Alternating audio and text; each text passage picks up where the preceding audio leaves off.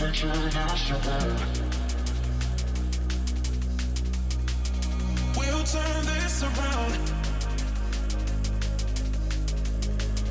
We'll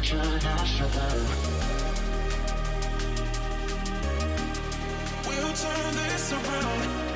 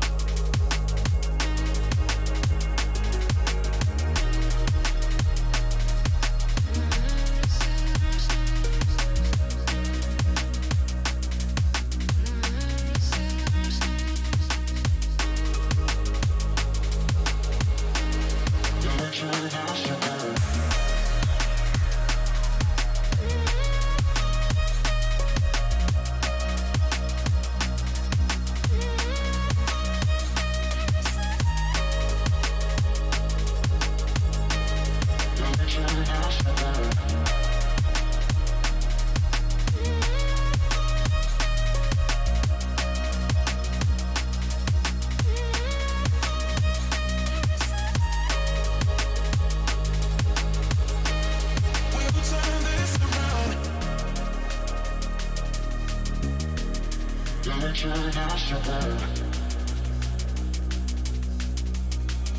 We'll turn this around. We'll turn this around. We'll turn this around. We'll turn this around.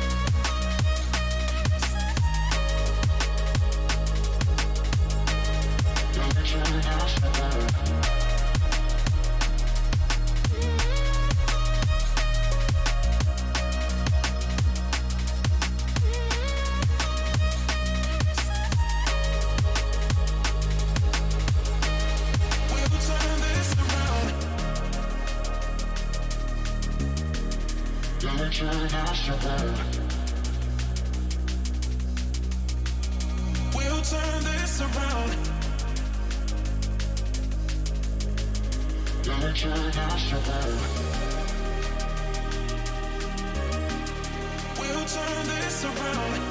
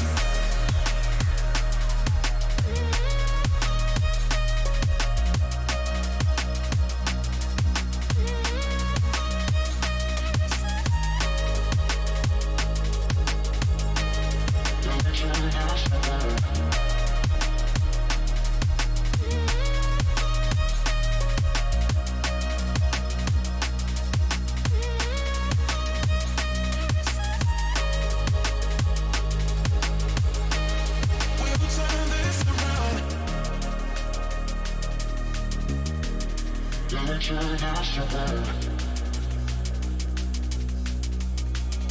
We'll turn this around. We'll turn this around. We'll turn this around.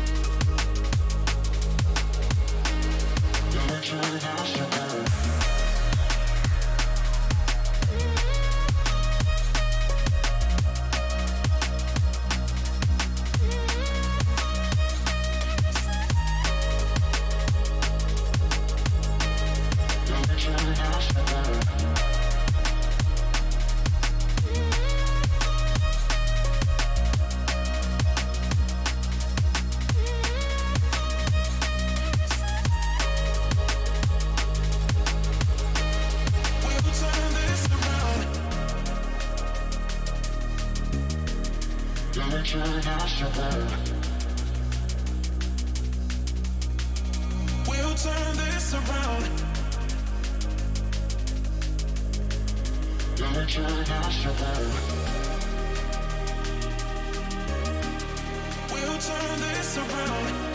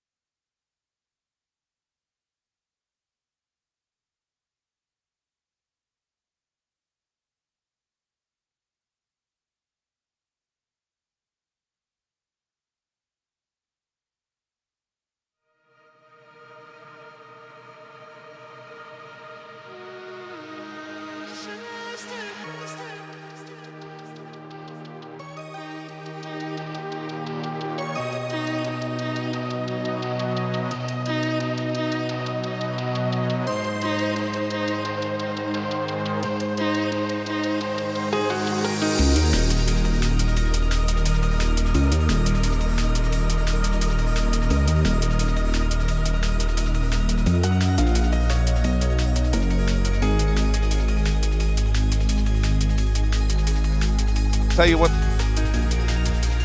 Welcome, ladies and gentlemen, to Toronto Motorsports Park and another installment of the LZ World Tour.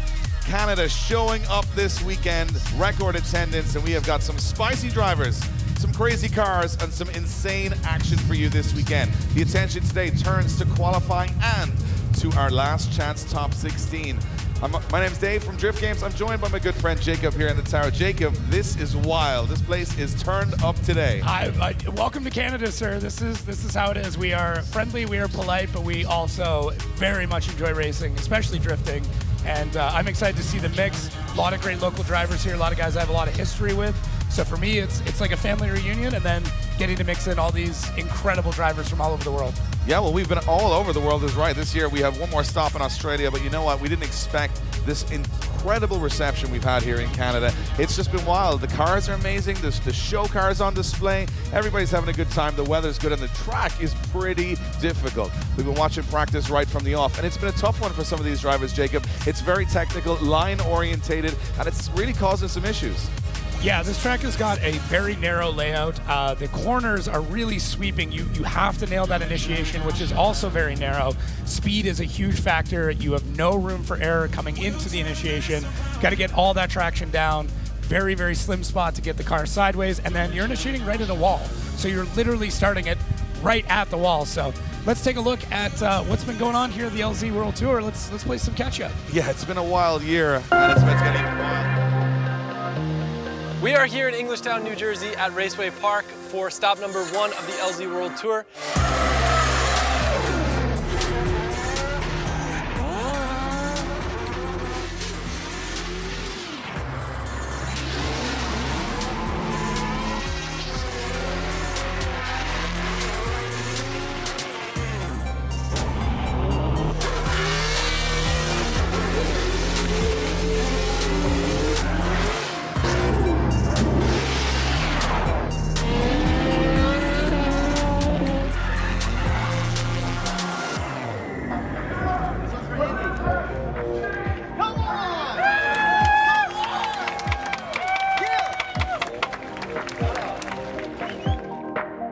Ladies and gentlemen, welcome to the stop 2 of the LZ World Tour here in Mondello Park.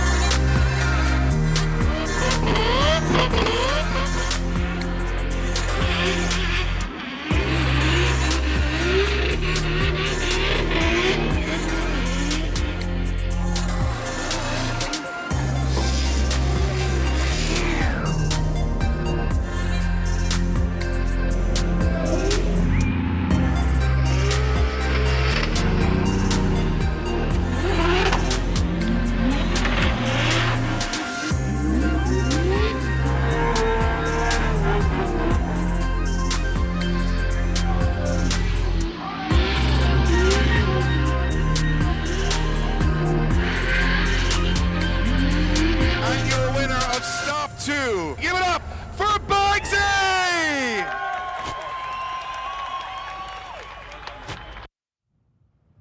Well, it's been a wild 2 first stops. First in Englishtown, where Nate Hamilton took the win, and then it was Bugsy in Ireland for another record attendance in Ireland. Jacob, this series has been taking some steam because you know what? It's about fun. It's about grassroots. It's about your favorite content creators taking on amateurs, taking on pros, mixing all those builds in the pot and seeing what happens. And you never quite know what is going to happen at the LZ World Tour.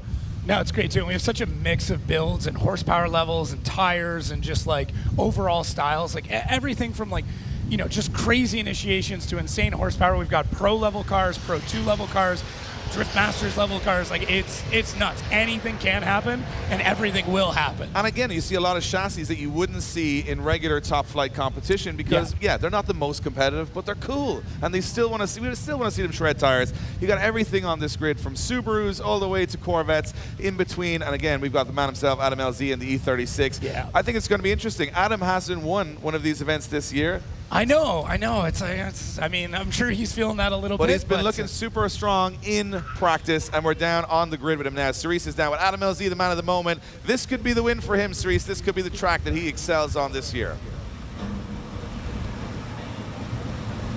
What is up, everybody? I am here with Adam LZ. We are on the second to last round of the LZ World Tour here in Toronto. We're stoked to be here.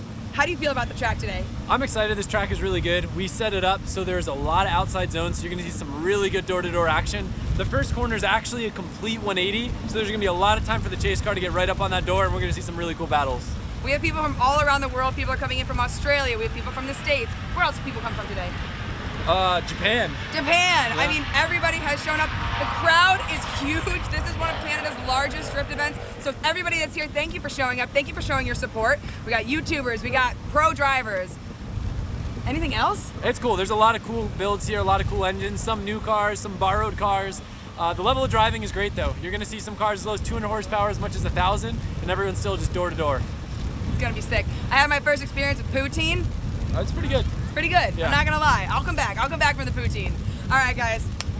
You ready? Anything else we want to talk about? You want to spend some time on live? Yeah, so my car's broken right now, so the plan was I was going to try to stall and just see how long we could keep this going. The drivers look pretty eager behind us though, so I'm going to see where my car is at and enjoy the show.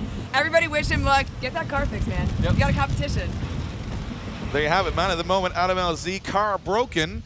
But he's not out of competition just yet. They're working hard on that behind the scenes, and we have got 29 drivers all going to go into qualifying. And the big thing that's happening today, Jacob, is that the 13 best scoring drivers will automatically make the main event, and the remaining drivers must battle it out in a top 16 format for the top 3 podium positions to get back in. That's why we call it the last chance top 16. So normally, normal competitions, you lose, you go home. Here, you get another chance, but you go up against a lot of guys that also want that last chance. It's going to be very interesting to see how all these things go. We've got a couple of drivers lining up now. We're almost ready to send, and one car that I'm really looking forward to is, I think, one that Canada's been pretty proud of in the last couple of months. It's Josiah Fillets from FDF Race Shops, his Corvette. This thing is more NASA than drift car. There's so many different innovations in this, and this is the first time it's been in competition. Yeah, this is what happens when you take a mechanical engineer and you give him the ability to do whatever he wants, and he builds a drift car. And that's what this is. For everything from like the air jacks to like the inboard brake rotors, like everything. This is experimentation at its best. Sometimes it goes really well, sometimes it fails, but at the end of the day, Josiah will keep developing and keep changing the way drifting is. And that's what we've already seen with FDF. Which I think is amazing, because the sport, you know, start late 80s, early 90s, cut knuckles and whatever you had. And now we're starting to make our own parts. We're starting to create things that didn't exist before. We're not even modifying anymore. We're creating from scratch. And that's what July has done with this car. And we watched a couple of practice laps today, and this thing is crazy. It sounds good. It goes good. And, you know, he's obviously a Canadian boy. He wants to do well here this weekend. Yeah, I've known Josiah for a long time. I've been watching him progress from first time on track to now, you know, here, and it's been incredible. And man, any competition he's in, you have to be so careful, because he'll put it on the door because he just doesn't care. No, and again, it's a fun competition. He wants to show what this car can do. So he's going to go a little harder, a little wider, a little more smoke, a little bit more angle, just to prove what this car can do. But he also has to get himself into that top 13 if he wants to go through the main event. First competitive run here at the LZ World Tour at Toronto Motorsports Park is up and gone. Here we go. Into the first corner we go as Josiah pulling wide. You can see him taking that outer zone and then inner zone. Get a little tight there. You want to see those markers on the track. That's to indicate where we don't want the front wheels of these cars to drop inside, leaving the room for the chase car. We fire down to the last corner as we go. You can see it's a nice tighten up here at the end. This is where you put the smoke show on at the end, trying not to go off the track. We've had a lot of drivers go off the track there in the past. Josiah doing a good job, just a little tight everywhere, Jacob. Those markers on the track, a reference point from our judges, just to say, we'd like to see your car, they're not clipping zones, they're just a reference. We want to see your front wheels outside of those or on those or close to. A little bit tight, but a good run all the same. Yeah, Josiah did a great job in there. I mean, he's gonna have the car dialed. There's no question that the car won't be set up as perfectly as humanly possible, but the track is tough. I mean, that last corner, your tires are cooking, and you still got to get the grip back in to make it around. So it's very interesting having that hairpin right at the end of things. So I think it's good because you get the fast entry, then you build a ton of speed up through the center of the track, and then you transition to a really slow last corner, which will tighten the cars up, get them on the door, strong finish, which is what it's all about.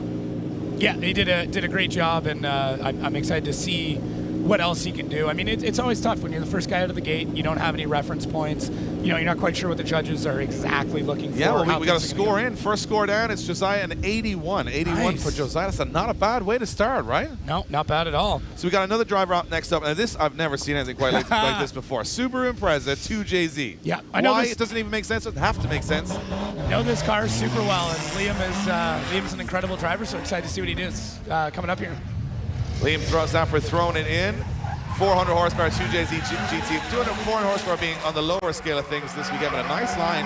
A little bit lacking on angle through the first section, but I like this. Picking up speed here through the center section. You see, picking up, look at this, beautiful to the edge of the track. And then go slow it all the way down for this last corner. Tuck the nose in, just get through the zone, and then keep us very tidy. Not a huge amount of impact, not a huge amount of angle, but for Liam Stafford, maybe just putting the score on the board, and obviously the line is so important in the lead position this weekend. That's why you got to be in those zones and in those boxes. Did a good job. Yeah, and realistically, Liam's had one day in this car. This car has been around the Canadian drift scene for years. This car I cut my teeth with, one of the first cars I ever filmed back in the day, and it has like no side bite. That's the craziest thing about it. It blows CV axles like cars blow tires. And yeah, it's not an easy car to drive. Yeah, we got a score in. It's a 67 for Liam Stafford. 67. Yeah, a lack of angle just hurting him a little bit with the judges. Yep. We're moving on to another driver. Kevin Darwish, LSX powered Nissan 240SX, 430 horsepower. So you kind of, I always say, cookie cutter type of way of building the car. I think, to be honest, the Japanese perfected the chassis. The American gave you the reliable torque in the V8. Let's see how he gets on. Yeah, Kevin coming in real hot, nice, big e-brake initiations. He makes it around that first clip and pushes the car out wide in the second one. Holding onto the car well. I was about to say more angle, and then he took the words right out of my mouth. Now you've really got to hold on to the car and keep the wheel speed up to make it to the rest. And got a little bit shaky there as we get into our last sections, but gets back on the power through that hairpin and across the line. Good job from Kevin Darwish. You know what, I like to see these guys came from practice yesterday. Everyone was a little shaky. The line on the track is difficult. This is probably one of the more difficult layouts on the calendar. And I think it's you know what I said, it's a real thinking person's track. You can't just use your power and angle. You got to use the line correctly. If you don't, it's going to hurt you. And the judges know that almost the track is punishing the drivers more than they are. If they get it wrong, it's going to be so obvious out there. Yeah, it is a narrow track, and initiating right next to the wall is never easy. And it's just, okay, this is how we're going to start. We're going to, hopefully keep the rear end on the car. Exactly. Kevin Darwish scores a 70.3. So 70.3 at the moment. Josiah in the lead with an 81 so far. We move on to our next driver, Andrew Shorkey. Andrew Shorkey is a legend in Canadian drifting. This guy also started in a Subaru. This is apparently very common. What's with you guys in Subarus? I know, I'd say it's what we got, man. It's winter. You got to be able to do both. Andrew is an incredibly consistent driver. Same thing, known him for years, and the way he's progressed over the last few years has been insane. So this will be a good ride. Okay, so the Misfits Drift Corvette, 585 horsepower, firing up along that wall. Big angle on the way and a little tight though. Can he get out to the zone? He misses that outer zone a little bit as he dives over the inside of the course. A lot of commitment though as he comes through the course. Look at this, trying to push wide. This is the hard part of the track. Now lose all the speed. This is where people get it right or wrong. He comes in washing in, does a good job, slows the nose of the car down, foot to the floor across the finish line. It's got it all, this track. The big wall one. You got all those, you got the inner zones, the outer zones, the big pull, the slow down into the hairpin. I think it's got a lot to test drivers. I can't wait to see the tandem action later today. But a good run all the same from Andrew Shorkey. As you said, a legend in the game around here. Yeah. And you got to remember, most of the Canadian drivers here have cut their teeth at this track on this layout. So they've got a bit of an advantage that they've known this track. They've grown up with it. I mean, there's been so many insane battles that have happened here. And anybody in the crowd that's ever come here to watch drifting, it probably has a memory of something insane that's happened, especially on this layout. Andrew Shorkey, 78 on the board. 78 on the board for Andrew Shorkey. Not bad start. We move on to Dave Briggs in this Nissan 240SX Mazworks VQ. Interesting. 800 horsepower. Yeah, nuts car. Dave, another guy that's been around forever. Actually spent a bit of time training with Chris Forsberg. Local real estate agent. That's his day-to-day. I know. Sell a house and crush some tires.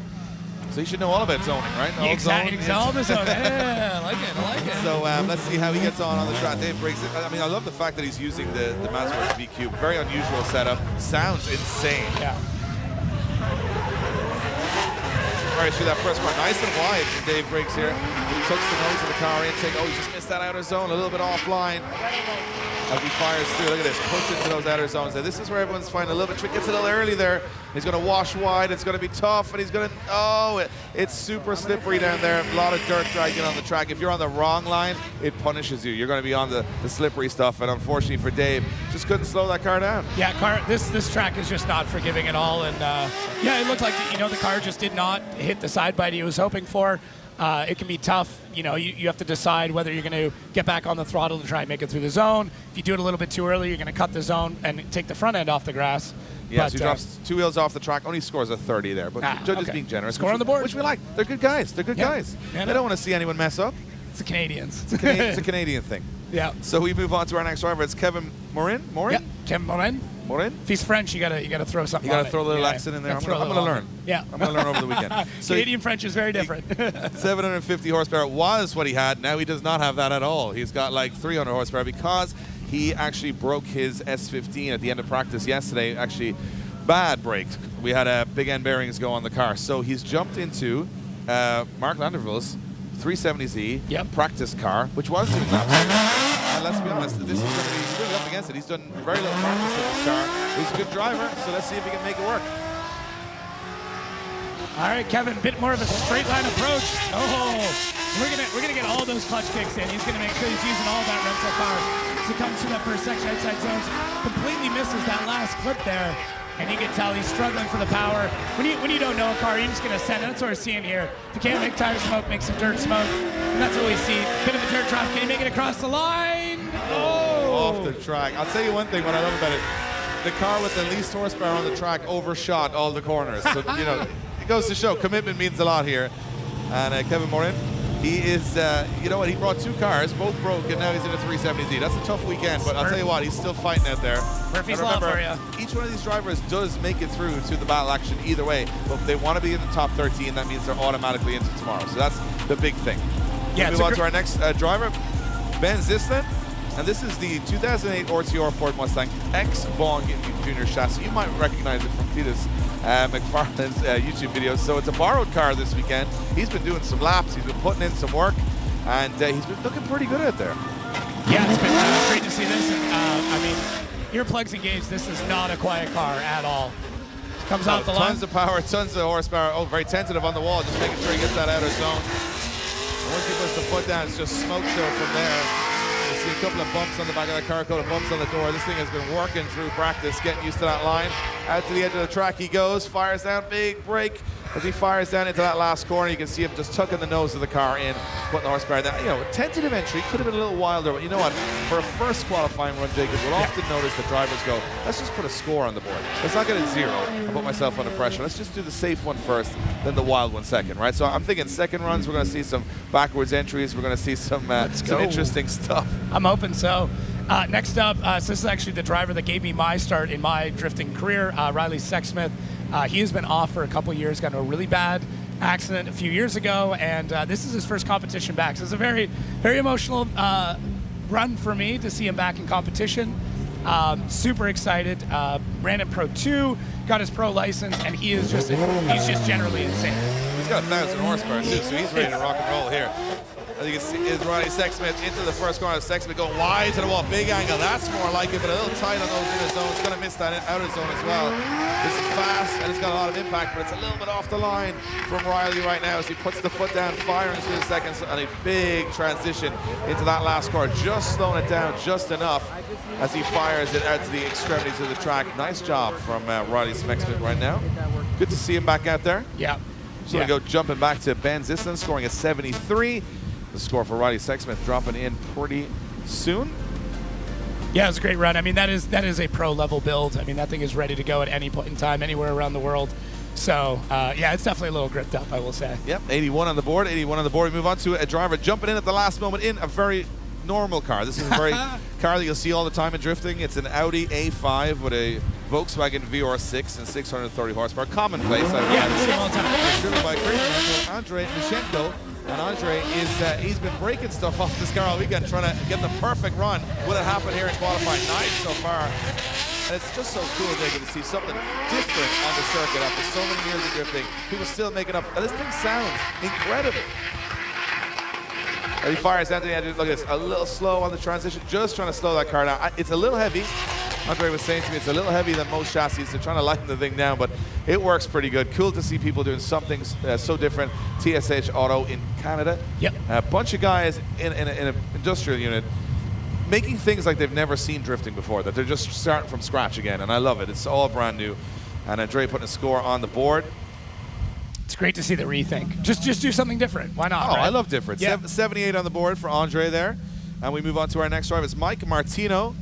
Mike Martino's car is all about style. This is a stylish build.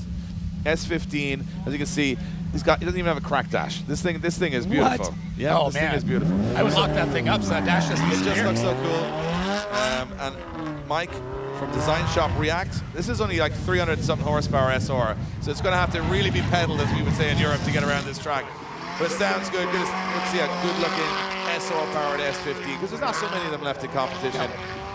And he's pushing, getting right into that outside line. Good job so far. As he fires up, look at this big angle. Can he hold it? Hey-o. He does hold it. Hey. Nice job. That's how you drive an underpowered car. Use the momentum, you have fun, and that's the best part. I mean, having a ton of horsepower is great. Don't get me wrong. I like blowing tires off like anybody, but you know what? Momentum drifting, using the SR, it's good to see. It's nice. I have a lot of SRs, so I can make fun of them. Okay. I think if you have one, you're in the club. You can say, yeah, SRs. Always great and reliable. But let's see what the score drops in. Mike getting a 75 on the board, 75.3. Pretty good going. Now we move on to Jay the Drifter. C6 Corvette. This guy's pretty young, right? Yeah, 16 now. I think he just got his actual so driver's old. license. He's so I know. old. 16 years of age. Yeah. This monster of a Corvette, 680 horsepower, and he's just blowing through the cones. He's going for a big run here. Big clutch kick on entry. Nice up against the wall. That is what we wanted to see. And look at this, right out to the outer zone. This is a really aggressive win so far from Jay. 16 years of age, but it looks like he is taking this like a fish in water. Oh, a little bit of a straight in there, a little bit of a wobble, a little early, but he's big drag, just missing those zones. You get that late inner clips right around the apex of the corner. So he's got to tuck in so late into that corner. It works quite well in tandem. And Jay doing a good job, just missing a couple of zones. Yeah. But you get all the speed, you get all the impact.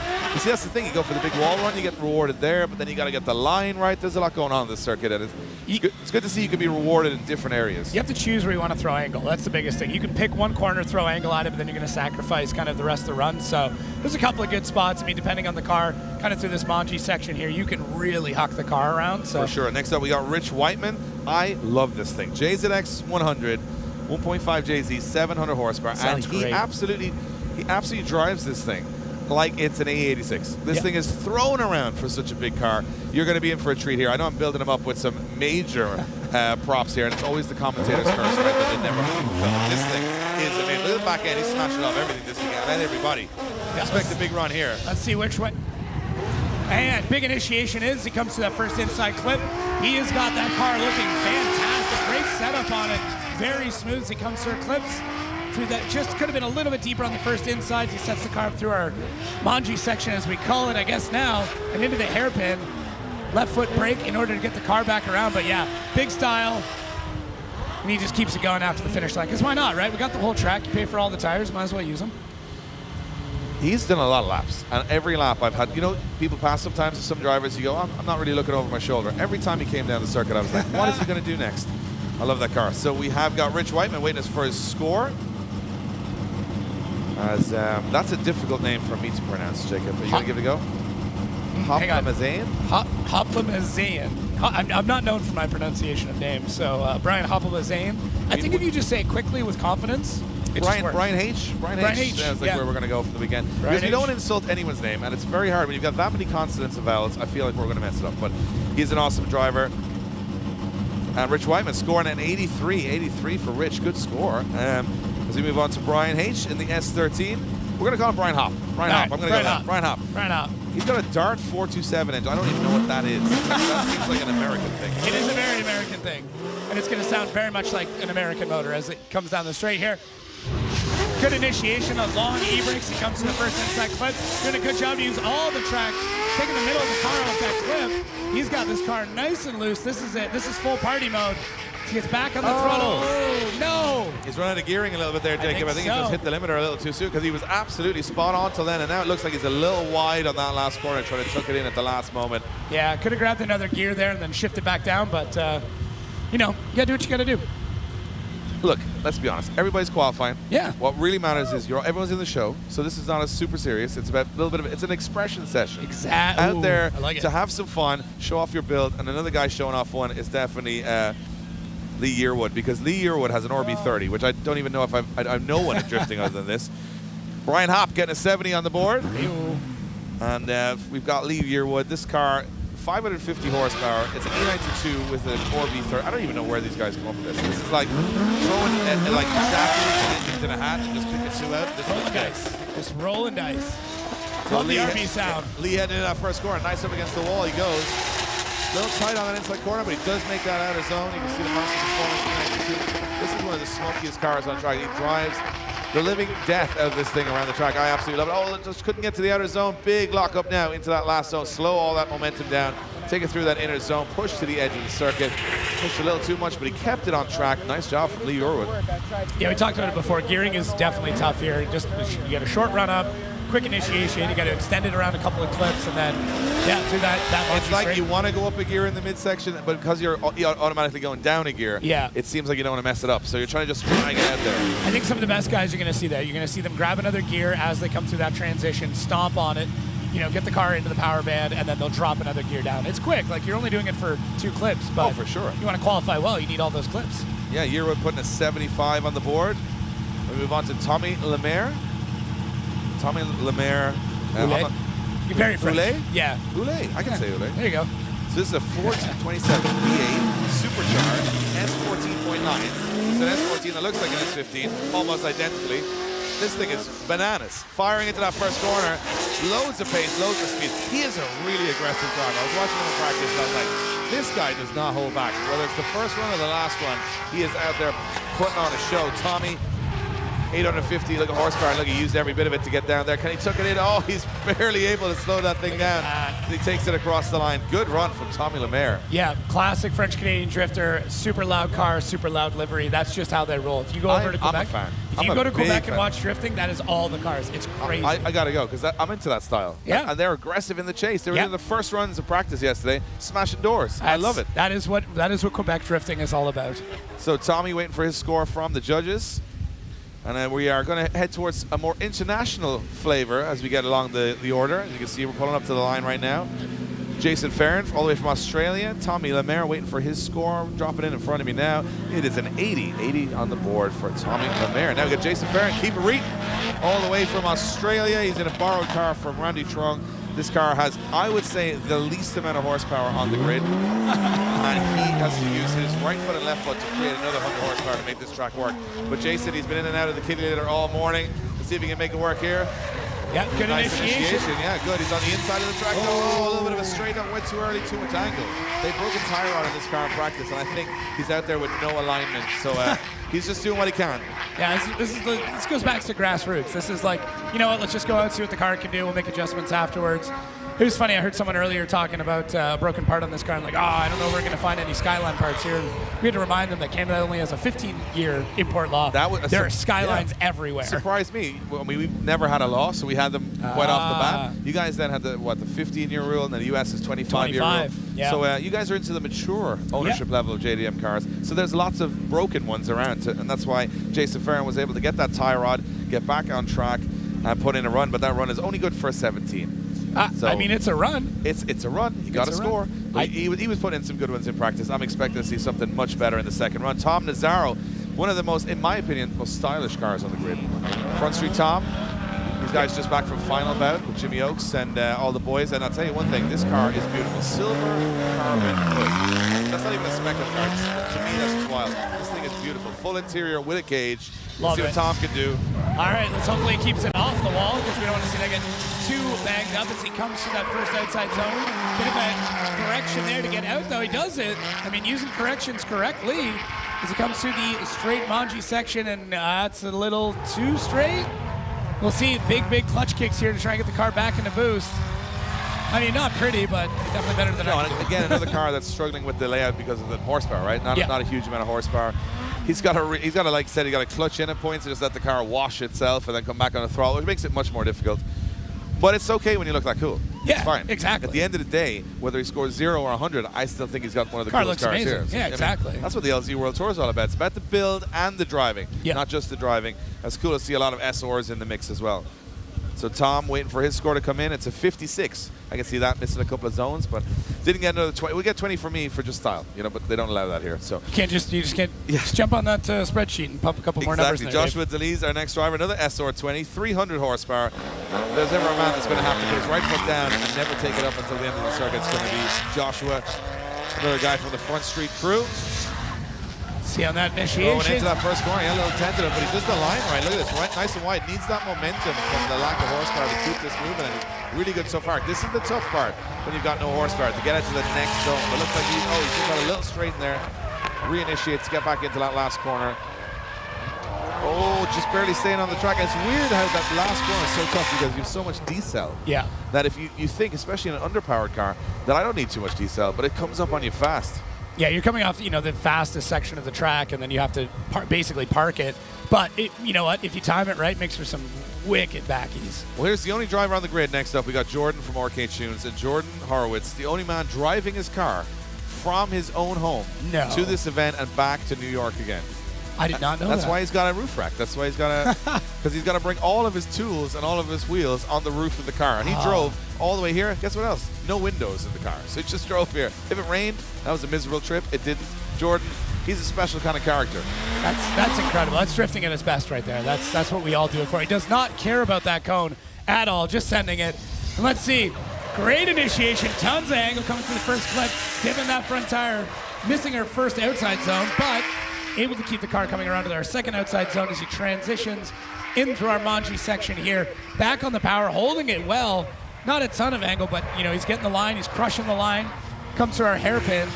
Back on the power. A little bit of a left foot brake to get the back end to come around. It was a great run. Love that car too, and that's a chassis that I think a lot of people are going to start looking towards because that's the M240, which comes with the B58, same as the A90 Supra. Yep. 600 horsepower, so attainable. Stock transmission in that, and also a little bit of tuning, and away you go. You got a very competitive drift car. Nice to see something modern out there, some modern chassis out there.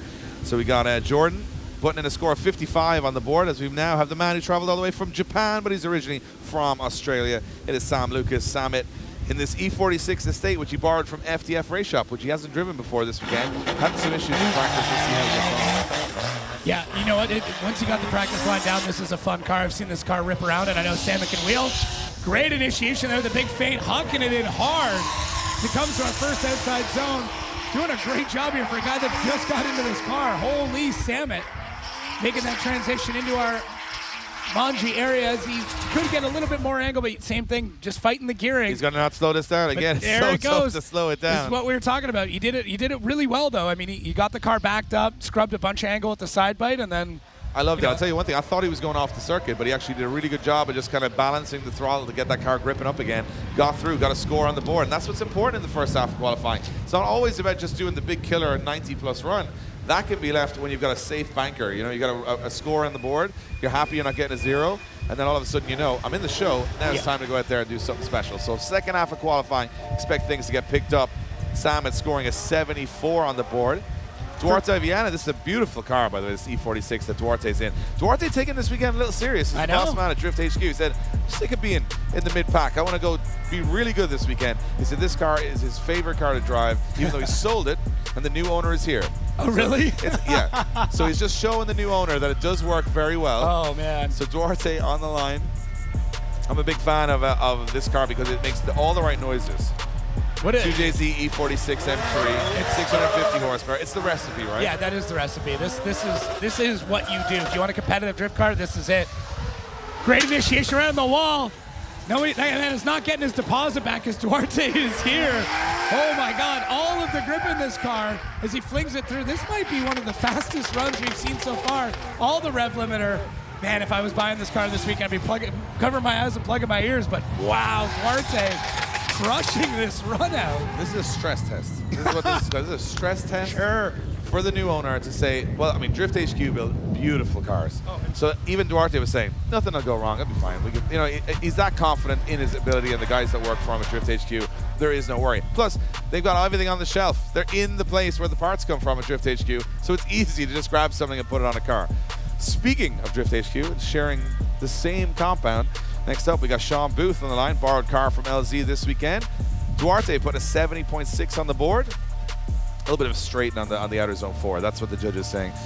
But we have Sean Booth. He's been wild in practice, wild. Yeah. It's either a 90-point run or close your eyes. I'm not sure where he's going. So it's going to be fun. He's definitely driving very fast this weekend in this 1JZ powered, I believe, S13, or 240SX, as you guys call it. Yeah, a little bit of a hesitation on the initiation there, but he was able to get through the rest of the track.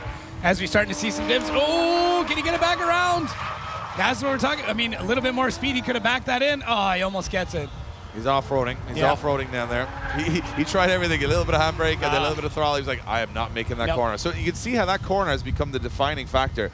can you slow the car down too much or not enough? It's the Goldilocks part of the track. That is where we're going to see bumpers taken off in Oh, tandem. for sure. Oh, it's great. And it's going to get interesting in the tandem battles when one guy goes too fast and one guy goes too slow, and oh no. Oh, no. So let's see what happens, and the scores drop in. It's a massive score of 9 for Sean Perfect. Booth, a 9. Mostly, he had the best off-road run of the day, but not the best qualifying run. I think So- that score came in at an 83. Exactly. for Move on to the off-roading. line. It's going to be Chris Rudnick. You guys know him as Ricer Miata on YouTube. He's in his junk. I mean that from a brand perspective, not from a literal perspective. E36, and he's been putting in some great laps this weekend. Let's see how Chris Rudnick does as he comes off the line. V8 LS3 powered E36, very late, nice initiation. It's a good line so far from Chris Rudnick, doing exactly what the judges told him to do. Stay wide from those inner curves. Now this is where he'll struggle a little bit. No. Great line to the edge of the track, transitions back. This is one of the best runs we've seen today so far. Gets the nose of the car nicely dialed and across the line. Very good run from Chris Rudnick. Could have, a little bit more impact, a little more angle would have been great, but the line was spot on. Yeah, that was solid. I love hearing the clutch kicks too. You can tell where the guys are struggling with the cars, but setup-wise looked good. Nice little bit of lean. Almost picked up the inside wheel there on the one corner. Yeah, and it's only 400 horsepower, so he's really driving that thing to make it work like it does. That's a great run from Chris Rudnick. Really happy with how that one's. But again, not a lot of impact, not a lot of angle. Judges looking for that too. A little bit of risk, a little bit of risk on the walls. A little bit of, so a 77 for Chris Rudnick. We now move on to Grant Anderson. Broke we say a drive shaft, you say an axle. Axle in practice. And he, again, thought, I'm never going to get back out. But the Canadian crew, everyone went running around. They found one. The car's good to go again. Grant Anderson, LS1, 400 horsepower E36. Fires in along the first outer zone. Lots of momentum, lots of pace, right out to the outer zone. Really good so far from Grant Anderson. Very smooth as well as he hits those outer zones, transitioning back. Oh, a little bit of a straight in the back. You can see running out of gearing, and that's, and a dirt drop, big dirt drop from Grant Anderson as he fires back into the last corner. But a lot of commitment, though, as he takes it along the line. I like to see it. I'd rather someone on the edge flicking up a little bit of dirt than being right in the middle and being safe. That's just me. He was going to finish that run one way or another. That was it. He was going to get through the track. But yeah, it's good to see. I love seeing how flat that car is coming through the track too. Like it's set up super well. For sure, it's going to be drop down a little bit for those straight and dirt drops. It's probably going to hit in the 69. Well, hey, 69. Hey, nice for Grant Anderson. And we move on to Luke Fink, and he's on the radio right now talking to someone saying they're going to love this. Yeah. They're going to be out. He's going to go in here with the maddest run you've ever seen, because he was practicing. He'd already got the track earlier. Yeah. He was practicing back. That's perfect. what he was practicing. He said, "This is qualifying. I'm going to go for it." Luke Fink, here comes one for the highlight reel. He's definitely going to go for it. Luke Fink fires up along the wall, scrubbing that Corvette. Always a perfect line so far. This looks like he might be going for the judge's favorite run right now as he puts it to the edge of the track. Lots of momentum. You see that car just barely on angle as he takes it down to zone 4. Now here comes the big D-cell, needs the angle. This is a very actually tentative run from Luke Fink, doing what the judges want him to do. Wow. And that's a great run, really smooth, got all the zones. And that's maybe I think his attitude here is maybe get a good score on the board, take the pressure off, and then everybody get your phones, get your screen recorder for the second one, right? Because we know what he's capable of. Luke Fink putting in a very solid first run. Let's see where the judges put him into. One for the judges, one for the fans. Yeah, that's gonna go top, I think. Yes, top with an 84.6. Luke Fink, tops qualifying so far. Nate Hamilton might have an argument with that. He's a guy who likes top qualifying here at the LZ World Tour. This man came to throw down. He absolutely did. LSX, 600 horsepower on this 240SX. Nate, all smiles, but he is a killer on track. Oh, he's a monster. And he's a guy who's gone through he's been in FD before. He's done a lot of amateur competitions. What I love about him is he's so controlled, so smooth, but with a hint of aggression. Yeah. It's a nice little mix. Got Nate Hamilton running through. I love this 14 front end on this 240SX as he fires through. Nice job. Look at this. Nate Hamilton right out to the edge of the circuit. You can see not jumping on the inside like a lot of drivers are, using those inside curves to try and get them around. This is really good from Nate Hamilton. Goes to the edge of the track. He is flirting with disaster, but makes it work. Look how smooth that transition was. That is absolutely spot on from Nate Hamilton. No waivers, very few people doing that particular line. Yeah, watching Nate in practice, I knew this was going to be a good run, and he's got this figured out. He's got this track's number, and it's going to be really tough to beat him this weekend. You know what? He's tough to beat when we went and did the Invitational. Yeah. He was tough to beat when he went to Englishtown. He's kind of tough to beat everywhere. And he borrowed car for Ireland, so it didn't gel with it as much as he would have liked to. Very different. Of course, the first time he's ever driven right-hand drive, too. Yeah, so. that's huge. So now we move on to Jimmy Oakes is on the line. Nate Hamilton waits for the score. It's an 82.6, so just behind Luke Fink. Luke Fink with a little bit more impact, I think, on that wall run. So we got Jimmy Oakes on the line. He's been really good in practice. He's been loving the layout. Unfortunately, having engine failure, they believe, in the E36. So now jumping into the old trusty 240SX, which has the 1JC. Let's see if Jimmy Oakes can put on a big show here. He's been coming in with a lot of angle into his first corner all the way through practice. Fires up along the line. Nice from Jimmy Oakes. A really wide line here as he takes it really wide to the edge of the track. That is an aggressive move from Jimmy Oakes as he fires down now. Will he have enough width on the track? He does. Gets it right to that outer zone. Very smooth so far from Jimmy. Big hang rate drive. You got a lot of momentum built there, getting it through that outer zone. Now just one more to go. That's a good run from Jimmy Oakes. A lot of, sometimes he says he gets a little nervous in qualifying. Loves the practice. Of course, he's a newcomer to competitive drifting, and of course, from being a drifter to being a competitive drifter, the biggest difference is nerves. Yes. Because you don't get 50 laps to get it right. You get one, you get two, and if you mess up, you go home. You gotta sit there. Sit there and wait. It plays with your mind. So Jimmy doing a good job on that one. Let's see what he scores. 77 on the board for Jimmy Oakes. And Colette Davis next up in this beautiful Corvette. Oh, really nice. And you can see all of the color, all of the pizzazz, all of the personality. Colette looking really good in practice. Let's see how she gets on. This thing sounds really, really gnarly as well. Firing off the line she goes. And you'll see as she comes into that first wall, see if she gets on, pulling it right up along that first wall. Nice from Colette Davis as she comes through here. Oh, dropping some wheels, Jacob. A little bit for the fans there. Yeah, Colette's run so far, I mean, definitely went very, very deep on that one zone, but able to get things wrangled back in. It's super easy to be able to cause way more issues, have way more problems after you tire drop like that, but Colette hangs on, does a great run. So, obviously judges will be deducting some points for that section, but the rest of that run looked great as we see Mr. Adam getting ready in the wings. Yeah, Colette waiting for her score from the judges, and Adam LZ got the car working anyway. I'm not sure. It was broken. All the rear calipers locked on. That was what happened. Really? Yep. Only when he was moving forward. So he reversed off the track fine, but he couldn't move forward. Strange problem, but it seemed to have rectified it in the Link ECU pit area. That is really strange. I'm like, immediately start diagnosing what could be possibly in the head, right? only forward momentum was the problem. So Colette Davis scoring a 69.5 for Colette Davis. Remember, this is just the first half of qualifying. All these scores are just benchmarks. Let's see how they play out as the rest of the competition progresses. Adam LZ is on the line here in Toronto Motorsports Park for his first run. He was one of the more confident drivers on the circuit during practice. Expect a big run and want to go top straight away. He comes off the line, this E36. Firing up through the gears, a little wavering in that first corner. You can see it fires up along the wall. As to the other side goes Adam LZ. Oh, a little inside there, a little wobble as he comes in. I'm not sure if they're still having mechanical issues with that car, but he's fighting through them as they come to that last outer zone.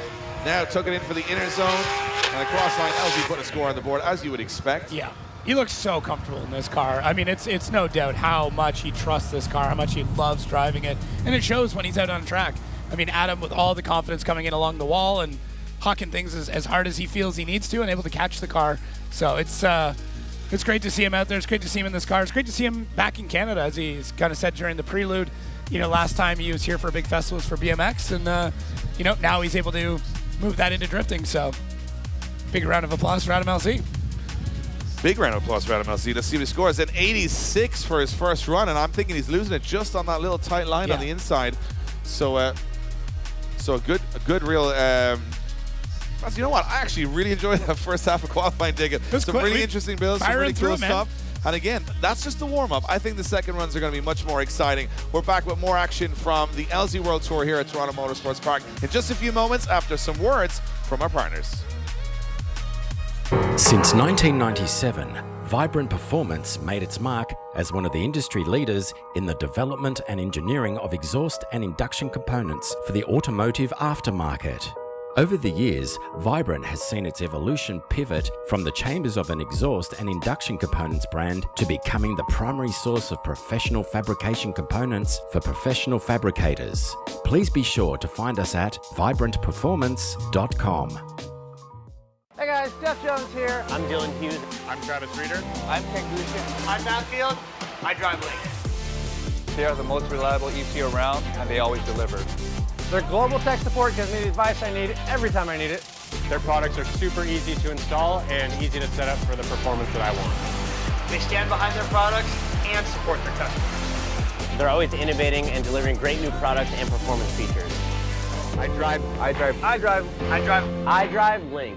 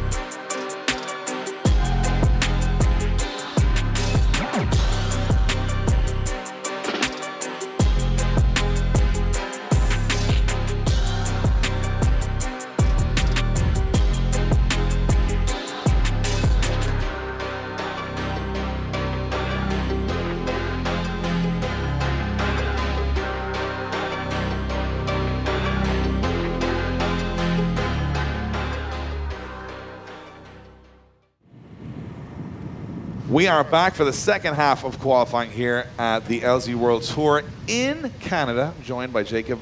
Jacob, we're going to be in for a fun weekend because, look, people take qualifying quite seriously, but I'm going to tell you a secret. It's only the warm-up. It's just one car. But it's a good way of showing you guys all the drivers, all the builds, giving them a little bit of airtime before we head to those tandem battles. And we have got our first driver up for the second run, which is Liam Stanford. And I can't believe I'm saying this out loud, the 2JZ Subaru STI. Yeah, love a Hawkeye. Love a Hawkeye with a 2J in it, and it's going sideways. I mean, what's not to love about this car? It's great. This thing has competed. It's been everywhere. There's a very iconic photo of this car. Streets of Detroit, one of the greatest drifting events that's ever happened in North America, purely because it was at an abandoned train station on the roads. Wow, yeah. What a good story. At the moment, so here's how it's working. Top 13 will go through to the main event. You'll see all the rest of the drivers for a last chance top 16 later today.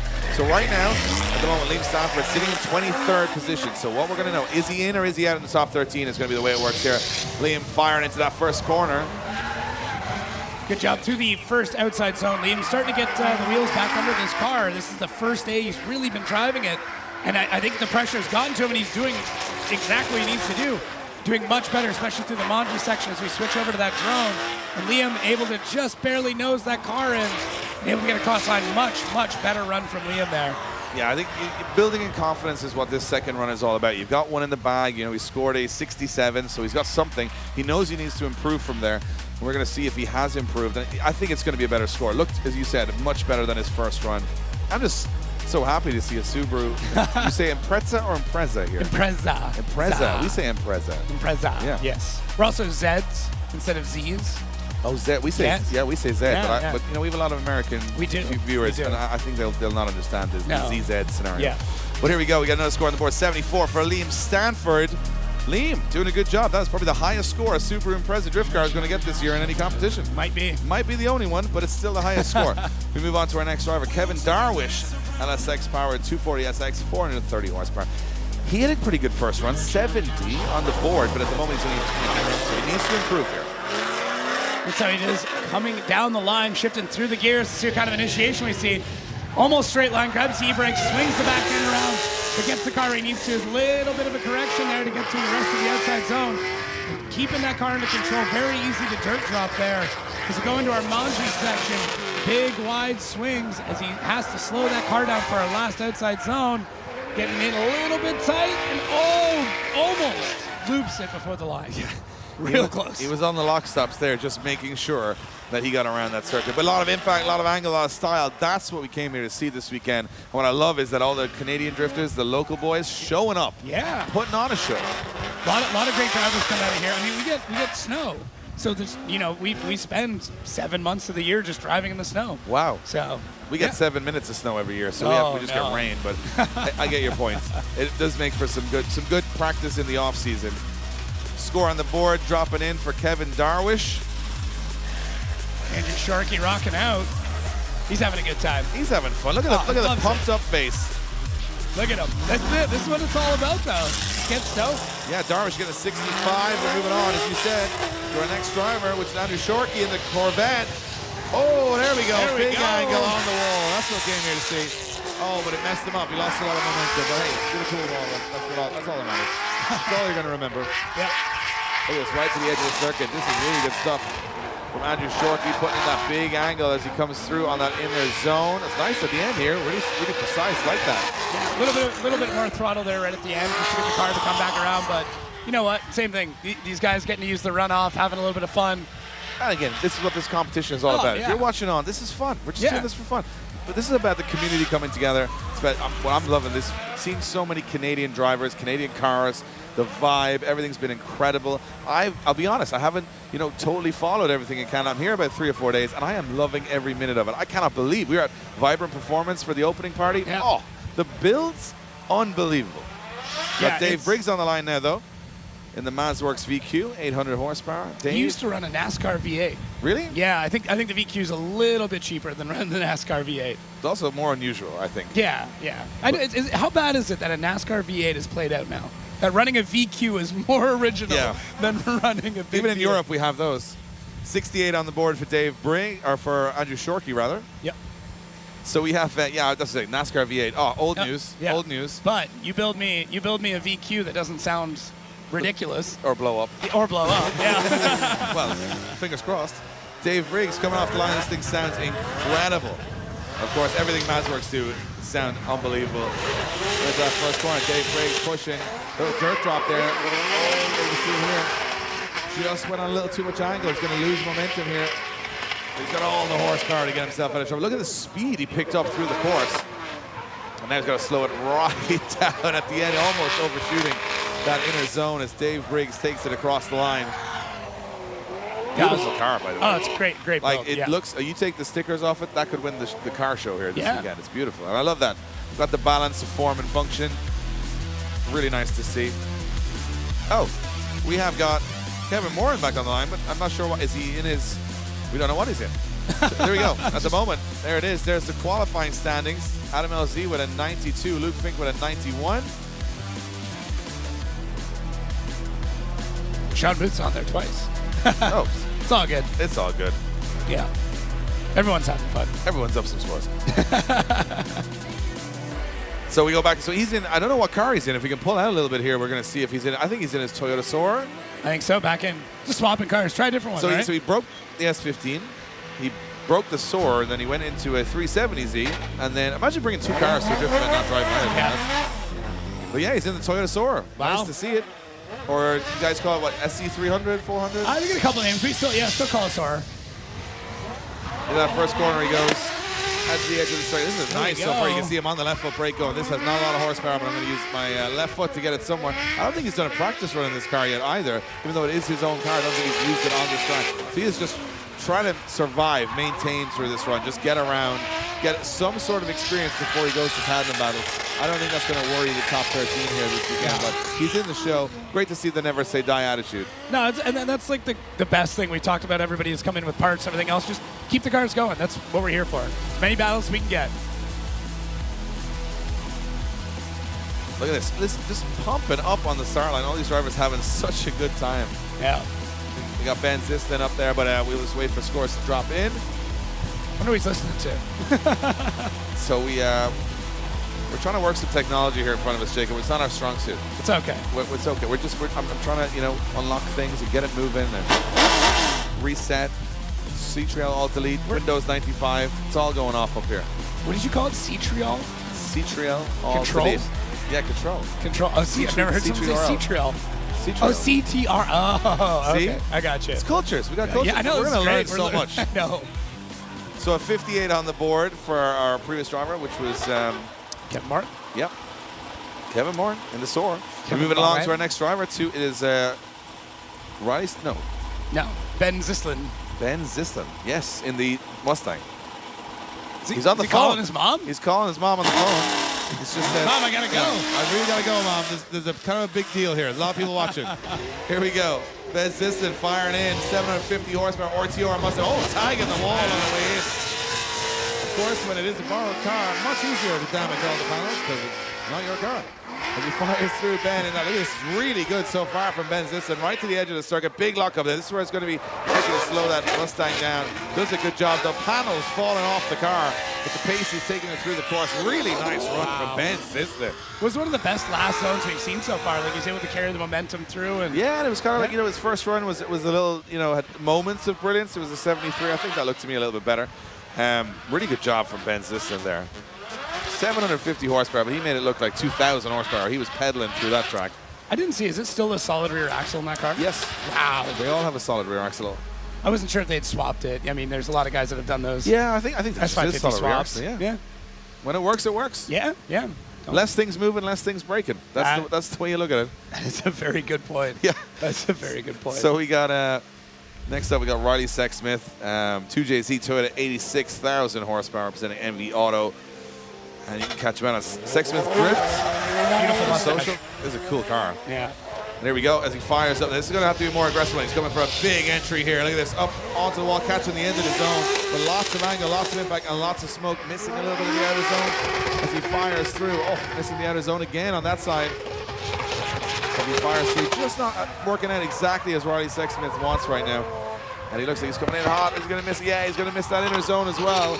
Missing that last zone on the inside of the corner. Yeah. Just a little wild. Car looks a little gripped up. Little spicy. He looks like he's ready to start turning the track backwards like a conveyor belt. Yes. Like it's got all the grip, which will work in the tandem battles, but maybe not in qualifying. Yeah, a couple of tweaks back in the pits, and I'm sure they'll be back out and running fine. There you go. Andrei Mushenko sits on the line in his Audi A5, VR6 powered.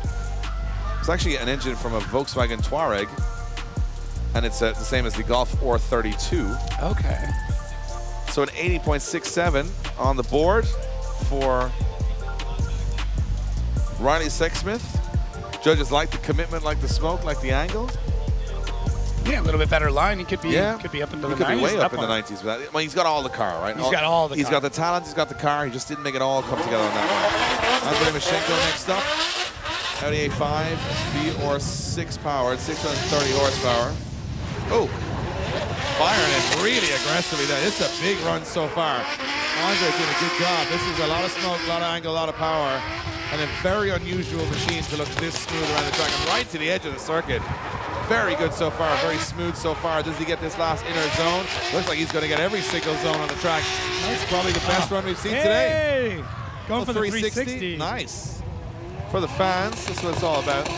You just don't hear VR6s scream like that. Like it sounds like a 2JZ. I don't know what they've done to it, but it sounds like a 2JZ. It's just something about I don't know. Just something about that engine in general. We were saying it's like the available 2JZ. It's around. You can find them. You can find them. Because everyone's like, oh, you got to build them. I'm like, you got to build a 2JZ too to make power. So a little cheaper option, and it's working. Andrei waiting on his score from the judges. It's cool to see that they're literally testing this car out. An 84.6, big score for Andrei Mushenko. It's going to take. Yeah, so tied with that. Tied first place with Adam LZ. Wow. So we got Adam LZ and an Audi in first place. That's the LZ World Tour. It doesn't have to make sense. Love this day already. Now let's go back to an SR20. Yep. quick pivot. Yep. We go out to our next car. It is Mike Martino from Design Shop React. 331 horsepower. When you get an SR, you got to say the one. You don't go 330. You go 331. I got one more. Yeah, of course. So here we go. Beautiful car. Firing into that first corner. A little late on the transition. A little late on the entry. Screaming through that first section. Doing a good line though on the way out. A little tentative on the wall. I would be tentative on the wall if I had this car too. I'd be in the car park polishing it. I wouldn't be out here throwing it around. Firing into that last corner. As he goes on the end, this is really really nice run with what power he has from Yes. Mike Martini. Because the thing is, he can't afford to go on big angle anywhere. He just loses all the momentum. So he's done a good job of getting around Mark Martino. And like, it is essentially, to me, a valuable show car that he is whipping around a drift track, which I think wouldn't happen anywhere else other than the LZ World Tour, which I think is pretty cool. So there you go. Scores are in. Look, three-way tie at the top right now between Andrei Mashenko, Adam LZ, and Brian Hopp. Interesting. Let's see how that plays out. 13 places up for grabs, remember, in our main event tomorrow. The rest will battle it out later today. Canada, we hope you're having a good time here in the Toronto Motorsports Park. I mean, you know what? The fans here have been amazing from the start, and we're only getting warmed up this weekend. This is just easing everybody in. Qualifying. Next up, Jay the Drifter, 16 years of age. Nice initiation, though. Yeah, great job as he comes to that first outside zone. Jay really getting on the power here, throwing it all down. That car's leaning in and biting into the tracks. He comes through this crazy section as he tries to slow the car down, but he's holding the angle very consistently. Wow. Nice what a job. great line through there. And I love how he just drives it so on and off throttle. It's like aggressive. It's like, I'm braking, I'm accelerating, I'm braking. It's just all or nothing. It's just all or nothing. There's no finesse. It's just bam, bam, and it works so well when it comes to impact and line. Great job from Jay there. Same way you drive an F1 car. It's either throttle or brakes, no coast. There's two buttons. Yeah. I've got two buttons Go in this and car. stop. Nothing else. Yeah. So let's see what score he drops in. Can't wait to see what he does in 5 Oh, an minutes. 85. Ooh, 85 for take Jay the first? Drifter. I think he's going to be first with that, yeah. Oh, man. He's got into first position. So first position, 16-year-old. Someone Then we check got an this- Audi, Adam LZ, and Brian Hopp. And Brian Hopp is now on the line. So Brian Hopp is on the line, and he is currently joint second, if I'm correct. So he's joint second, which means so he is going to be firing off the line, this S13. He's going to go hard here into this first corner. Very late initiation, but he gets that wall run perfect. Keeping those wheels out of those inner marks as well. This is a good line so far from Brian Hopp, Limousin. This is where he's running out of gears, but he's sort of figured it out this time. He's got a little bit more momentum. Can he tuck the nose in? He just about misses that zone as he comes across the finish line. I like the aggression, though. I like the angle. And I like that wall run on the start. Made good changes. I mean, coming out of one, he got back on the throttle earlier because he knew he was going to run out of momentum coming through that Manji section. And then, yeah, it's cool to see how quickly he adapted and realized his mistake and just got back into it. Well, we will wait for the score to drop in. You know what I'm thinking right now is that I'm just trying to figure out where 13, like where that score is. It's going to be a high score, I think. It's going to be something. You got to do something special to get into that top 13. Yeah. Got a 75 on the board there. Did Brian Hopp. Next up, we got Lee Yearwood. Look at that. Cool, calm, collected, ready to go. He's got an Orbi 30. Orbi 30 is probably, are they still quite rare here? I mean, if they're together. Nice. Sorry. It's all good. Here we go. Whoa. Big entry from Lee Yearwood coming in that Monster Performance E92. Taking it nice and wide. Look at this. Hooking around those inner zones. So much the noises this car makes. All of it sounds immense going around the track. So much smoke, so much impact. It's a real showpiece, this car. And Lee, you know, he's a bit of a showman himself, so he'll be happy with that one. Good score on the board. You can say what you want about RBs, but they do sound incredible. They sound incredible. They do sound so good. I'm going to go out there and say, and these are my opinions and my alone, that the 2J, more reliable engine, yes. the Orbi, better sounding engine. I'm just going to put it out there. You No, might I think disagree. so. Let me know in the comments if I'm talking nonsense. Ooh. I usually am. I'll pull it open. So we'll Tommy watch it Lemaire explode. on the line. So S14.9. I love this kit, by the way. Yeah. I feel like it's so much effort you could have just got an S15, but I'm not even asking. No, I mean, you can keep it left-hand drive then. That's it. That's, you just don't have to move the seat bracket. That's a good point. You just don't have to move the steering wheel over, right? Yeah, that's a good all point. that work just to not move the steering column. Transform the entire front and rear of the car. Bingo. But they do some really, really cool clamshells for these. But it does look great. It's an aggressive driver, an aggressive car. I expect something big here. Yeah, you can see him coming out of the line, how aggressive he is. Huge initiation. Tommy Lemaire not able to hang on to it, though. Who cares? It was great. As he goes through that first outside zone, holding off. Look at the smoke clouds coming off this thing. French smoke machine, Tommy Lemaire coming through the Manji section. You're going to see him backing in again. Yeah. Tommy's here for the show. He put his run down. He's like, all right, this one's for the people. That one, I'm not complaining. Can we get a big round of applause for Tommy Lemare on that run? That was awesome. I'll be honest and say that if you're here in attendance and you scream when people do back easy into that first corner, they'll do more. Yeah. They want that. Drifters, let's be honest, are feeding off the feedback of the audience. It's a sport that essentially started by showing off. Yeah, that's all it is. We put a lot of technicality on it over the years, but at its very core, it's about cool cars doing cool things, and it's about showing off. A 53 on the board, but for me, it's 153 for the attempt on the backwards entry. It won't stand. I have no authority like the judges do, but I'm going to say it anyway. Just flip the table over. Okay, I'm done. I'm outraged. Next up, we have got Jason Farron in the R32 Keeper Reed, all the way from Australia. RB25, 400 horsepower. Seems like about 300 horsepower to me. Yeah. And he has got to pedal it. He went with a big angle entry the last time. Didn't work for him through the first corner. He's probably going to have to come in a little shallower and dial it on through the corner. That's what I'm going to do. I'm not telling Jason what to do. He's a wild driver. Competes in D1NZ over in New Zealand, but based in Australia. You guys should check out Keeper Reed, their YouTube channel. Very funny. They do some very, very cool stuff that I'm not sure what it is. With turbos on top of turbos on top of turbos. It's wild. It's Australian things. You can see it running out of gears a little bit here. Jason Farron as he fires back. Look at this big angle. This is a much better run, by the way. Getting all the zones. I don't think he had the horsepower or the legs to get through the middle bit, but he did the best he could. Did everything else right, though. I mean, same thing. He was able to carry the momentum through. Got a little crazy there across the line, but... Got lost. He's somewhere in the wilderness now. Yeah. Someone could find Jason Farron and just get him back on the track at some point. I think he's 4 miles into the grass. Send some smoke signals out. Send a text. Keep an eye out for a carrier pigeon. GPS there for Jason Farron. So it's going to be a much better score, I think, than his first run. Yeah, I agree. The initiation was a little more tame, but I think you wanted to. But I think that made sense because when you go with the big angle, you lose a lot of momentum. Yeah. You need the power for that. So Jason Farron gets a 63. 63, that's an improvement over his first run where he kind of wobbled on the first corner. Boys from Keeper Reed will be happy. Tom Nazzaro, Front Street Tom, up next in a good old SR. SR-DET? SR-DET, 420 horsepower. Pushing the old SR20 in that. All that SR is going to make. And it sounds amazing. This is one of my favorite cars on the grid. Just so much attention to detail. And he drives it like an old school Japanese driver, which I love that style. Yeah. Really good job so far from Tom Nazzaro as he takes that. Oh, no! Not the body kit. Oh, it's so good. Lawnmower Tom. He's out there on the edge of the track. This is, look at this big back into the last corner. Yes! No. Almost. Yeah. You know, he said, I've messed it up, whatever. I'm going for a backy. That's what we wanted to see. Cool car, great driver, Tom. And you know what I love about him is that he has that old school style. Firing in, all 4 wheels nearly one direction for a moment. Yeah. It's really cool to watch. Yeah, it's good. I mean, it's cool to see just the difference between these super aggressive, pro-level cars all the way down to something making a couple hundred horsepower and just out there having fun. Next up, Joshua Deliz? Deliz? I'm going to go Deliz. Deliz. That's the least amount of insults I can give him. Oh. We're back. So a 0 from Tom in the run before because he did a little spinneroo. Yeah. But we got Joshua on the line. Look how casual he looks. He's cooler than the other side of the pillow right now. He's just sitting there going, whatever. We got guys jamming out. We got him falling asleep.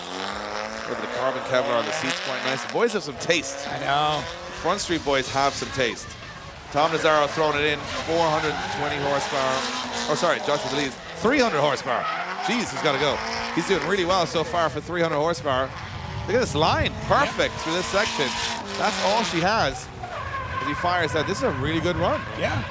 All things considered, new horsepower. A little bit of a wash through the last corner. Have to come off the throttle a little bit, but I'm going to ignore it. I missed it. I think the judges The judges definitely won't, but we'll ignore it. Another very cool looking car. There's a real good style, right? And that's, a lot of people forget in drifting that's not just about being a good drift car, it's about looking good while you're drifting, and these guys are nailing it, especially the 29 guys we have here today. Drift event idea for you now. You get style points for what the car looks like, and then the driving is like that's additional. a good idea. Yeah, so style first, drifting second.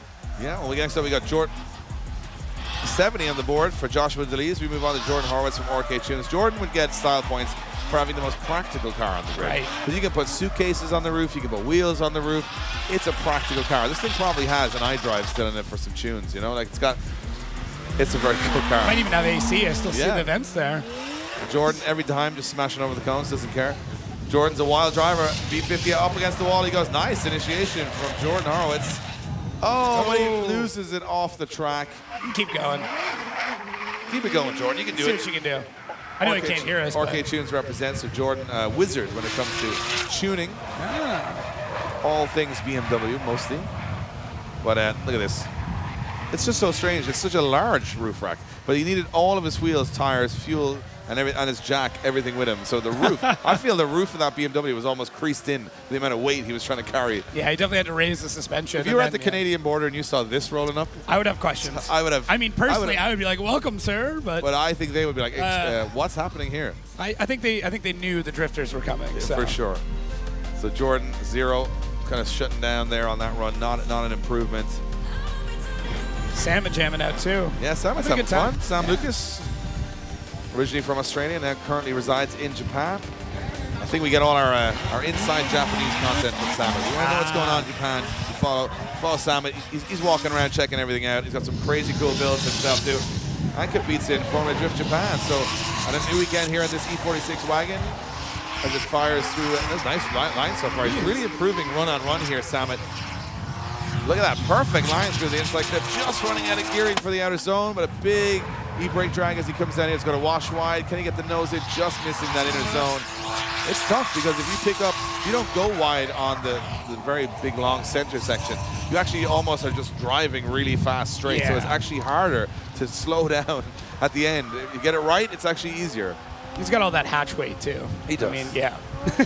Another practical car on track. Yeah, exactly. It's great. Take the kids to soccer, football. Yeah. Yeah. Next up, Duarte Viana. He's on the line. 67.3 for Samet on the board. Duarte, he had a good first run. Looking confident out there. The boss man's here. Yeah. Ready to Drift go. HQ represent.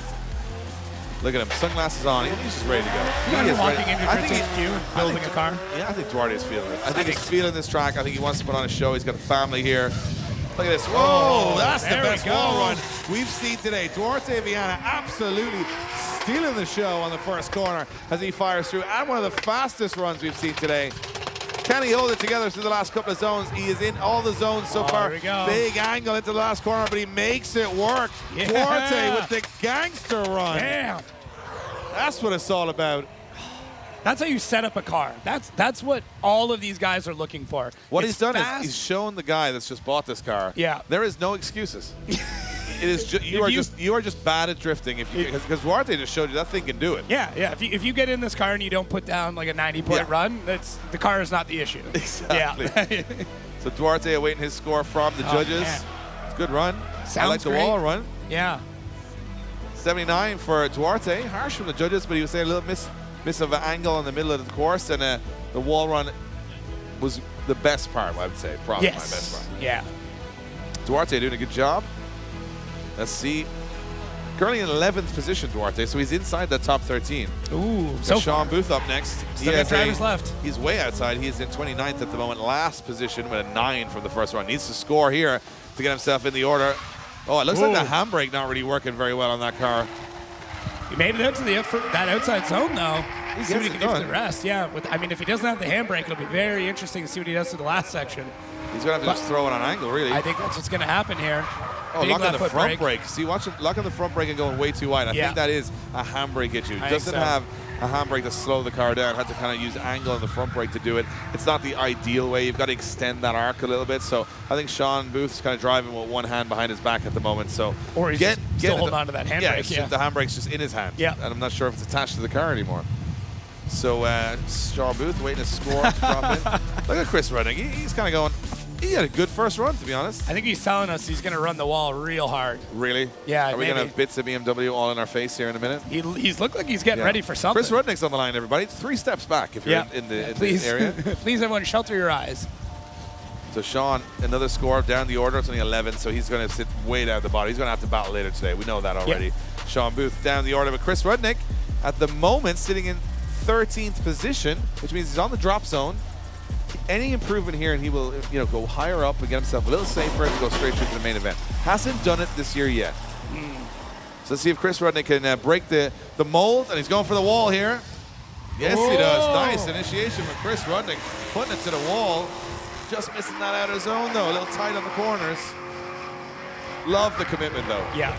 Yeah. Might as well throw it in big at the beginning, and you can see kind of the rest of this run, he's just having a bit of fun with it. Through our straighter section there, just not able to really link it all, but big angle coming across the line. Absolutely, and you got the LS3 screaming Yeah. in Chris Rudnick's car in this E36 as he continues to drift all the way home back to America here, just not giving up. Nope. Just keep it moving.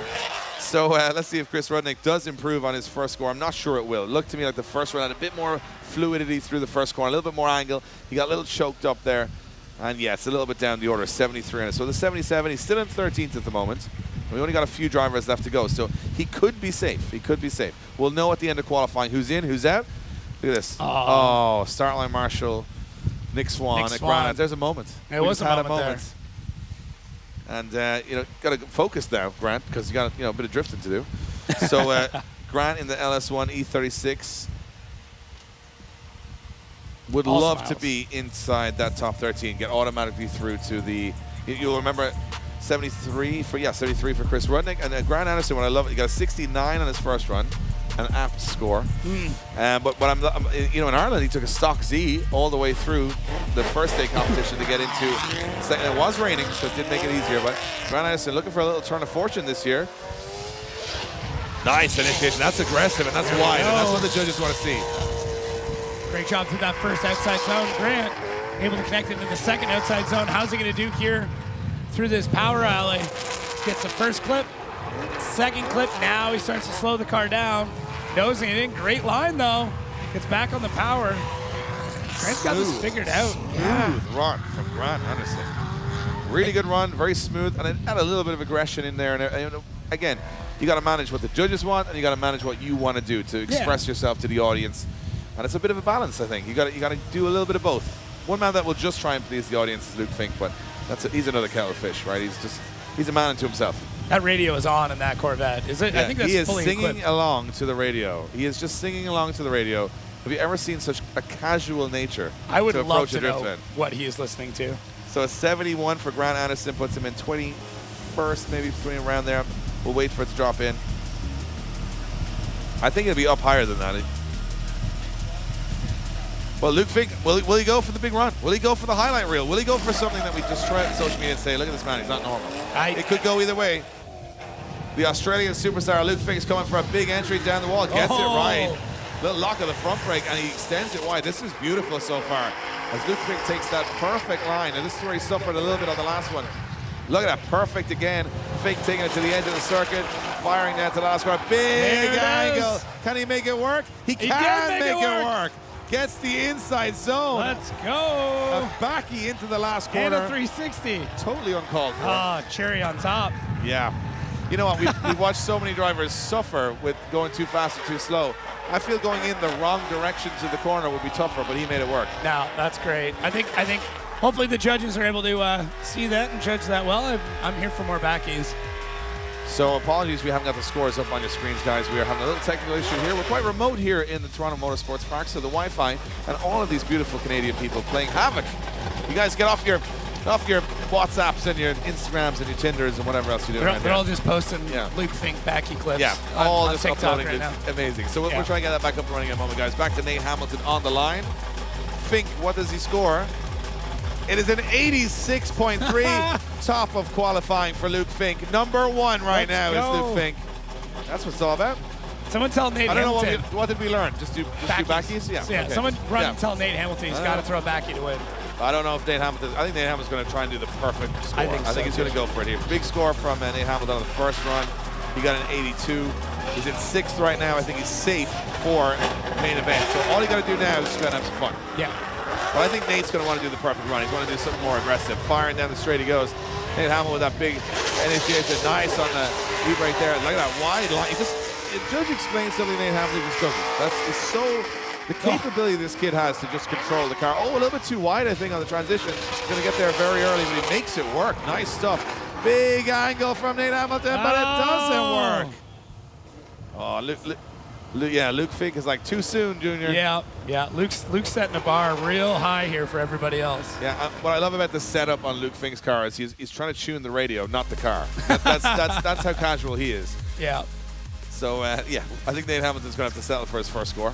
Yeah. Not a bad score to settle on, though, in 82. He's right up there in 6th position right now. Jimmy Oakes. He's sitting in 14th position, so he's just outside the top 13.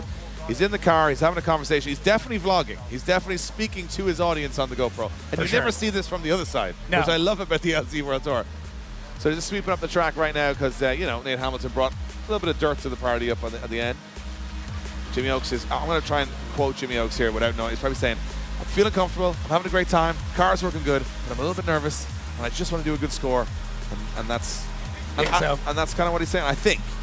Yeah, I can see that. Because I think Jimmy has the track dialed here. We've watched all the practice.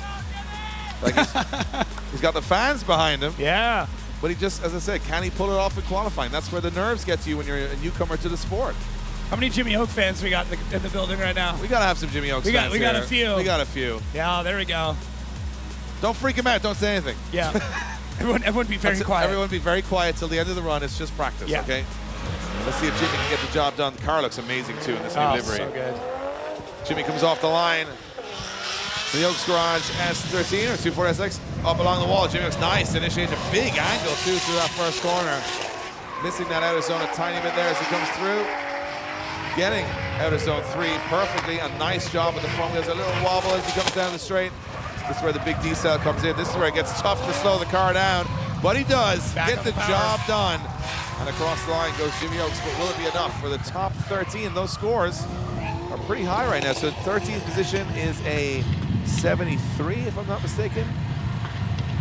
That's going to be tight. Yeah, so 73 is, no. Anyway, never mind. My math isn't so good right now. It's okay. Jet lag. We'll blame it on the jet lag. We'll let you know at the end. Yeah. We'll figure it out. The suspense will build. Yeah, and we're getting there very soon because we've got 2 more drivers left to go in qualifying. We got Colette, we got Adam LZ. So a 72.3 for Jimmy Oaks on the board. We'll let you know where that drops him in at the end of qualifying. We've got 2 more runs to go. Canada, we hope you're having some fun out there. We're having some fun up here, Jacob. And we're only getting warmed up. This is the bit where the 1 car goes at the one time. I know. And then the 2 car go later on, and that's much more fun. Twice the fun. Twice the fun, twice the scary. Yes. Let's see how Colette Davis gets on in this beautiful Corvette as she takes off from the start line. Second run on the board. Whoa. Oh, big speed on entry from Colette Davis as she fires that Corvette in. Real tight to the zones, but not afraid to throw down. A lot of horsepower, a lot of go in this car, and Colette picking up big speed now. As she transitions back, she's washing pretty wide. Whoa. Just about holds on to it. That was good car control. That was. To not spin that car. She found herself in an uncomfortable position, but managed to get out of it, which is tougher than it looks. She came into that initiation so quick. I felt the gust of wind. I mean, we're right over top of where the initiation point is. And you could feel the wind coming off the car. She threw that in so early. All right, next up, Adam LZ. Beautiful, iconic E36. So 68.67 for Colette on the board, and we got 1 more driver to go. And it's the man that the whole event is named after, and most of these people are his friends. It's Adam LZ. Adam LZ in the E36. Now, he was top of qualifier. Now he's not top qualifier. Luke Fink sits top with an 86.3. That's the score to beat. Let's see if Adam LZ can step it up a notch here. Jesus. Oh! Big run into that first car. Oh! And Adam LZ gives everybody a dirt sandwich in the bleachers. He went for it. He went for it. Yeah. Didn't quite work out. That was a huge initiation, too. Yeah. You know what? It was one of those where, like, if he pulls this off, no one else has done anything like that today. But he didn't get away with it. He went into the dirt. But you know what? He knew he had a good score on the board. I think he knew the score was safe for tandem action. I think LZ also knows that he was not in the drop zone or anywhere near it, so he could go for that expressive run. And I was going to need a toothbrush for a couple of people there in the front row there. A lot of dirt. You're gonna be picking Adam LZ dirt out of your hair for a while. Yeah, so we've got the final scores in, and we're gonna give you guys those scores from 29 to first position. So these are the drivers you're gonna see later on in the last chance saloon battles, as we call them, last chance battles. So it's gonna be Sean Booth. You're gonna see RK Tunes, Jordan, Tom Nazaro, Kevin Moran, Jason Ferrin, Colette Davis, Kevin Darwish, Joshua Deliz, Grant Anderson, Dave Briggs, Samet, Liam Stafford, Lee Yearwood, Mike Martino, Brian Hopp, and just missing out by 0.3, Jimmy Oaks. So Jimmy Oaks will be in battle action later today. And these are the drivers going straight through to our top 16 main event tomorrow here at the Toronto Motorsports Park. Chris Rudnick Andrew Shorkey, Duarte Viena, Tommy Lemaire, Ben Zislin, Josiah Velez, Riley Sexsmith, Nate Hamilton, Rich Whiteman, Adam LZ in 4th position, Andrei Mashenko in the VR6 powered Audi A5 in 3rd position, Drifter Jaden Martirano, Jada Drifter in 2nd position, 16 years of age. I know. And in 1st place, the Backy King all the way from Australia, it's Luke Fink with an 86. We're about to go mingle with the crowd, have some fun here in Toronto Motorsports Park. And Jake, I'll tell you what, that's been a fun qualifying session. Like looking around at all these people, everyone's having smiles on faces. It's a little windy, yeah, but you know what? It's not too hot. No. We're not getting burned. You see this face? This is the sunburn from yesterday. Irish people don't do so well. This is more my kind of weather. Hope you guys are enjoying it on the stream. We're going to take a small break before we head back for our last chance top 16 later on. Tandem battles. I'm excited. Last chance you're going to see these guys on track for the weekend because let's be honest, it's loser. If you loser goes home, right? Yeah. You gotta go home. So we're going to see you guys in a little while. We've had a really fun time in qualifying, but the qualifying formality is over. The battles are beginning later on. We're not going anywhere. You shouldn't too. We're back shortly. See you soon.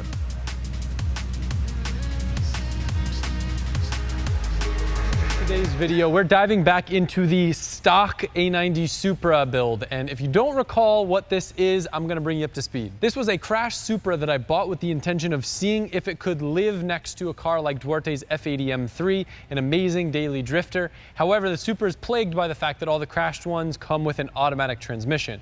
A company based out of Poland going by the name of HTG makes a product called the GCU.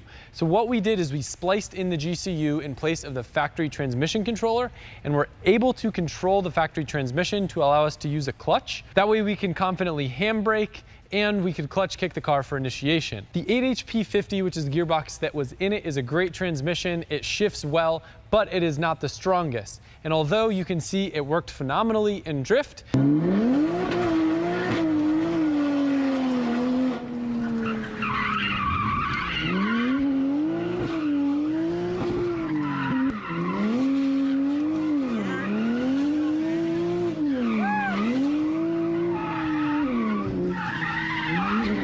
it did end up breaking, and the cause of which I think actually happens to be something on the ECU side. So the way that the GCU works is it basically emulates what the stock transmission controller would be talking to the ECU, communicates in harmony, and makes the transmission work. We had some weird throttle closures going on the ECU side, and I think ultimately the transmission was the weak point. And although the easiest path would have been to replace it with another 8HP50, Bartek from HTG gave me the option of a few different choices. Because the GCU is emulating the stock transmission, I was able to upgrade to the 8HP70, which is a stronger version of the 8-speed automatic gearbox, go to a true dual clutch DCT gearbox from a BMW, or go manual. And as tempting as it was to go manual in this car, I really like the idea of having an automatic drift car. And when I weighed price with cost and fun, I ended up choosing a DCT transmission. So this car has a DCT that I got from Seems Legit. They build it and modify it so that way it can be controlled by the GCU. I think an 8HP70 would have been plenty strong, but seeing Duarte's DCT, seeing quite a few DCTs in drifting, it seemed like the more surefire way to spend my money. So this car will technically be the first true DCT Supra. And what that means, instead of having a torque converter, it is a true dual clutch gearbox. There's 2 clutches in there. And I don't have much experience with a DCT drift car, but I think that it should be a little bit more crisp and a lot more robust. We got the gearbox in with the adapter filled up with fluid, and the first thing that has to happen is Bartek hops on a computer, drives around the car a bit, and the GCU will learn what's going on, and I'll let him explain all that.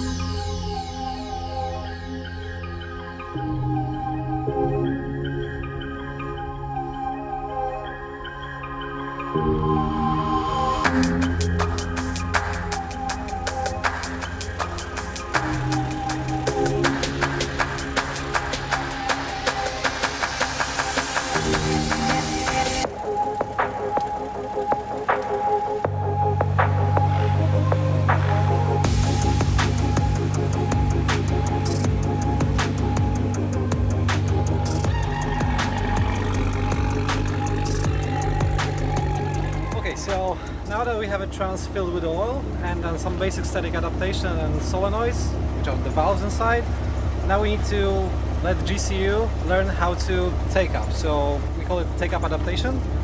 During this step, we're gonna stand in one place and just let the car roll with the small jumps on both of the clutches. And that's like the baseline for us. Then we can go and just start driving. You just engage drive, first or second gear.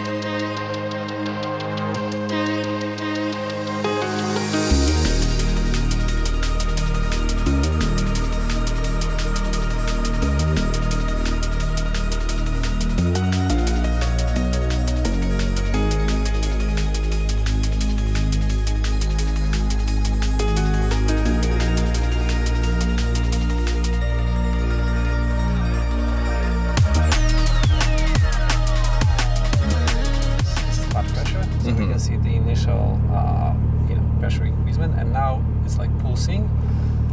Trying to learn how to quickly get to the point where car actually starts to do some movement. You can feel it at the back of your seat that it's actually like trying. Yeah. Oh, there we go. This is the initial like take up. Yeah. Trial. It will resume once car stops completely. So stop, and it tries again.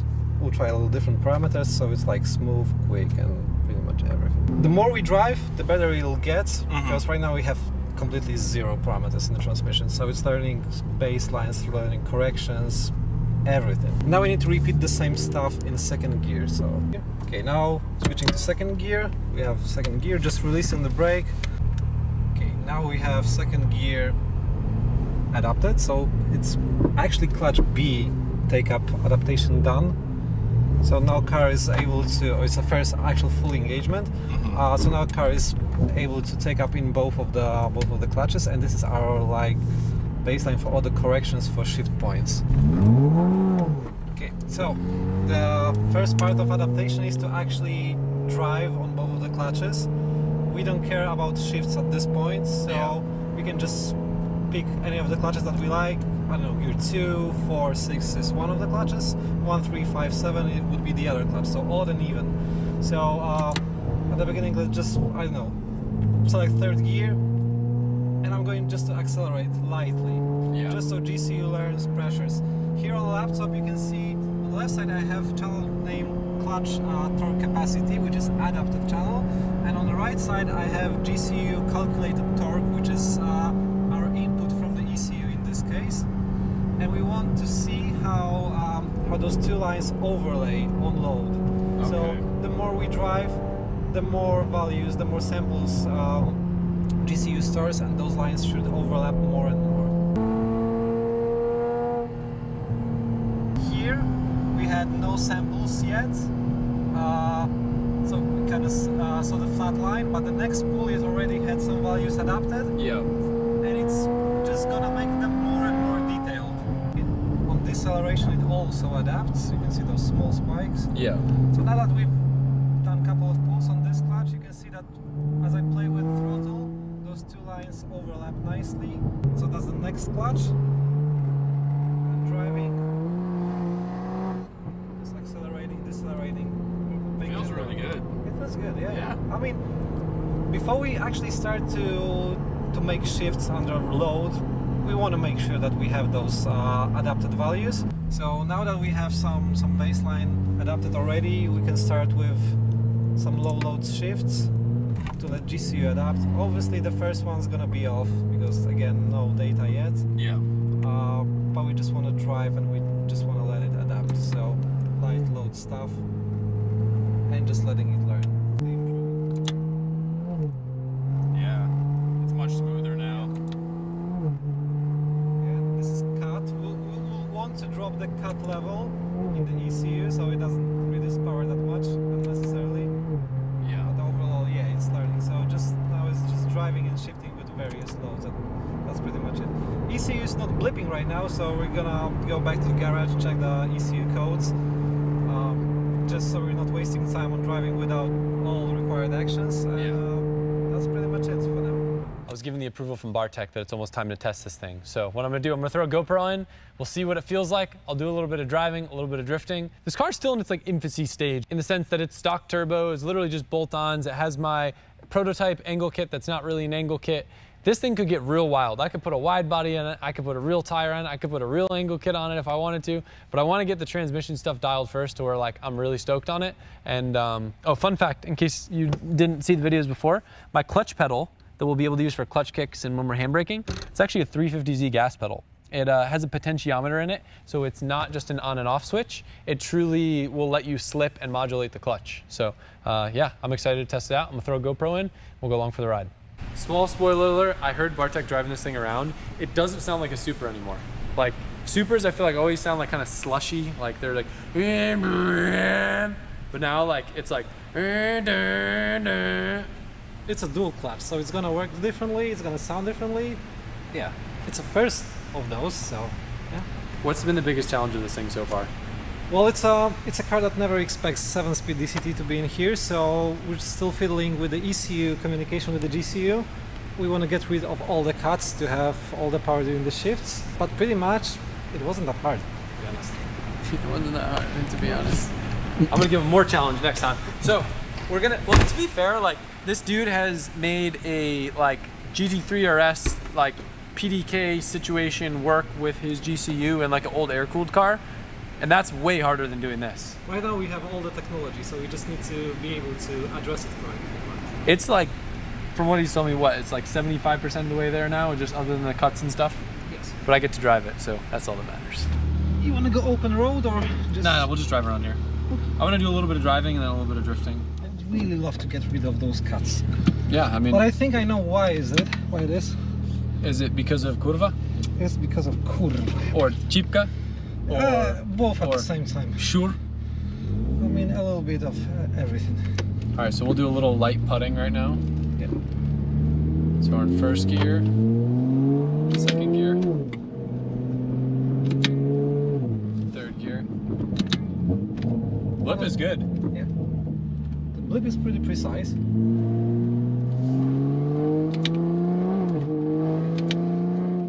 It's weird how different it sounds.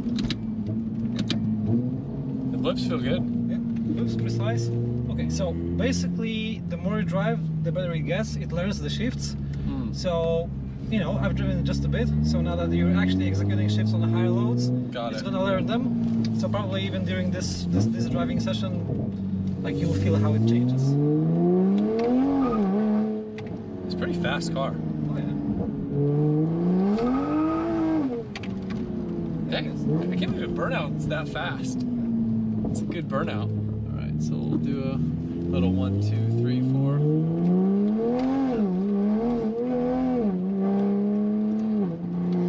I see maybe there's a small throttle closure, so you think it'll learn that and then...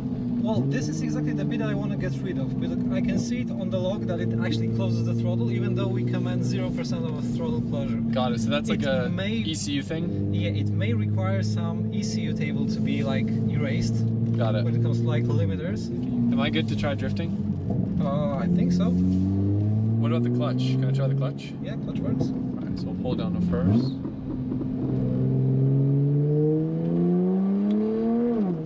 Or in second, and I will...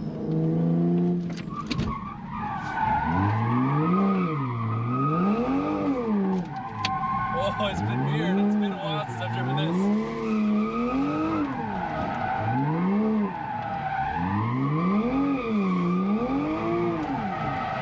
Pretty well. Go down to first. Now you have the over-rev protection, remember?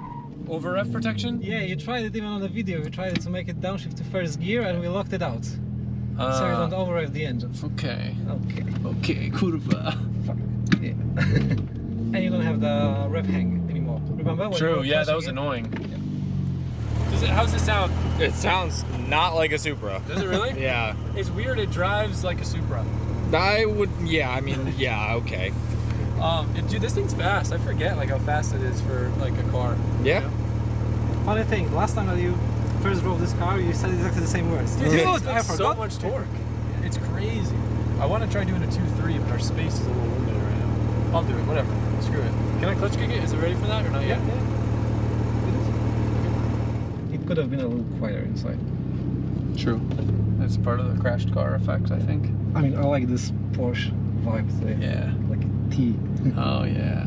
Pure Dolce. Yeah. Oh yeah, I felt it. Cut the throttle a little bit there. It does a little bit on the 2.3 too. The downshift's pretty good.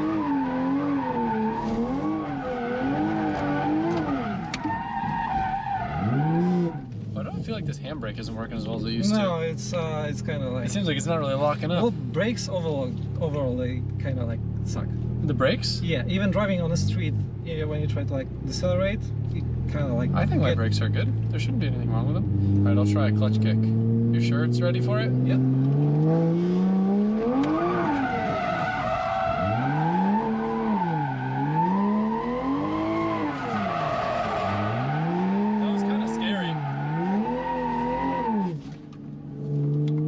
feels completely different than previous time with the 8 HP. Yeah, and I think the gear ratios are actually better for drifting. I think before the second gear was a little too short, but I think second gear now is like titties, boy, you know? I don't know if I have full confidence to clutch kick at Mike, yeah.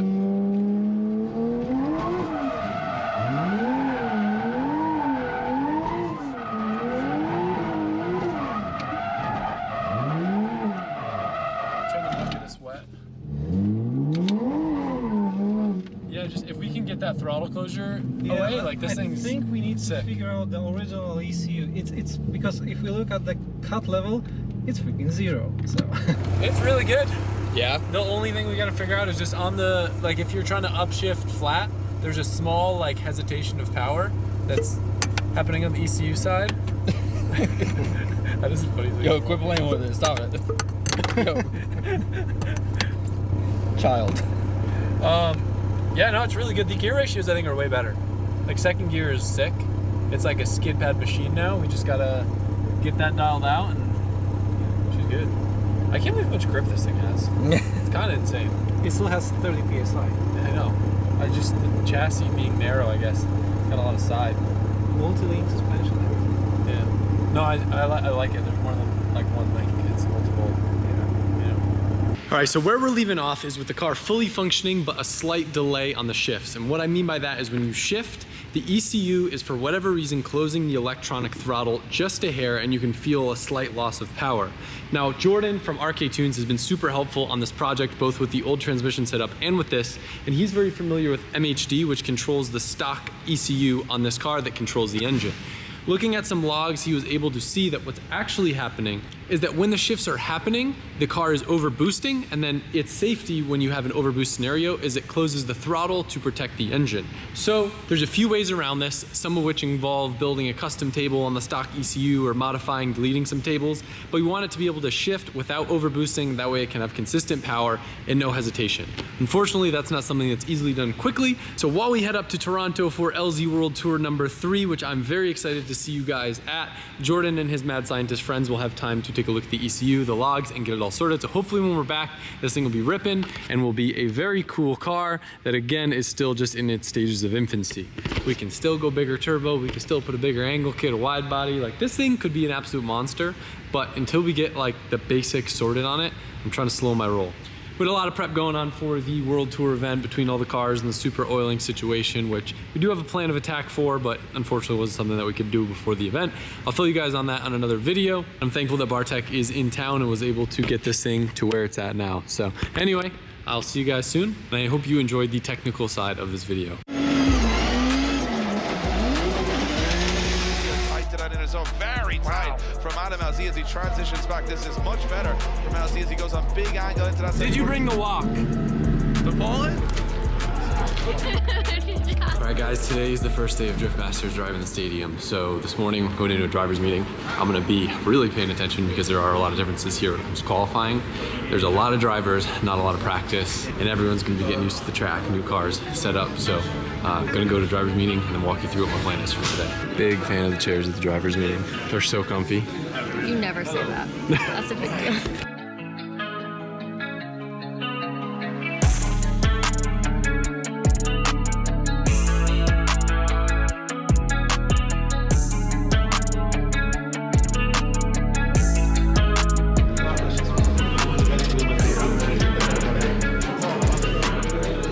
Hello guys, welcome on the final round of the 2023 season. We call it the biggest drift competition in the world, and it will be, according to the attendance of the people for sure.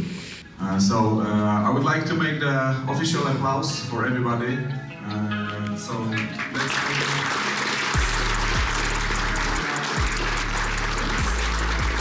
first, the schedule. The schedule is the same as it was in the booklet.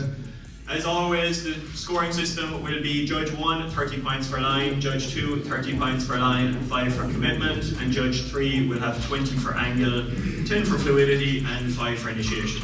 Starting from the initiation, and during qualifying, the vehicle must be sideways as it passes the single standing cone placed trackside.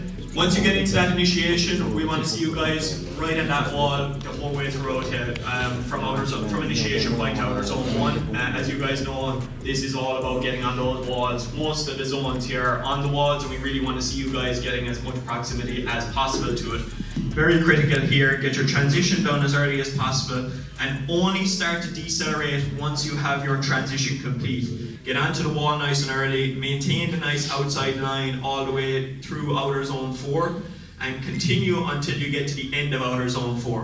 What we'd like to see is for the rear right wheel of your car to be approximately 2 meters away from the outside of the rumble strips here. Decelerate slightly after your transition is completed, and have your transition complete before you get to outer zone 5.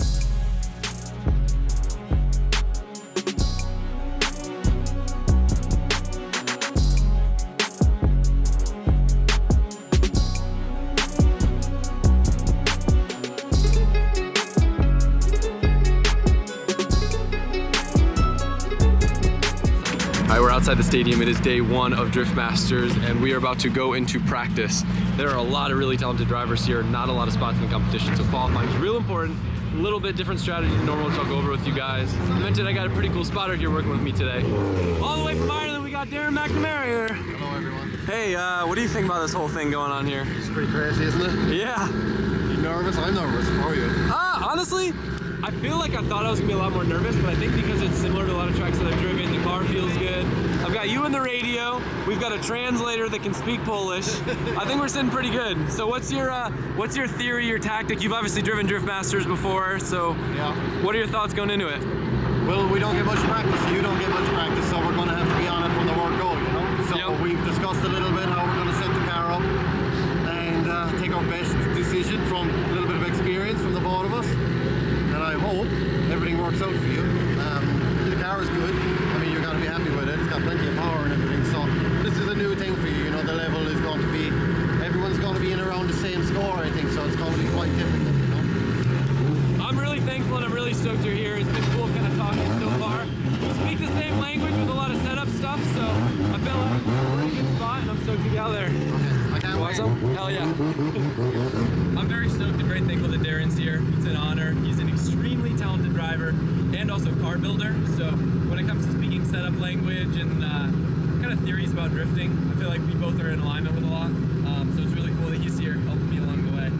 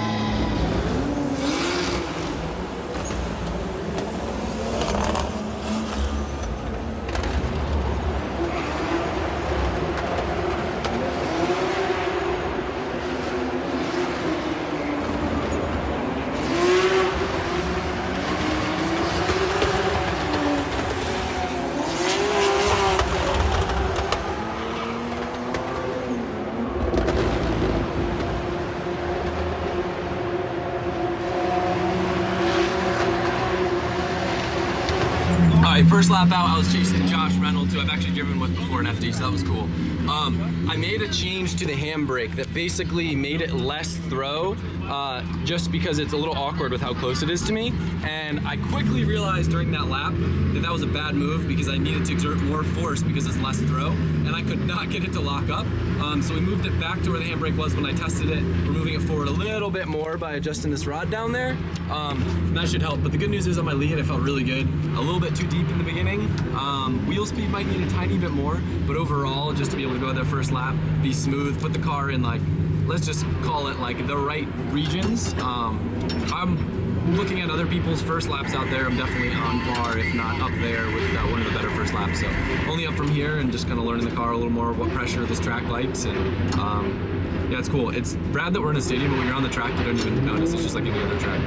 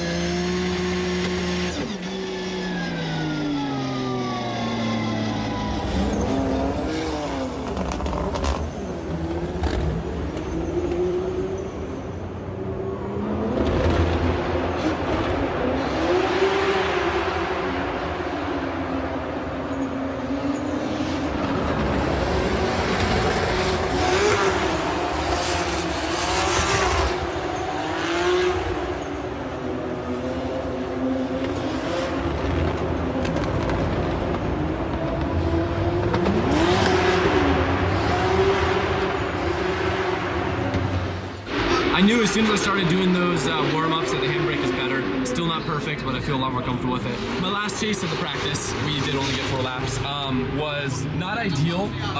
Josh was pretty offline, so watching it back, I feel a little bit better about it because it's kind of hard to predict where he was going to go. I'm still just learning the car more every lap, even in the chase.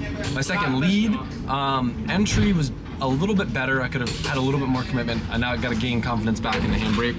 The biggest issue I had was I wasn't looking up enough, so getting to that first inner clip, I was a little bit late there, which set me up on a weird line for coming into the second inner clip, which then made me kind of beeline it towards the next zone. So like, even though I was in the right zones, it just wasn't the ideal flow of the track. So just really got to keep in mind when I'm going through outer zone 1 to keep my eyes up and make sure that I'm getting ready to leave the zone right at the end, because if you hang out wide, it kind of screws up your line for the rest of the track. So one thing that's helpful for me at this track is I kind of understand the direction and where to go, because it's very similar to E-Town with having to fire off in the zones but also having to have wheel speed right because the corners are so long. So me and Darren have been basically talking about the trade-off of worrying once we add grip, the car not being able to fire off in the beginning of the corner, but also having enough wheel speed to stay in drift. So what we decided to do, rather than doing a gear change, we asked for 300 RPM more up top, which will prevent the car from pulling out angle, because right now I'm left foot braking to hold the car back to keep it in the zone. And then also adding a little bit more nitrous, not more nitrous, but nitrous sooner, because my concern is once we start hooking the car up, that it won't have enough torque to fire off. So when you enter the zone, if you have too much grip and not enough mid-range, you basically can't get away from the wall fast enough, so adding the nitrous sooner will help that, give a little bit quicker response there. Handbrake felt better, it's still not perfect. I'm gonna see what our options are, maybe to get a little bit more aggressive pad. Regardless, first 4 laps, 2 like chases with not the best leads that were half decent, 2 leads that I feel like were up there compared to the rest of practice. I know that I can do a lot better, but I feel like I'm sitting in a really good spot, being in a different country, driving a new car at an absolutely wild stadium track.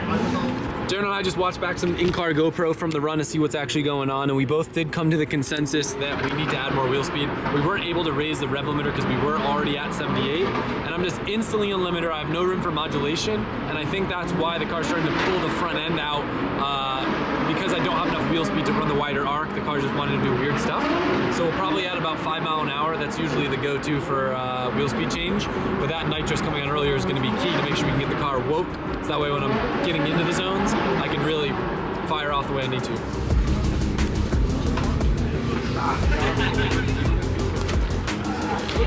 Oh, yay!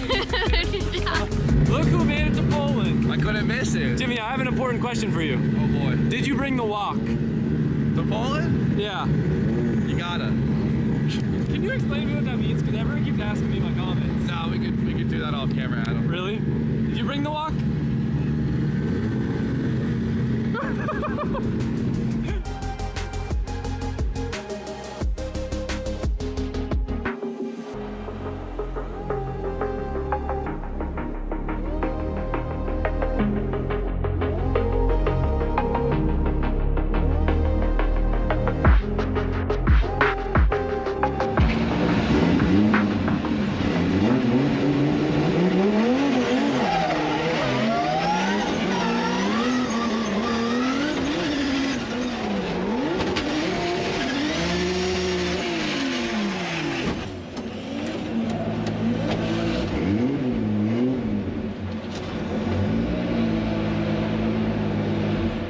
Ciąg już ponad drogą w górę, zatem jedziemy. Adam LZ, Dawid Sposób, Adam LZ.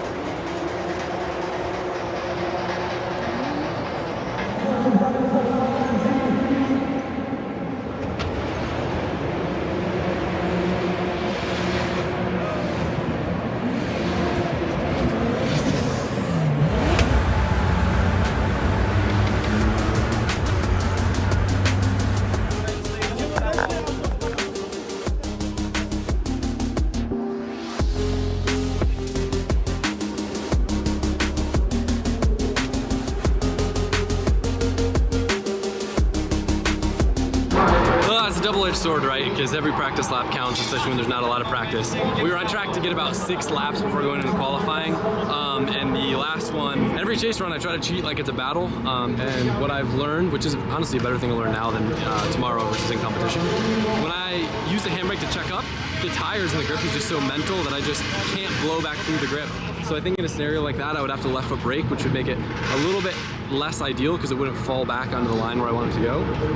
But I got it in the wall just enough to bend a tie rod, which unfortunately didn't let me get another lap. So I'm going into qualifying with 4 total laps on this track, which isn't crazy considering a lot of these guys only have 6. Not where I want to be, but the good thing is my leads were pretty close to what I think will be a decent qualifying run. So I just got to go put it together, and I'll get 2 more practice laps qualifying, and then I'll get more driving tomorrow. It's a bummer. That's what it is. All right, talk to me, brother. All right, I'm gonna walk you through Adam's mistake, okay? So here we have gear position. So you see 2nd gear, 3rd gear. We have RPM, or sorry, this is TPS. So you can see this big lift right here. Yeah, there's a lot going on. They're not going to pay too much attention. All right, listen, anyway. Yeah. Lift, I get back on throttle after entry. When I'm back on throttle here. Yep, I see it. 17 pounds atmosphere. Basically, I have like 3 PSI when I get back on throttle. Yeah, nothing. It was fine. That was entry. Oh, yeah, that's fine. Now I go and I make a handbrake correction. That's where you see this other lift right here. Where, hold on. Getting there. This little dip right here. Yeah, he fully let off. Yeah, but that's not the problem. Again, I know. When I got back on throttle, I got on 69%, good number. Which isn't terrible. 22 pounds atmospheric would be, or 22 pounds absolute would be like 8 pounds. Yeah, there you go. It's not terrible. What would you say? That's probably like 400 horsepower. Yeah, something like that. But because I didn't get on 100%, the nitrous didn't spread. Yeah, nitrous kicks on at 78, I think we saw. 75% throttle position. Bring that baby down. When I got back on throttle, if I'm gonna ever do something like that, I need to like fully get my foot to the floor. Yeah, zero hezzy is what we call it. Yeah. Gotta do a good old-fashioned Irish pedal dance, brother. But you look, right? Yeah. I have a tendency when I get back on throttle, I'm only getting to like 70-ish. Yep. So I'm gonna lower the nitrous activation down to 69. I like that. Because it's a good number. So if I ever make that mistake again, basically we're trying to get the car to boost faster. Because if you make a correction, you get back on the gas and you can't get wheel speed up fast. You got used to that big old RTR V8, brother. No, I did. Yeah. The RTR. No, I have. I jump between cars a lot too with different powertrains, and you have to rewrite your brain every time you hop into another car because the powertrain deliverance is so much different between them.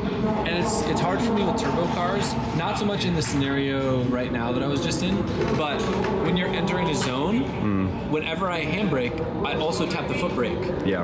And like I'm not nice with like heel towing. Yeah, that's not a thing. But with a turbo car, like literally every time you handbrake, you should be on the limiter. Yeah. With the clutch in, so you're like bum bum bum bum bah, so that way you're ready to fire off every time. You know what I mean? You have to be quick with the toes. Well, no, you just literally. I know. You literally. On the gas. Yeah, basically, exactly. But I think that is looking at this. That's the best window for happiness. I can give myself. Yep, do it. Numbers calculating. So, Mike, edit in that meme where there's just equations everywhere. Going into qualifying, I've got 2 runs to do better than 26 drivers. I mean, ideally, I would do better than all the drivers, but. Well, how many drivers are there? 26, 58. There's that many drivers? Yeah, there's a lot. I feel pretty good. We did make one more change to the car. I mentioned that we lowered the nitrous kick down, but the throttle pedal for the last I don't like just to get screen grabbed. So usually the throttle cable. Yeah. I don't do this. I'll be the. No, that makes it more weird. Basically the last 20%. The last 20%. The cable was just kind of like binding or resting on the cable housing, so it would get a little tougher there. Obviously, I should just be a man and like push through it. But we were able to bend the bracket a little bit, so it's a little bit smoother, and the pedal's a little more linear now. Because sometimes there's a lot of stuff going on, and you don't like think to push the smash the pedal. Smash. Hey. Smash. Smash. I haven't slept, okay? Smash your pedal. Boom. Unlike FD with knockout qualifying where the bottom drivers cannot advance their score, here you get 2 runs and they just count the better of the score. The only time the second score comes into act is if there's a tie with score. So it is still important to do well, but takes the pressure off because God forbid something happens, you get another run. I'm gonna go out there, do my best run, just try to do what I did in practice, and I think that will be enough to qualify. Then I can really seal the deal with the second run.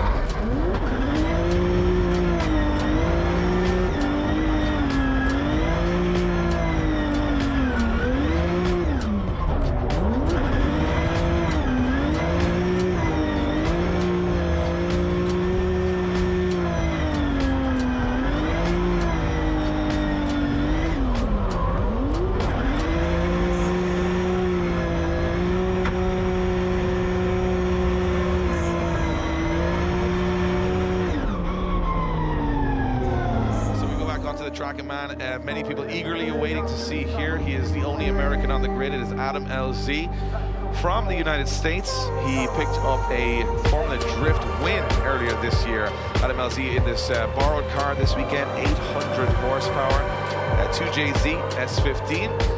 Hasn't competed on this track with these drivers or in this car before. Big step up here for Adam LZ. He said he's under pressure. He had a hit with the wall in practice, missed some runs. There's some stress here on Adam LZ and the expectations of how an American driver is going to deal with it's a very different style here in Europe. So this is a new challenge for Adam LZ, and he said, well, you know what, I'm good to throw myself at anything. So here we go, he's off the line. Adam LZ for his first ever competitive run here at the Drift Masters European Championship, fires that car in to that first outside zone, gets himself set up nicely. Then he's going to be driving technical now. He's not going to want to mess around. You can see him on the foot brake, keeping that car control very nice on that front inside zone. Rubs the bumper off the wall and now starts to fall away ever so slightly out of that outside zone. Back in he goes. Now he looks for that transition across the track. Touches the touch and go.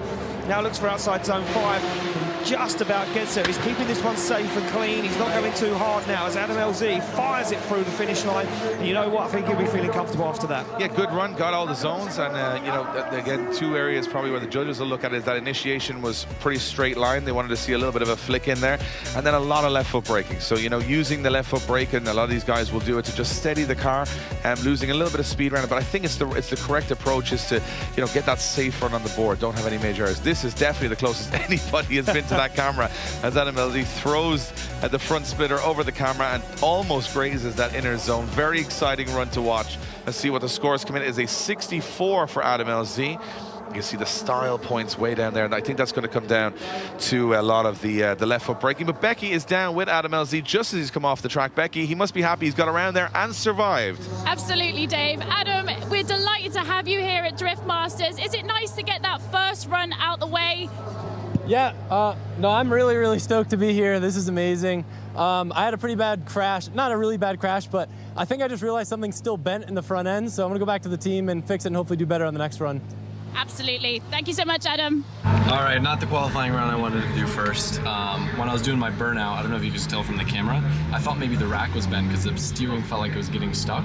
So I basically did a run as if I had no power steering, and by that I mean making very little steering corrections and relying a lot on left foot brake, which penalized me heavy in style points and made me enter the zones with a little bit less confidence. But thankfully, I've done plenty of laps on the E36 with no power steering, so I knew how to drive and still put a score on the board.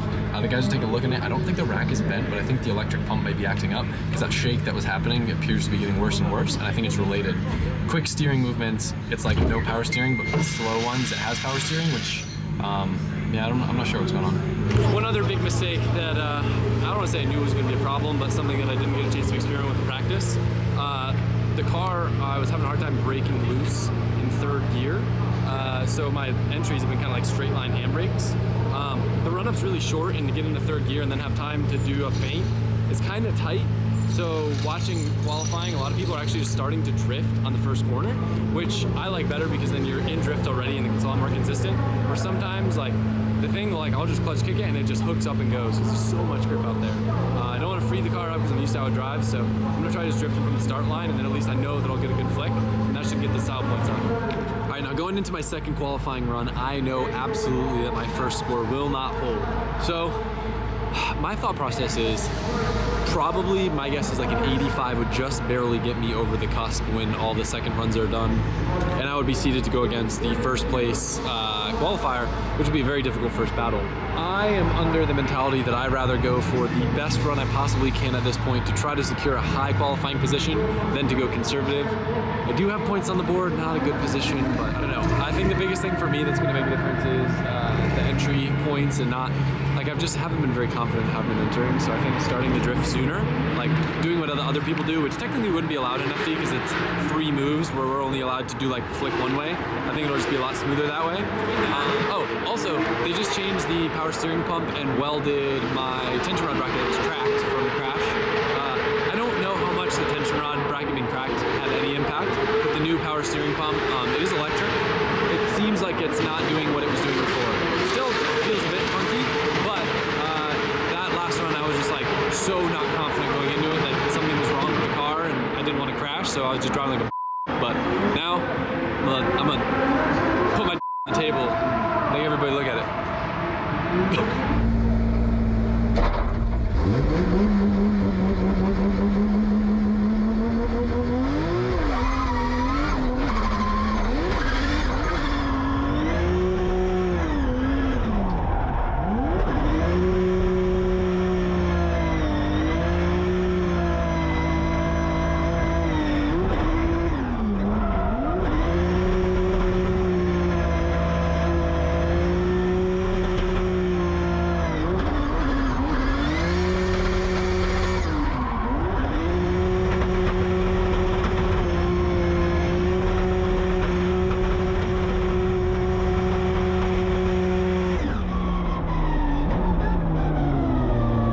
Next up on the line is another man sitting outside the top 32. It is Adam LZ from America, only the second American to ever attempt the Drift Masters Championship. Said he's up for the challenge, borrowed car, never driven this car, never driven on these tires, and never driven this track. And he's had steering issues in the first run. Now he's got to get it done here as he fires into that first corner. LZ takes it to the wall.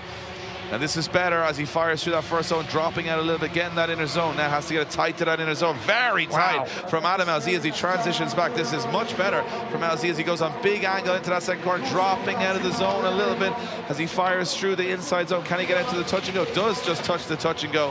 Transitioning back out, big angle into that last corner from LZ as he takes the car to the wall. Much stronger run from LZ than his first, and a big angle finish, but will it be enough? I mean, look, he was there. He was fulfilling all the zones for me. I think maybe the line that he took to get to him, or the proximity of the back bumper to the wall, may be the defining factor for the judges of where the score sits. But you know what? It was a lot better run than his first qualifying run. He is out of that top 32 at the moment. He's in 64, so 42nd place at the moment. Let's take a look from the drone, though, at LZ's run. Nice enough. I think he had a wheel in the zone at least at all times. For me, the most spectacular moment was when he transitioned to this wall inner zone. I'd done it again, flexed the front bumper, put the tyre to the wall. Incredible stuff from LZ. I think he could do that all day. Absolutely loved it. We're getting very close. Yeah. To another event where almost impossible. One mistake is enough to knock you out. But how can you not reward these drivers, Dave, when their level is that good? I mean, this is a run that should qualify anyone any day in any competition. But unfortunately, the way things are here tonight, it is sometimes going to be borderline whether people get in or get out. It's going to be a 75 for Adam LZ, not enough for top 32 for Adam LZ as he knocked out of competition. You know, they said on the stream I had some of the best inner walls. The inside zone here is a wall instead of an inner clip. 100% attribute that to all my practice at the compound, buzzing trees with my front bumper. Yeah, you know, tree, wall. Honestly, a wall is probably more forgiving than a tree. Maybe. I don't know. So. A tree will like wrap you around. The wall is just like flat and it'll just buzz, you know? Yeah, or bring you into more wall. Yeah. But we're proud of you. Thanks. I'm happy I did what I could. It wasn't enough, but at least I'm not going out like mad knowing that I could have done better. Yeah. I did everything absolutely different than I had all of practice in that run, and with different wheel speed, different tire pressure, different setup, and all of practice meaning 2 laps. 4 laps. I got 4 laps. Oh, 4 laps. 2 leads. Yeah. 2 chases. I'm proud of you. At least it's less GoPro footage for you guys to watch. On the bright side. Yeah. All right, let's do it. Thanks. No. Wait, let me do him a little zoom in. I really don't want to end the video here, but this isn't the end of the video, but I feel like the most common thing that keeps happening in this video and in me being here at Drift Masters is comparison between FD drivers and Drift Masters. Now, I don't think I can fairly speak to FD drivers being better than Drift Masters or Drift Masters being better than FD, because this is one track and I didn't even make it into the competition. However, I think it is incredible how well these dudes are driving when the most laps anyone here has had, there's 3 leads and 3 chases. So they're going out and doing a 90-point qualifying run with 3 leads. I thought FD was rough when, like, on a good day, we might get like 10 practice laps. On a bad day, we might get 8. But like 6, that's insane. And even like Connor Shanahan literally didn't get 1 practice lap in, and then probably is going to wind up #1 qualifier. It's incredible. I will say one thing though that does make Drift Masters more difficult than FD is the fact that FD, typically we have, let's say, 28 to 34 drivers to seed a 32 bracket. Here, there's 58 drivers to seed a 32 bracket. So there's way more people to get knocked out, and everyone shreds. So like the bubble on this, my guess will probably be in the 80s, which it's tough to get in, and especially like, thankfully I was able to rent a car out here. You know, I would like to say if I had my E36, there's a better chance of me qualifying, but like, I would be way more bummed if I shipped my E36 all the way out here and got 5 laps. I would have to like do a Europe tour with it and not sit at home. I would be so distraught. How lame would it also be to send an E36 in a place where there's more E36s than anything else on the planet? I still think it would be kind of cool, actually. So now I get to watch and enjoy the stadium, and lots of bison grass vodka. I think that's the local drink. Yeah. Fun. Ta. I think that means yes. I'm still voting. Okay, you can stop. Proud of you. Thanks. Man, I was super pumped with that run. Again, having very little practice and then coming off a run that was absolute hot garbage. I thought it might be enough to get me in. I knew that I made some pretty big mistakes and some waivers in the middle of zones that would cost me some points.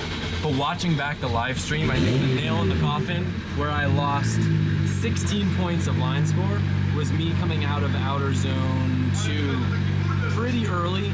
I think I lost a lot of points there. They weigh line extremely heavy. I think each judge has 20 line points, so it's a total of 60. It's literally worth 60 points in my score, and I, at least right now, is just over the bubble with a 34, with only the top 32 making it in. I'm not really upset with myself because I think that was probably one of the best runs I've done, and I did everything that I wanted to do. I fixed the entry problem. I went into the walls with confidence. I didn't left foot brake a bunch, and I'm really happy with my run, but I am very bummed that I don't get to do some door-to-door tandem. I got 2 chases, and they were not following the best lead run in practice. Then I got to follow my teammate, and I crashed into the wall. So I think more than anything, like, I've looked at the series and just envied the amazing outside zone, long zone, door-to-door action that these guys do, and I was really excited to be a part of it. Nonetheless, I'm still super happy and thankful that I had this opportunity to come out here. Made many new friends. I love Toronto Motorsport. The car is really good. Then getting it fixed up so I could get back out and to qualify right after crashing in practice.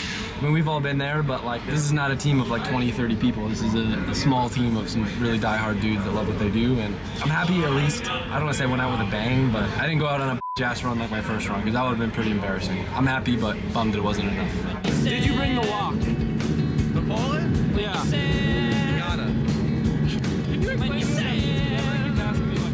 No, we can do that off camera, Adam. Really? Did you bring the walk?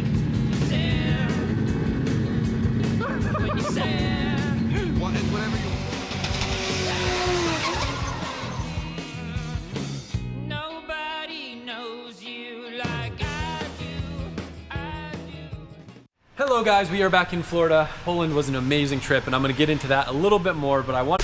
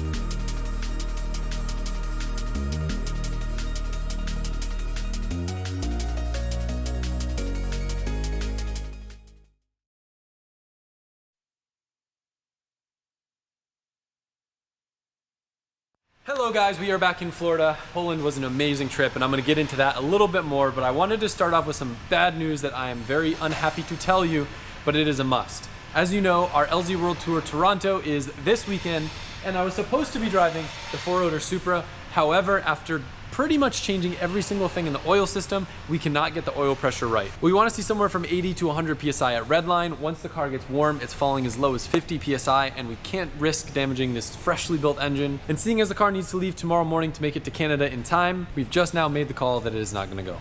The good news is the E36 is ready to rip, or I should say ready to rip minus a few cracks on the subframe from all that grip that thing has. So a couple little repairs to that thing and it'll be good to go. If you haven't seen or heard this car in person, it's an absolute monster. It's one of my favorite cars to drive. And I know that a lot of you guys have been commenting that you wish you saw me have it at Drift Masters. Now, if you didn't see some of my earlier content talking about Drift Masters, the original plan was to send the E36 to Poland, but the timeline got a little bit too close and I didn't want to send it over there without the 3.4. And in retrospect, I think that was a great decision because the 3-liter without nitrous would not have cut it. With that being said, I know that I mentioned this briefly in the past video, but I did have an amazing time at Drift Masters. It was very cool being a part of the series, and even though I turned like 5 laps on the track, it was very cool to see the camaraderie among the drivers. Everyone was super nice. I had a lot of great conversations with drivers, team members, and the fans from all over Europe that come out to watch. Like, probably some of the best interactions I've ever had in a drift event, and I'm hoping that I can figure out some way to send the E36 over there for maybe a round or two next year.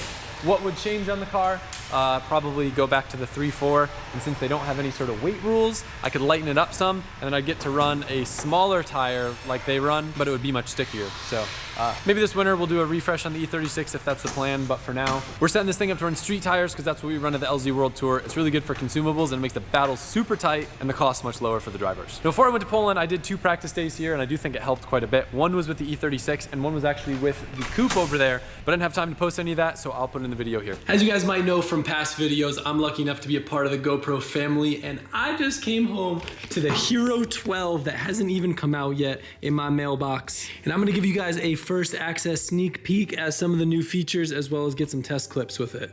Oh heck yeah, I haven't even gotten to try the Max Lens Mod, and this one has Max Lens Mod 2.0, and this puppy's gonna give us 38% wider shots. Now from the outside, the camera looks very similar to my 11, but it's actually got some cool blue speckles on it too.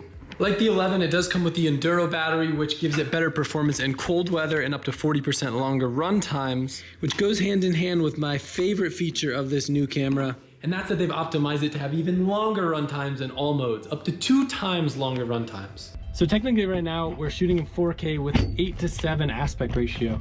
Now, even though I upload in 16:9, the beauty of this is it captures a lot from top to bottom, so we can kind of move the screen around that way. If I accidentally put the GoPro in too high or too low, because some cars with a cage are hard to see what's going on behind the camera screen, we've kind of got margin to move in post up or down. And why am I driving the S13, you might ask? Well, if you're watching this footage, technically it's backdated and it was before I went to Poland. And I'm honestly just trying to drive as much left-hand drive as I can. That way when I go over, it's not like getting reacclimated to a bunch of other things in addition to it being a new car that I haven't driven before. I do have the Z that I could have driven this left-hand drive. My E36 has a pretty bad crack in the rear subframe. This is a little more spicy and I really enjoy driving this car, so we'll have some fun with the boys. And I think one of the best features that I am extremely excited about is for us car people, the new HDR mode is going to prevent one of my biggest headaches. So I usually go into advanced mode and I'll put an exposure comp on the GoPro so it lowers the footage down to prevent what's outside from being overexposed, because it will try to brighten up what's inside. But HDR essentially takes the best of both worlds, so it brightens up shadows and darkens stuff that would be overexposed, so you have a balanced image. So I should never have to do that, and you guys should have better visibility both in the car and out of the car, especially with this angle.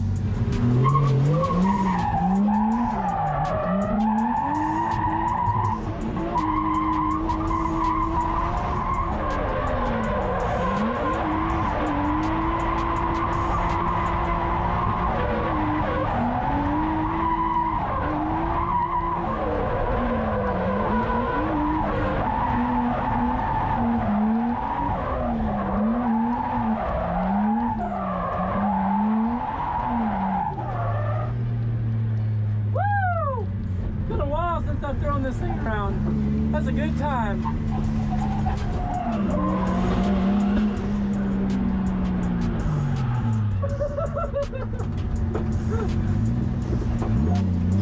You butt pucker a little? Isn't that loud fun?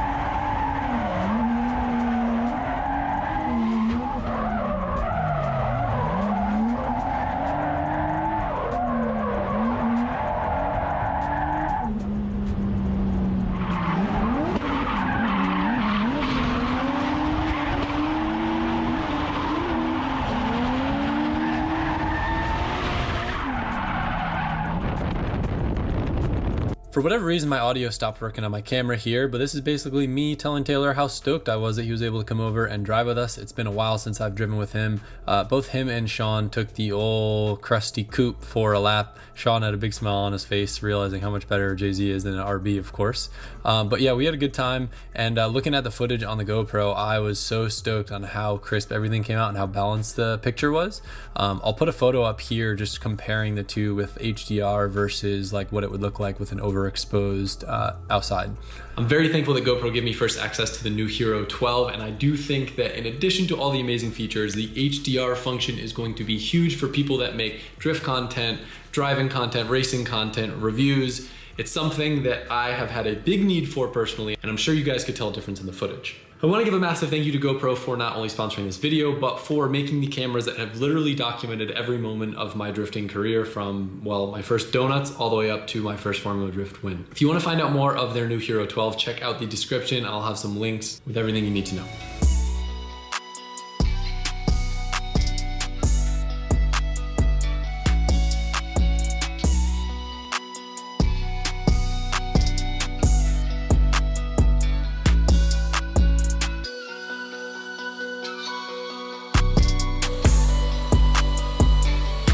Made me a new bolt.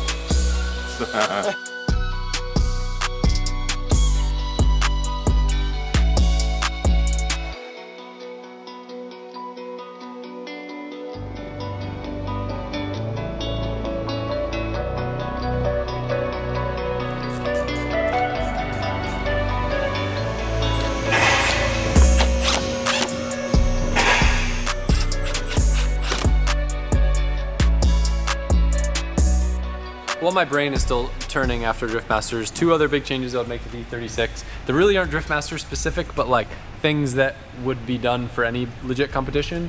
You saw how I got taken out before by my front radiator.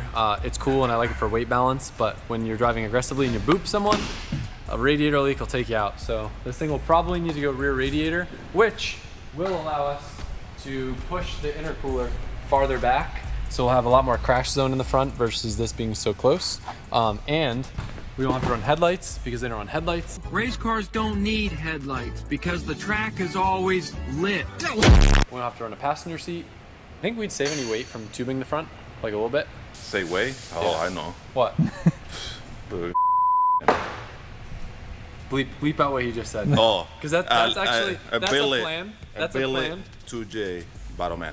What would that save? I thought about that. I looked into it, and I think the benefit doesn't outweigh the cost. Oh. Like it'd be cheaper for me to lose 50 pounds than to buy Built Block. Yeah, I could lose 50 pounds, but I wouldn't look pretty. If you turn sideways, you disappear. What about if somebody else eats the cost? What? What about if somebody else eats the cost? Like, Like, so, are you offering to give me a Built Block? No, This video is sponsored by Johan. Yep. No. No. Yeah, I was thinking about like maybe like chop 2 cylinders off of it. Yeah. Oh, yeah, we got a motor for that. Yeah, we do. Well, that would be an expensive spade, So though. quiet. people are gonna think that we're talking about what we weren't actually talking about. Oh, that two-rotor. Talking about something else. We actually do have parts stashed to make this thing even lighter that we didn't even have time to put them on this year. Remember? Oh, yeah, that's right. Those. Yeah, they turn and go in circles and help. Bleep out that last part. We can't be giving away all our secrets. We gotta save some content for the future. Oh, my bad. What other secrets can you reveal? The wheels that. One of those cement Wait, target bleep. balls. Oh, you talked about it before. What? The E37s? I do want to get TE37s. I just feel like no one's putting TE37s on builds, and it just make the car a lot more unique. Like it's not a common wheel that you see in anyone's cars ever. Yeah. Don't mind me. Just gonna want to get this thing looking good for Toronto. So luckily we've got paint match tape. Looks better, right? Yeah. Matches the BC Racing logo. I'm like, let's call it like half joking. What I mean by that Is that he's not joking. Technically adding more weight to the car by painting this little bit, you know? Yo, shut up.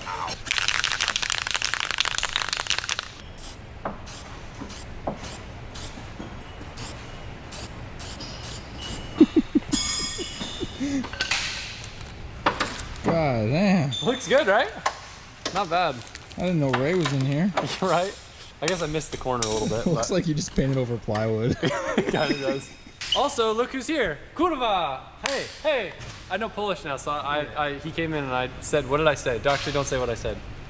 Did it sound good? That's what I need to know. Did you know what I said? Yeah, I knew. I've been practicing. So, Bartek is here because we're diving back into the A90 Super Automatic project, which has taken a bit of a turn, and I'll explain that now. Unless you are an A90 transmission specialist, this probably does not look like anything fancy or different, but this actually isn't the transmission that comes on this car. No. Okay, so this is a DCT with a small bell housing, so it can be either short ratio or long ratio. If I remember correctly, this is a short ratio from E series, but also F series had a long ratio with 2 overdrives. Pretty much the same transmission, just difference in the ratios. That's pretty much it. Did you get all that? I got all that. So basically, all right, so we had an 8 HP 51 in this, which is a ZF automatic gearbox. It is not a dual clutch gearbox. And the whole concept of this build was to try to make it work for drifting. Over in Europe, they use the 8 HP 70, which is a stronger version of this box, and it works really well. I broke the 8 HP 50, and rather than putting another one in it, and rather than going to the 8 HP 70, I've seen how well Duarte's car works with the DCT, so this actually will this be the first DCT Supra? Yeah. Is that fair to say? Yeah. I'm gonna use that as a title. No, I'm not. Maybe I'll use it as a title in the next video. But anyway, so he's gonna have this working all like stock. We could have put the 8 HP 70 in it. It would have been a direct plug and play, but I thought it'd be cool to have a DCT Supra. So Mike over at Seems Legit helped us get the bell housing adapter as well as the transmission all outfitted, so we can just basically bolt it up, plug and play, and then you'll do your fancy stuff on the HTG GCU. Yeah, have most of the work already done with the previous swap, so right now just to adjust it for the new trans, and should be good to go. We'll cover this in the... Yo, dude, you good? We'll cover this in the next video, but I want to give you guys a little bit of a teaser just in case you saw this on the lift in the background of what's been going on with it.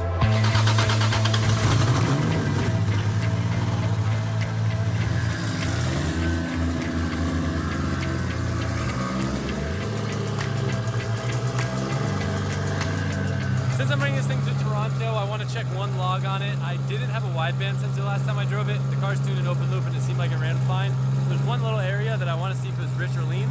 So I'm going to do a couple hits in the skid pad, use my foot to the floor, and then just look at the logs, make sure fueling's good before we load it up in the trailer, send it up to Canada.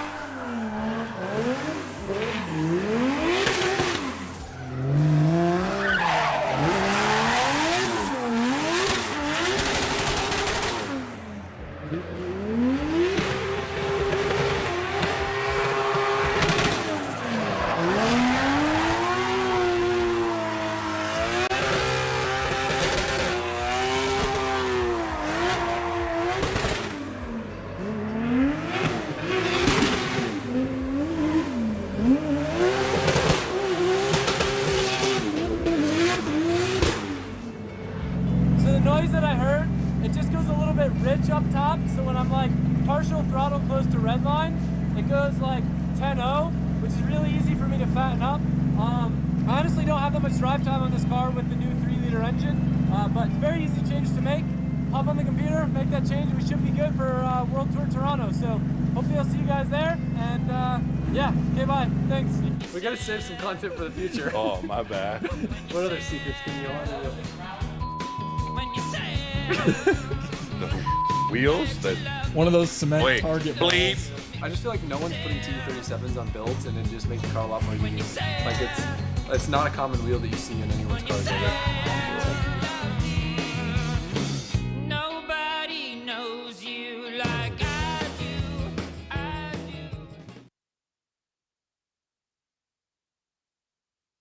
do. Since 1997, Vibrant Performance made its mark as one of the industry leaders in the development and engineering of exhaust and induction components for the automotive aftermarket.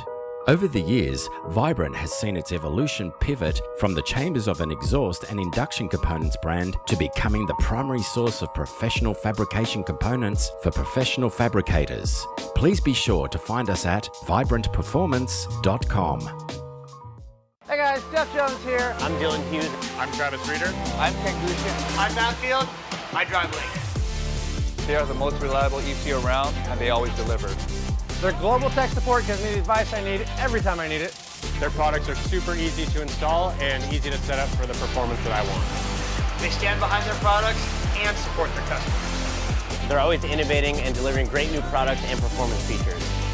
I drive Link.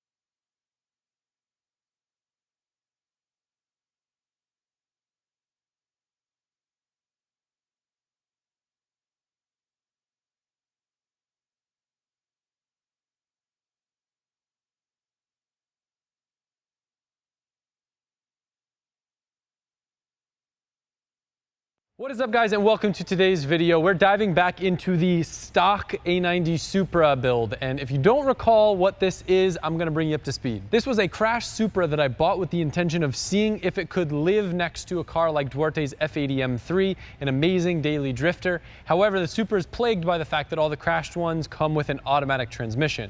A company based out of Poland going by the name of HTG makes a product called the GCU.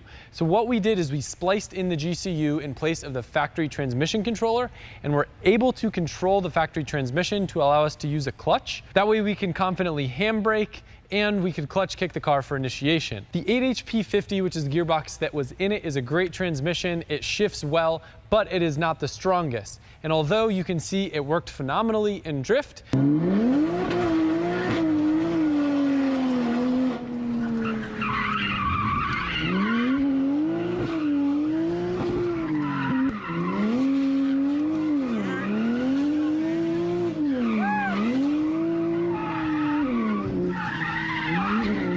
did end up breaking, and the cause of which I think actually happens to be something on the ECU side. So the way that the GCU works is it basically emulates what the stock transmission controller would be talking to the ECU, communicates in harmony, and makes the transmission work. We had some weird throttle closures going on the ECU side, and I think ultimately the transmission was the weak point. And although the easiest path would have been to replace it with another 8HP50, Bartek from HTG gave me the option of a few different choices. Because the GCU is emulating the stock transmission, I was able to upgrade to the 8HP70, which is a stronger version of the 8-speed automatic gearbox, go to a true dual clutch DCT gearbox from a BMW, or go manual.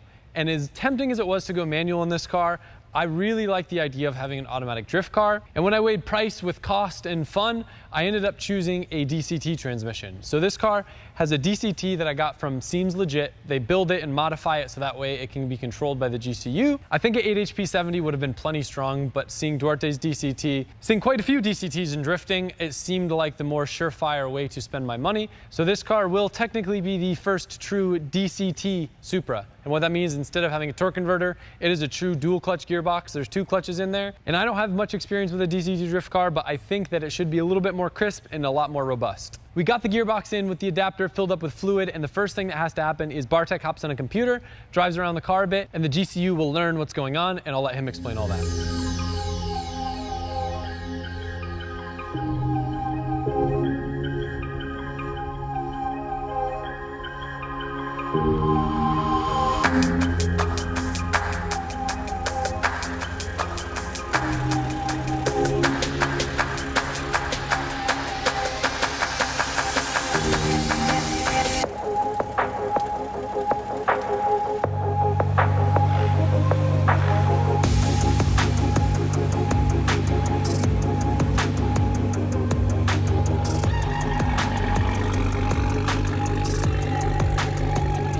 So now that we have a trans filled with oil and then some basic static adaptation and solenoids, which are the valves inside, now we need to let the GCU learn how to take up. So we call it take up adaptation. During this step, we're gonna stand in one place and just let the car roll with the small jumps on both of the clutches. And that's like the baseline for us, then we can go and just start driving. You just engage drive, first or second gear. I mean, we'll need to do both. So long hold on the upshift. We're in the first gear position, just releasing the brake and waiting for stuff to happen on its own. So what GC will do, we'll start ramping the pressure on one of the clutches and it will see how the car starts to move. Then we'll stop again and we'll pulse the pressure to learn how to quickly start to drive. So it's like a couple of steps. Output adaptation process learns parameters of all the solenoids, valves inside of transmission, which operate clutches, forks, cooling valves, and they all have their parameters, so we need to be sure they're all calibrated. Okay, that was the initial jump. So now we have some baseline, and now we'll play around this value just to find a sweet spot where it's able to start to move precisely, smoothly, and quickly, measured from where GCU wants the car to start when it actually starts to move. This is clutch pressure, so we can see the initial pressure increasement, and now it's pulsing, trying to learn how to quickly get to the point where car actually starts to do some movement. You can feel it at the back of your seat that it's actually trying. Yeah. Oh, there we go. This is the initial take up. Yeah. Trial. It will resume once car stops completely. So stop and tries again. We'll try a little different parameters, so it's smooth, quick, and pretty much everything. The more we drive, the better it'll get, because right now we have completely zero parameters in the transmission. So it's learning baselines, learning corrections, everything. Now we need to repeat the same stuff in second gear. So okay, now switching to second gear. We have second gear, just releasing the brake. Okay, now we have second gear adapted, so it's actually clutch B take up adaptation done. So now car is able to, it's the first actual full engagement. So now car is able to take up in both of the clutches, and this is our baseline for all the corrections for shift points. Okay, so the first part of adaptation is to actually drive on both of the clutches. We don't care about shifts at this point, so we can just pick any of the clutches that we like. I don't know, gear 2, 4, 6 is one of the clutches, 1, 3, 5, 7 it would be the other clutch, so odd and even. So at the beginning, let's just, I don't know, select third gear, and I'm going just to accelerate lightly, just so GCU learns pressures. Here on the laptop you can see on the left side I have channel name clutch torque capacity, which is adaptive channel, and on the right side I have GCU calculated torque, which is our input from the ECU in this case, and we want to see how those two lines overlay on load. Okay. So the more we drive, the more values, the more samples GCU stores, and those lines should overlap more and more. Here we had no samples yet, so we kind of saw the flat line, but the next pulley has already had some values adapted. Yeah. And it's just gonna make them more and more detailed. On deceleration it also adapts, you can see those small spikes. Yeah. So now that we've done a couple of pulls on this clutch, you can see that as I play with throttle, those two lines overlap nicely. So that's the next clutch. I'm driving, just accelerating, decelerating. Feels really good. It feels good, yeah. I mean, before we actually start to make shifts under load, we want to make sure that we have those adapted values. So now that we have some baseline adapted already, we can start with some low load shifts to let GCU adapt. Obviously the first one's gonna be off because again no data yet. Yeah. But we just want to drive and we just want to let it adapt. So light load stuff and just letting it learn. Yeah, it's much smoother now. Yeah, this is cut. We'll want to drop the cut level in the ECU so it doesn't reduce power that much unnecessarily. Yeah. But overall, yeah, it's learning. So just now it's just driving and shifting with various loads, and that's pretty much it. ECU is not blipping right now, so we're gonna go back to the garage, check the ECU codes, just so we're not wasting time on driving without all required actions. And that's pretty much it for now. I was given the approval from Bartek that it's almost time to test this thing. So what I'm gonna do, I'm gonna throw a GoPro in, we'll see what it feels like. I'll do a little bit of driving, a little bit of drifting. This car's still in its like infancy stage in the sense that it's stock turbo, it's literally just bolt-ons. It has my prototype angle kit that's not really an angle kit. This thing could get real wild. I could put a wide body in it, I could put a real tire on it, I could put a real angle kit on it if I wanted to, but I wanna get the transmission stuff dialed first to where like I'm really stoked on it. And oh, fun fact, in case you didn't see the videos before, my clutch pedal that we'll be able to use for clutch kicks and when we're handbraking, it's actually a 350Z gas pedal. It has a potentiometer in it, so it's not just an on and off switch. It truly will let you slip and modulate the clutch. So yeah, I'm excited to test it out. I'm gonna throw a GoPro in, we'll go along for the ride. Small spoiler alert, I heard Bartek driving this thing around. It doesn't sound like a Super anymore. Like Supers I feel like always sound like kind of slushy, like they're like,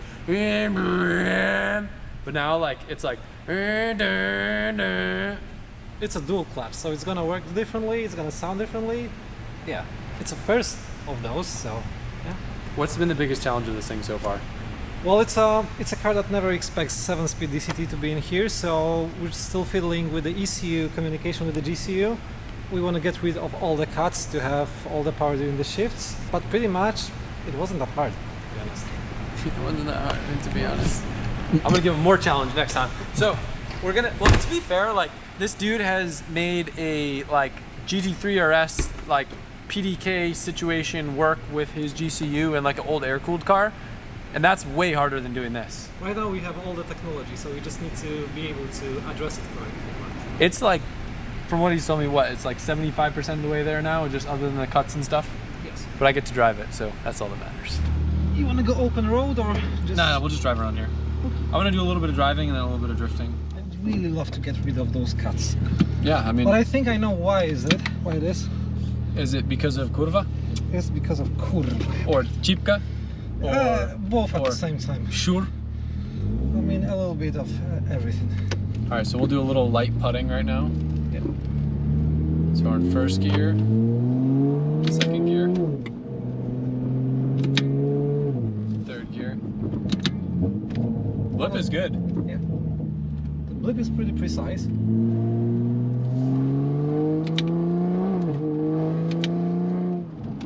how different it sounds.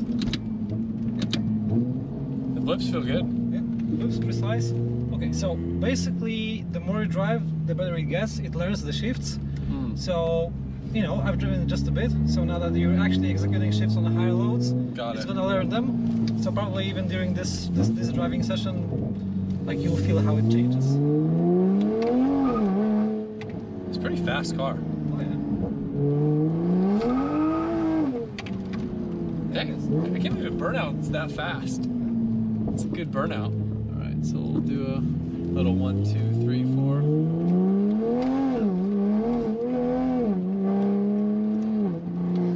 I see maybe there's a small throttle closure, so you think it'll learn that and then... Well, this is exactly the bit that I want to get rid of. Because I can see it on the log that it actually closes the throttle, even though we command 0% of a throttle closure. Got it, so that's like a ECU thing? Yeah, it may require some ECU table to be like erased. Got it. When it comes to like limiters. Am I good to try drifting? What about the clutch? Can I try the clutch? Yeah, clutch works. Alright, so we'll pull down the first.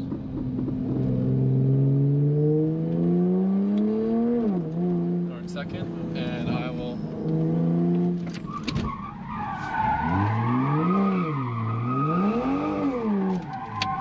Oh, it's been weird. It's been a while since I've driven this.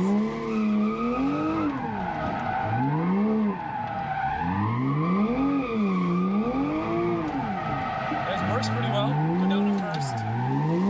Well, you have the over-F protection, remember? Over-F protection? Yeah, you tried it even on the video. You tried it to make it downshift to first gear and we locked it out. So you don't over-F the engine. Okay. Okay. Okay, kurwa. Yeah. And you don't have the rev hang anymore. Remember? When True, yeah, that was annoying. Yeah. How's it sound? It sounds not like a Supra. Does it really? Yeah. It's weird, it drives like a Supra. I would, yeah, I mean, yeah, okay. Dude, this thing's fast. I forget like how fast it is for like a car. Yeah. You know? Funny thing, last time that you first drove this car, you said exactly the same words. Dude, this is so much torque. It's crazy. I want to try doing a 2.3, but our space is a little limited right now. I'll do it, whatever. Screw it. Can I clutch kick it? Is it ready for that or not yet? Yeah. It could have been a little quieter inside. True. That's part of the crashed car effect, I think. I mean, I like this Porsche vibe today. Yeah. Like a T. Oh yeah. Pure Dolce. Yeah. Oh yeah, I felt it. Cut the throttle a little bit there. It does a little bit on the 2.3 too. The downshift's pretty good.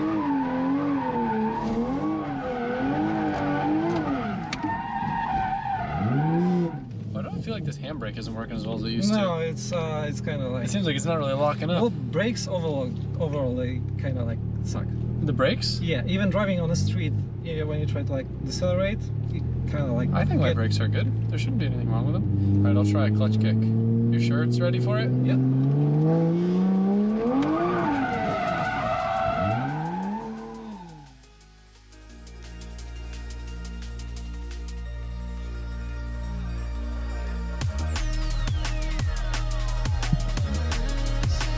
What is up, guys, and welcome to the Last Chance Top 16 battles here at the LZ World Tour in Toronto Motorsports Park. We're here in Canada, and we're having a good time. My name is Dave from Drift Games. I'm here with my good friend Jacob. Jacob, great qualifying session, ton of different characters and styles and cars and engine setups.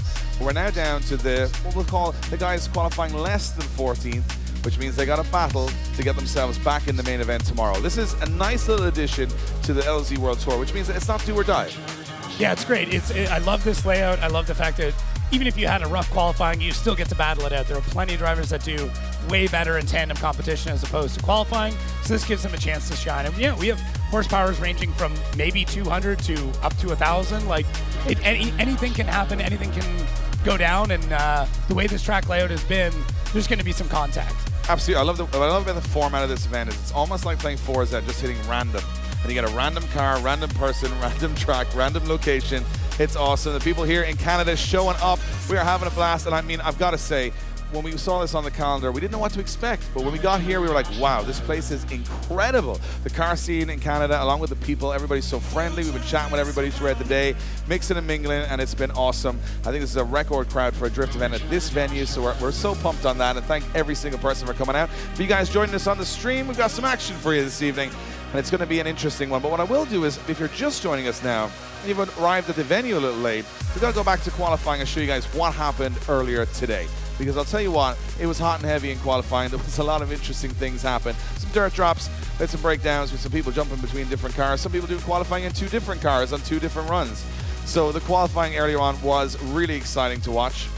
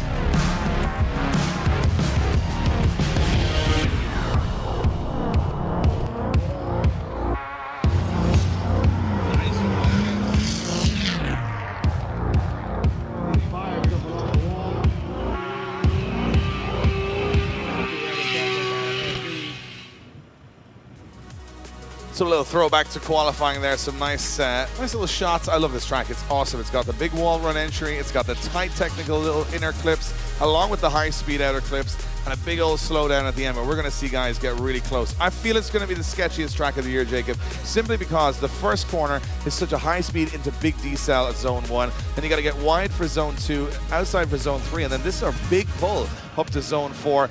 Whip the car the opposite direction in zone 5 with a ton of decel to get that inner zone at zone 6 and then across the finish line. There's 2 areas, especially on the entry and when we get to the finish line towards zone 6 and zone 7. I expect to see these guys door to door and right up in each other's business, which is the most exciting part of drifting, right? And you're going to see guys with lower horsepower cutting the track a little bit, but I don't think they're going to say die. They're going to try and take it down, some of the big dogs that are here. And we've got some very interesting battles coming up.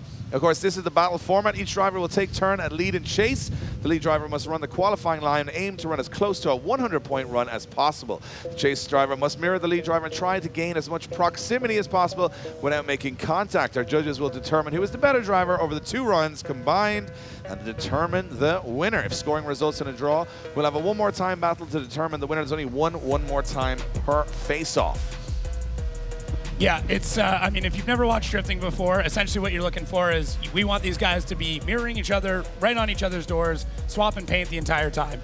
Well, that's what we're here for. Exactly. Look at this. Straight off the bat, we got Jimmy Oakes versus Sean Booth. That's going to be a firecracker. And then right at the end of our top 16, Samet going up against Colette Davis. So we got the 2 slices of bread, all the meat in the middle, and there's going to be some interesting battles. What I love about this is that matchups of horsepower, chassis, setups are so wildly varied compared to, say, top-level pro competition that we're in for action all the way through. And again, we've had an SR20 get on the podium in Englishtown. We had a Standard Z get on the podium in Ireland. What's going to be the underdog story this event? We don't know, but we are kicking things off with Jimmy Oakes and with Sean Booth. This is going to be an interesting battle. These guys know each other very well. And Jimmy may be giving away, they both have the exact same setup, essentially. Both have 1JZs, stock 1JZs. They both have 240 SXs, but Jimmy's got a little bit more power. Yeah. And Sean questionably doesn't have a handbrake, unless they fix that in the brake, because they definitely didn't have one in qualifying. Sean Booth not getting his Orbi S15 ready to rock for this weekend, so jumping in LZ's, what I would say, practice car. So he's up against it a little bit here, Sean. Yeah, and really, Jimmy was, what, 0.3 points away from actually making it into the show tomorrow. So he's got a bit of a chip on his shoulder. He's going to want to fight hard. And, you know, Sean, although we're seeing him here at 16, also did put down some good laps. We know that Sean can tandem quite well. And when you have somebody like Jimmy Oakes in front of you, you know that you can chase hard. You know he's not going to care. He's not going to get upset. And you can just bang his doors the whole time. So That's what I'm thinking. And from my perspective also is the fact that Jimmy Oakes now, instead of having 0.3 more in qualifying, has 4 battles to make it back into the show. So he's on the uphill struggle here, but will Sean Booth take him down in our top 16? We're about to find out. It will be Jimmy Oakes in the lead as the higher qualifier. Into that first corner they go. Jimmy, oh, look at Sean Booth getting aggressive, but a bit of contact maybe on the inside there. Not sure what happened, but it all went wrong for Sean Booth in an instant. He might have come in a little too hot, thinking he had the underpowered car. Jimmy Oakes not disturbed, getting a really good lead run in here as he goes all the way to the edge of the track. A little straightnings from Jimmy, but nothing too crazy as Sean Booth now playing a big ton of catch-up. Jacob, it looked to me like Sean just got too aggressive from the off. Yeah, when you have, if you know you're at a bit of a horsepower discrepancy, you might try and jump in there a little bit quicker, and that's what he did here, and just took to it a little bit earlier than he should have. This is a really, really tough track to initiate at. We do have the line that's going down the middle to keep drivers from one side to the other. And when Jimmy went in, Sean basically just tried to dive in. Jimmy threw a ton of angle at it, and it basically just put Sean into the back end of the car.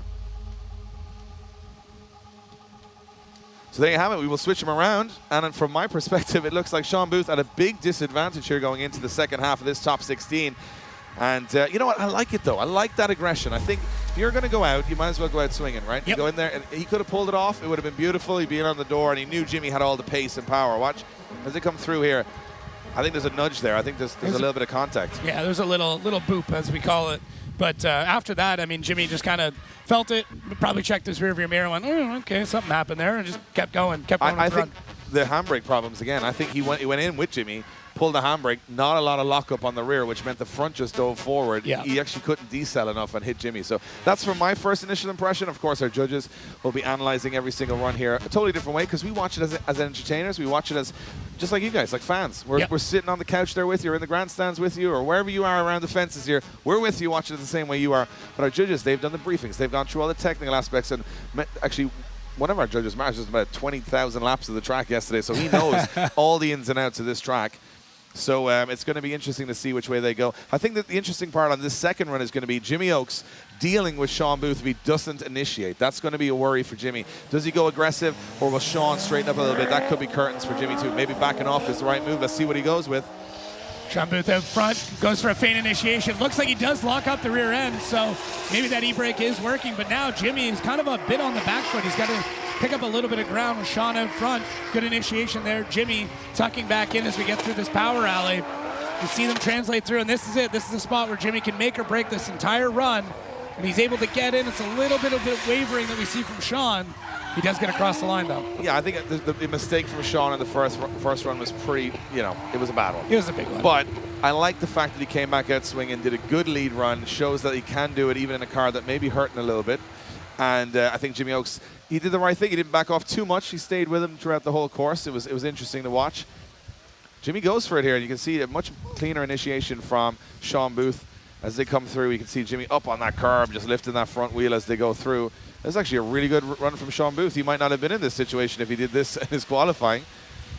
Yeah, if you're battling a mechanical, it's tough, and it seems like whatever's going on with that car is intermittent because he did lock it up pretty well. We can see him riding the e-brake through some of the transitions, but yeah, I mean, unfortunately, it's a little bit too little too late. The upside, though, if you are going out today, is that it's a fantastic weekend, and you still get to hang out with everybody and chill with your friends, and that's the other part of this. It's a big hangout. Yeah, normally at like high-level pro competitions, you might get 6, 8, 10, 12 laps of the track. Yeah. Each of these guys definitely got 30 laps of this track at this point. So they've had a lot of fun driving, even if there wasn't a competition. Some of the drivers say, it's just fun to be out with my friends, getting laps in.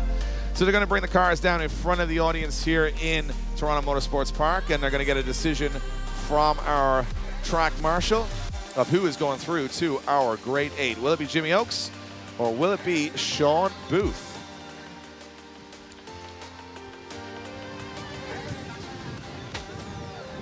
Judges dropping in. Which way is it going to go? It's the win for Jimmy Oakes. Jimmy Oakes gets the win and goes through to the Grade 8, taking out Sean Booth in the process. And I think an obvious decision from our judges, Jacob. I mean, just that error from Sean. That little bump on the front of the car, you can see the bend in the bumper there. Maybe you can just give it to Jimmy because, I mean, they have the same cars, pretty much similar kits. So trade it off. It worked out pretty well. So Jimmy Oakes gets the win and goes through. Give him a big round of applause, guys, if you're in attendance. Jimmy Oakes is through to our Grade 8 in the last chat. Fighting from the back with the old last chance battles because you got to do 4 battles just to get to the battles. Yeah. It seems like a harsh way to do it, but it's also, if you can get through and get a podium today, look how much more tandem practice you've had than everybody else. Look how much more you've had comfort behind the car. I was just going to say, with a lot of these drivers who haven't been here before, let's take all the practice you can get. Look at that. I love the show. Beautifully synchronized donuts there. I mean, this is top-notch stuff. The two, I'm going to say, quite pretty cars, too. Yes, I agree. So Jimmy Oakes heads back to the Link ECU pit area, across that vibrant.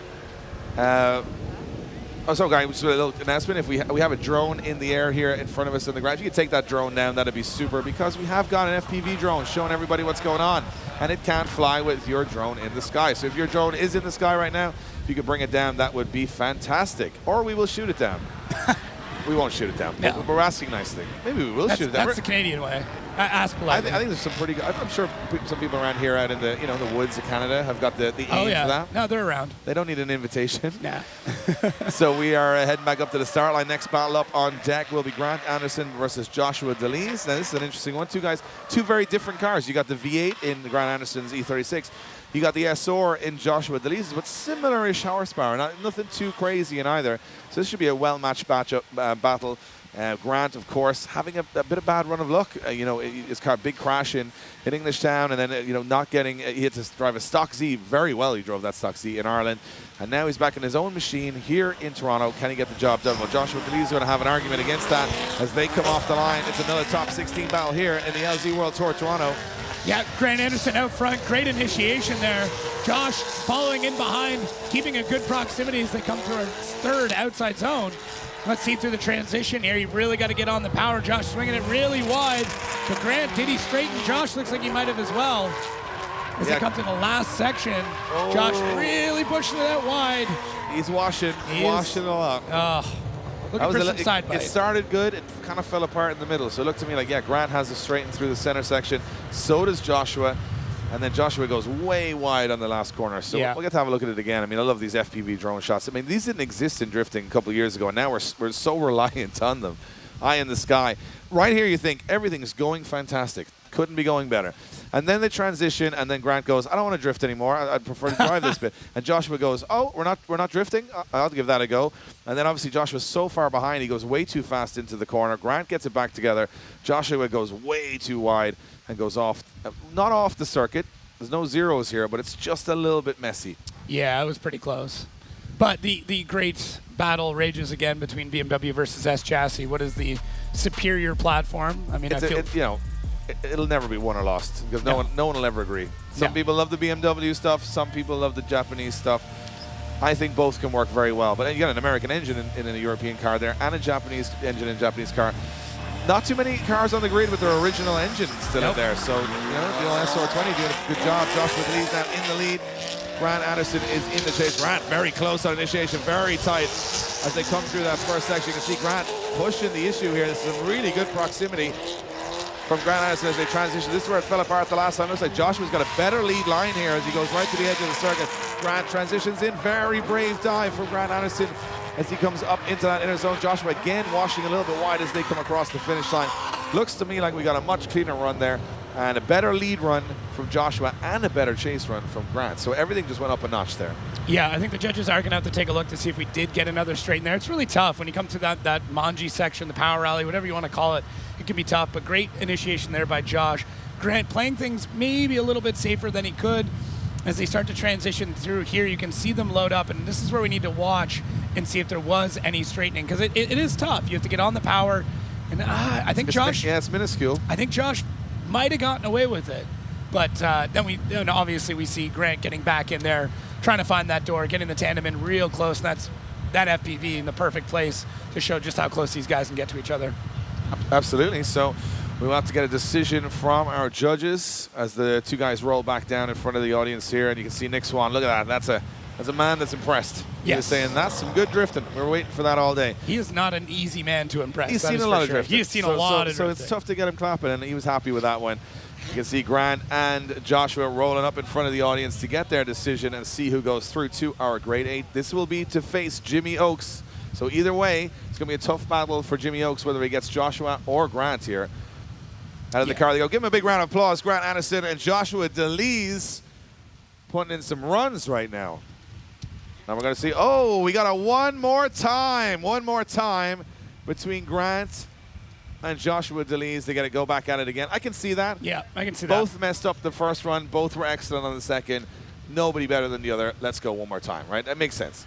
I do like this part. This is something that I'm glad you guys have adopted over here, is getting out of the car, shaking hands, having a little chat. It's such a nice little thing. Shows the personality of the drivers. Of course. And this event, of course, built on personality. I mean, this, a lot of people take drifting, and rightly, very seriously, because obviously at the top level, if you're in Formula Drift or Drift Masters, it's a big deal, right? Every little millimeter and inch means everything. But when you come to an event like this, it's about run what you brung, have fun with your friends, and obviously have a good time with the people that came here. And just as much a show as the drifting on track is everything else that's going on around the track, which is the trade stands, the vendors. You also got an amazing 500 show cars here this weekend. Wow. 500. It is packed. And that's a hand-selected 500 from maybe 2,000 applicants. So it goes to show the scene is strong. And a lot of guys I was talking to in the break, a lot of the fans, we were just having, talking around as we were going around, they said, it's nice. It takes a big event sometimes to bring everybody out.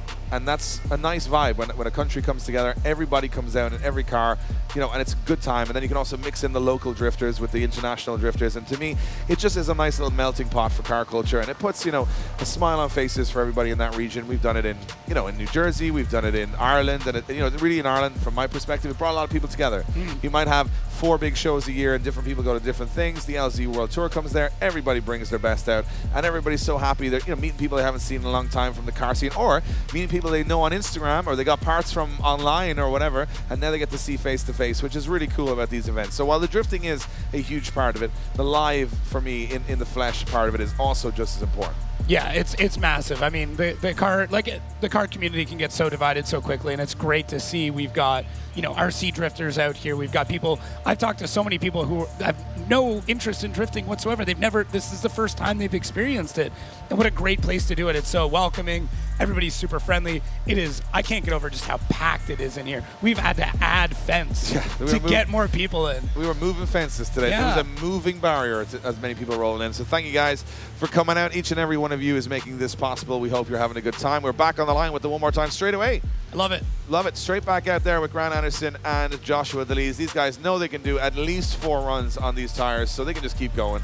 So now Grant's got to tidy this up. He had a messy lead run, big straight.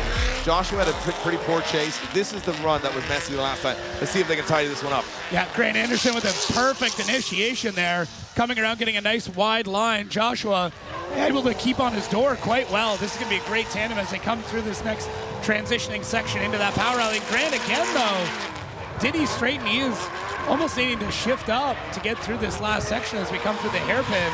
Grant doing a good job through there, so we will have to check the replay and just make sure that we're not straightening. This is drifting. It's not Yeah, I mean the judges are going to be leaning. It's a very unnatural arc there. Yes, it is tough. It's tough. I mean, it's not a a flowing 2 corners. It was never designed as 2 corners for drifting, so it's being used that way. What I love about this is much cleaner. Grant a little tight on the inside of those corners there, but he does a good job here. Watch the front wheel on those markers. That's where the judges want them. And as he comes through here, you see Joshua. I mean, they look pretty well matched, the 2 cars. In terms of Grant just a little wobble, but it's not terrible. And Joshua kind of goes with him. Great job on that last zone though by Grant. Setting it up properly. It's so tough to be able to get that timing down, to be able to come across and then get the proper arc. So. And a big part of this as well, remember, is that it's a huge decel from a big XL. You're going so fast. Everything the car has to get through that outer zone 4, and then absolutely anchor out the window for the outer zone 5 to slow down. So we're going to go back at it again. Now, this is where Grant, I think, he's tidied up his lead run. Joshua's done a good job on the chase. But if Grant does a real on-the-door run here, this could be enough. The proximity could be enough to win this one. So I think he's going to know. Joshua's got the talent. He's got the machine. Let's see if he can go close. I think Grant's going to really push this one. Let's see as Josh initiates in. Big swing. Grant initiating just behind him as Joshua comes around that first outside zone. A little bit shallow as they come through that clipping point. As they transition across, Grant starting to dive in, picking up the pace. Joshua's starting to run away a little bit, but there goes Grant diving back in. That's where he's got to be really careful and hold back the power of the car. But he gets that proximity, and that was a great chase job. Gotta say, 2 excellent runs. Yes. From excellent drivers. I mean, we're seeing it so early in the competition, which is crazy. it goes to show the talent that's across all these drivers. But to me, that was a very smooth run. I mean, I like Joshua's entry. Went really great. wide. He's up here. Look, he's up on the curb. He's using every inch of the track. The line was pretty good. A little tight there, as you said.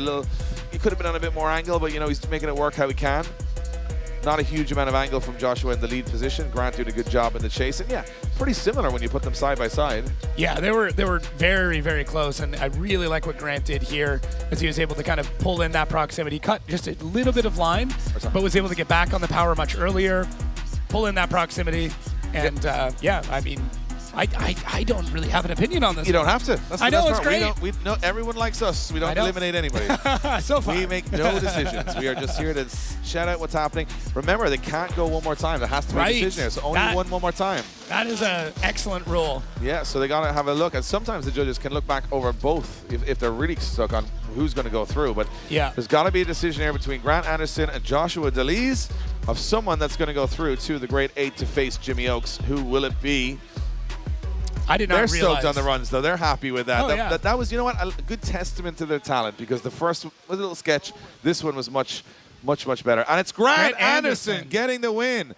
Grant Anderson gets the win and goes through to the Grade 8 to face Jimmy Oakes. That's going to be a really good. I was just going to say, like, we're getting a finals battle here coming up I'll tell you real what soon. that battle's going to be. Tall. Yeah. It's a tall battle. That's what that is. Joshua DeLees, we might see him back tomorrow at the Fantasy Battles, where we got Fantasy Battles tomorrow. Might have the Front Street Boys out there doing some stuff. Look at this, Joshua DeLees showing off that his SR20 is still alive. And I mean, that is a flex. That's a flex. This man's been driving on that same engine all day, and it's still ripping. Yep. And when they work really good. This is true. Grant happy to head back to the Link ECU pit area, and there you have it. Joshua DeLees out of competition, but having a lot of fun. He said he's had a blast all weekend already. He was saying we got so much runs. He's getting everything out of that SR. Yeah. That SR was like, is it rest time now? Yeah, can I sleep? Yeah, can I go to sleep now, Will you please? feed me? So we go back to the line. Very interesting matchup here between Lee Yearwood and Kevin Moran. And Kevin Moran in the sword. It looks to me like the car a little underpowered and a little too heavy, but he's still in the fight. And he's up against the Orbi 30 monster of Lee Yearwood in the monster, literally monster performance. And he's in the lead position, higher qualifier. Kevin having a struggle a little bit through the qualifying session, but anything can happen in the battles. Kevin actually the more experienced driver here. Yeah, let's see what happens here. Lee, Kevin definitely falling behind. Lee getting on it early. Kevin Moran, though, in that beautiful store, doing his best just to try and keep up, but Lee Yearwood on a mission right now. He is going, not hitting all the zones through that power alley as they transition to the back section here. Kevin Moran kind of just washing out. Oh, he shut it down. Just getting to watch I think the show. Kevin Moran shutting it down before the finish line. He's been struggling with that car, though.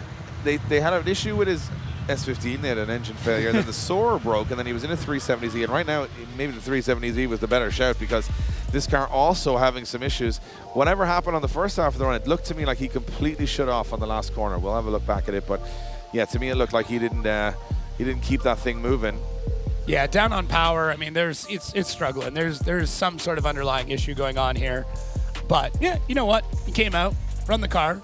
As long as we're not having to clean up a mess afterwards, I don't mind. Yeah, and a great guy too. Well, I mean, I'm trying to talk to him. He doesn't speak much English, but drifters, we can all see that right here. Look, wheels straight. He just shuts it down. Yeah, so he shuts the run down. We speak in hand movements. You know, you can basically just use both hands as cars. I feel like with drifting, the international language of hand movements. Yes. Numbers 2, J, Z, A, E, A6, S15. Everyone understands that.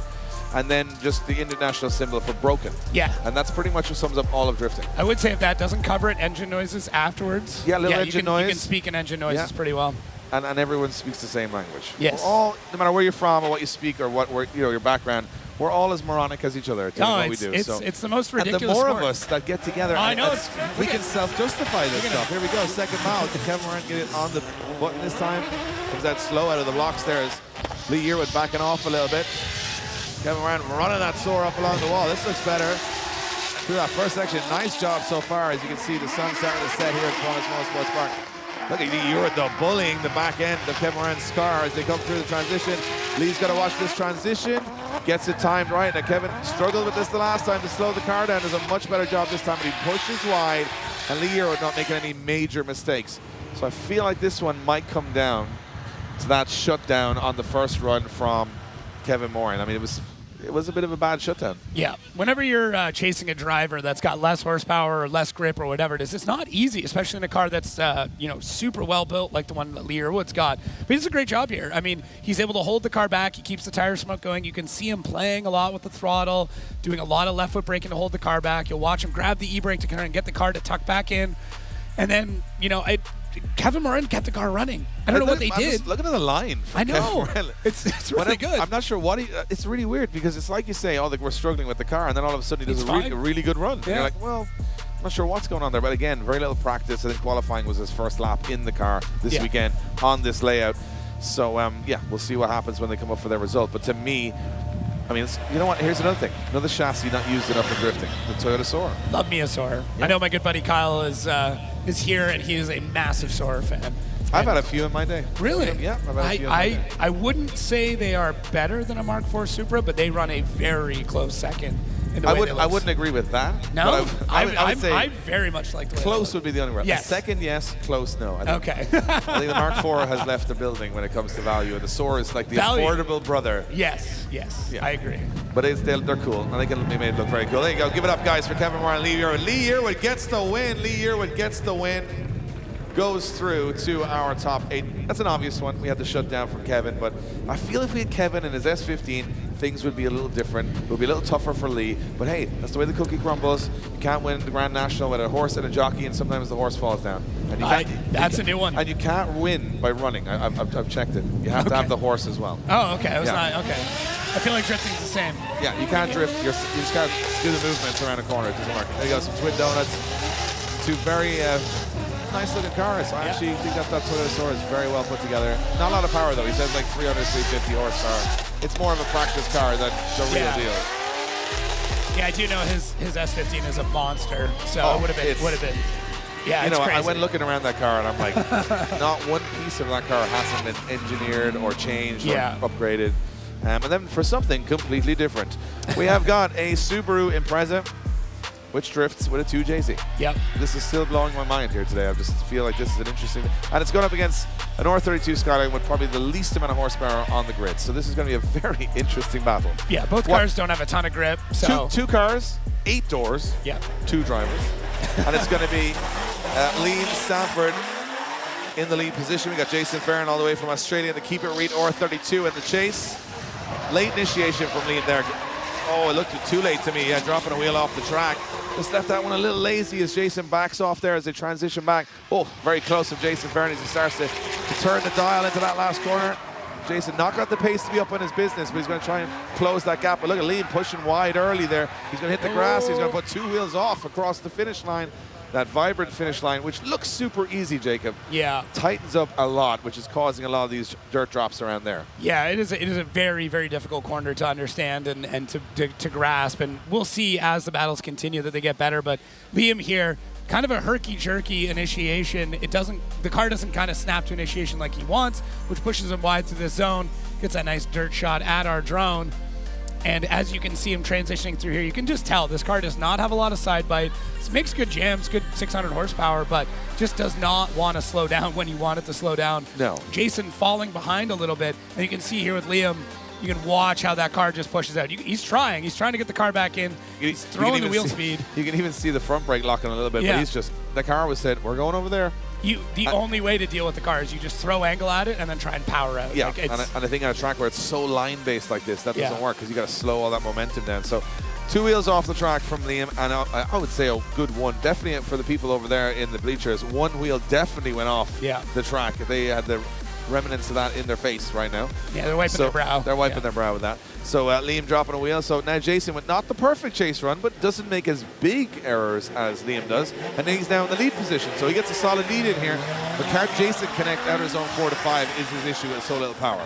Well, let's see. Here's Jason comes up to the line. Has a much better initiation than Liam had. And Liam getting in there, tucking in. Hopefully get that power down to the ground. Jason throwing some mad style at this. Let's watch as they transition back through into the hardest section of our track. But, did Jason straighten there? Liam doesn't care. He's diving in. But you can see, once again, how hard that STI is to handle. It is meant for off-roading. It is not meant for drifting, but Liam doing a good job, at least putting on a great show. I love seeing something so different on track. Yeah. Just, you know, you think you see everything when you go everywhere, and then all of a sudden you're like, I haven't seen that. And this car's been around, I want to say 14 years. Wow. Like, it's been around for a long time. Look at this, a pretty good proximity there. As you can see, Jason not getting all the way out there. I think Jason is kind of doing what the car will do, not what he wants to do. And you can see it here. Like, he's full throttle here. He's on the right line. Yeah. But he has to momentarily straighten just because the car has no more to give.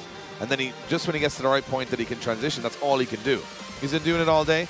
So it's not like a mistake as such. It's just kind of like well, it won't do it. It's not new news. It's not like Liam would be shocked that this is going on. No, he would have been able to predict that. So Nick Swan giving them a big round of applause as they go by. Liam and Jason Ferrin going up to get their results. And I think Jason will be proud of his... It's a borrowed car from Randy Trong. So this is a base level practice car. Right? Yeah. This is a car that is just for fun. It's not a big comp car. But Jason flying in from Australia said, any car being part of the show is better than not being in the show, right? So let's see which way the two very interesting individuals, and one of them is going to go through to the grade 8. Will it be the man from Australia or the man in the Subaru Impreza? Real life, people. Real life this drifting. is happening right now. 2023. Here it is. Give it up, guys, for Jason Ferrin and Liam Stanford. And the winner is there's no winner. Time. It's a one more time. A one more time between Jason Ferrin and Liam Stanford. And I could see that. Yeah. The straighten from Jason, the dirt drops from Liam. Yeah. Balancing each other off. I'm totally here for it. I'll take all the one more times. I'm good with it. Like we rented the track till the end of the till nighttime, so we're good, right? Yeah, we got can keep time. going. Yeah, let's go. Might not be able to see anything, but Yeah, we'll be all that's right. fine. Drifting by Braille at that point. You just use the rumble strips, the other cars. You must have all your headlights and taillights on, or we can't see where you are. So they're going to go back up, I think, probably straight away. Let's hope they can to get this one kicked off. And you know what? I like that. Judges saying that they don't want to jump too quick to a conclusion. They're really going to be, if they don't have a really obvious choice to make, they're going to run it again. So as they go back on, you know what? I'm really enjoying learning a lot about Canadian drifting this weekend, because I think that's, what I love about the LZ World Tour is it brings some eyes from outside of your region to kind of ask the questions, to say, hey, what's going on over here? And what I've been really impressed with is the level of builds. A lot of guys in the scene here that are very, very capable of building cars, fabricators, wiring guys. And you got some really cool companies like Vibrant that are here in Canada, and these are companies that I knew, but I didn't know they were here. So it's amazing to see, go to Vibrant the other night to the opening car, see all the builds, see all the cars. It was like a scene out of Fast and the Furious Tokyo Drift in real life. It was so cool. It's tough. I mean, being born and raised in Canada, we're always compared against the U.S. car scene, and I feel like we sometimes get forgotten about. And with that in mind, guys will build the craziest stuff just to get noticed because they have to. Well, here's some crazy stuff from both Canada and the USA. It is Jordan from RK Tunes in his B58 powered 240i going up against Brian Hopp. Brian Hopp. I spoke to Brian Hopp's better half, and she said Brian Hopp is fine. Brian Hopp is all right. We've been given the clear. All right. I repeated what I would actually have said 3 times. I still messed it up, so we're with Brian Hopp. So here we go. Brian Hopp in the lead, firing through. Going to have the pace here for sure.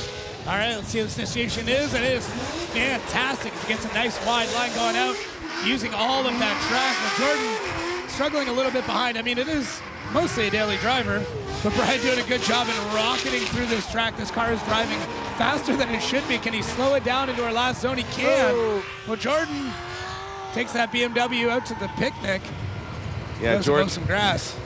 Jordan went out for the pick. Although, to be fair, even though I think Brian Hopp had a much better run, can he bring that much stuff back from the shops? Yes. I don't think he can. I don't think he can. I think Jordan would be the most stylish return from the shops you've ever seen. There'd be watermelons all over the road. There'd be bits of everything everywhere, but it looks cool. Brian Hopp can fit like 1, 2, 4 in the back, and that is about it. That is about it. Or it'll fall through with the fuel cell. Just you put your shopping in, boof, it's on the floor. No use. Jordan's thinking practical-wise. You can just put something on the roof. Yeah. I can't believe he's driving that car. Imagine throwing a car that fast at that car, and then you have to drive that all the way back to New York. Look at this. It's almost like he remembered and went, I have to drive this home. Yeah. Nobody's coming to get me. Yeah. I got to make this go home. Yeah. So you can see Brian Hopp doing a good job there. Really nice lead run, to be honest. And that car rips like so much power and pace in that. And Jordan, I think, getting caught a little bit by the pace. Yeah, it's driving faster than I think it should, to be honest. I was shocked. It can't be that aerodynamic either. No. I mean, let's be honest. We got a bit of a wind dam on the top of the car, but it looks cool. That's the thing. It's all about crazy characters. Yeah. They don't come crazier than Jordan from RK Tunes. So we got Brian Hopp now in the chase. I mean, this is where he's going to have to turn the screw. He wants to get really close here, and he can take this one easy, or he can make hard work of himself by not getting up on the door of that bright yellow BMW. Jordan with the initiation and going in. Brian doing a good job, getting good proximity. Oh, Jordan doing a bit of a dirt drop, giving the fans a bit of a spray down. But Brian able to keep that proximity coming in. And he does a good job here through the transition. This is the tough part that we saw Jordan have issues with before. And Brian, forgetting about that, just dives right in as we come across the vibrant finish line. I'll tell you what, it was a vibrant battle. It was a fiery It was battle. yellow. There was a lot of dust being thrown up. A lot going on. It looked to me like Jordan went for the follow this move on the initiation, and Brian went, nah. You're gonna Turned go his in. wipers on while he was doing it, too. Classic wipers on. Nothing I've done says calm and collected like the wipers coming on. We've all done it. We've all done it. Yeah. Me, that would be the indicators, Yeah. the wipers, and probably water would spray onto the Hazards. windscreen. The hazards turn on. Yep. Stereo would change. All on the purpose, mirrors though. would fold in. Yeah. Everything would be going on. But yeah, you could tell he got a little bit panicked as he went through there. The fact that he still has stalks on the car, that's rare too in drifting now, to have Yeah. actual actual wipers in the car, not on a switch. Yeah, it was definitely a fun run. It was exciting. You know, there was some happy hands going on in there, and yeah. But you know what? It's tough because he was getting a little bit of understeer at that point, so he knew he was going to go, sliding across the track. And they're going to get a decision in front of our fans, in front of our judges.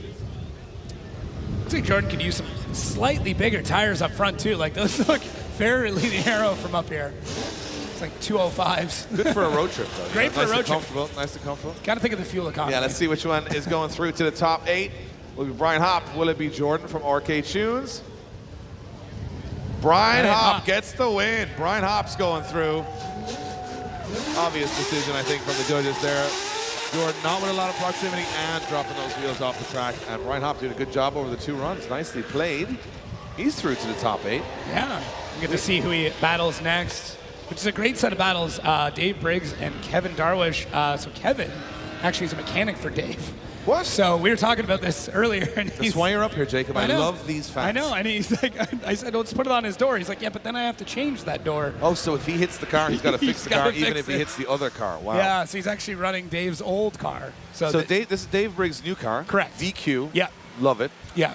Mazworks VQ, so it just sounds incredible. And this is his old car on His the old right car. with his own mechanic driving it, competing against him. Yes. Wouldn't it be nice to take down the boss, though? Oh, right? my gosh. That would be fun. Be perfect.